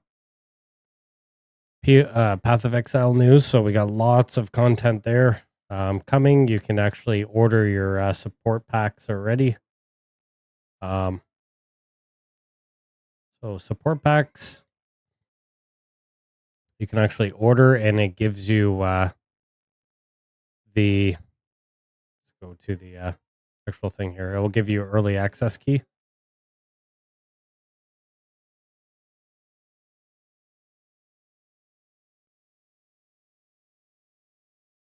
So you have to buy these supporter packs. You just go to their website, and they'll have supporter packs there. You just buy the $30 one, and you get access to Path of Exile 2's supporter early access key there. So I'll be streaming again later on this evening. So thank you guys for tuning in, and have a good rest of your evening. Until the next time. Cheers.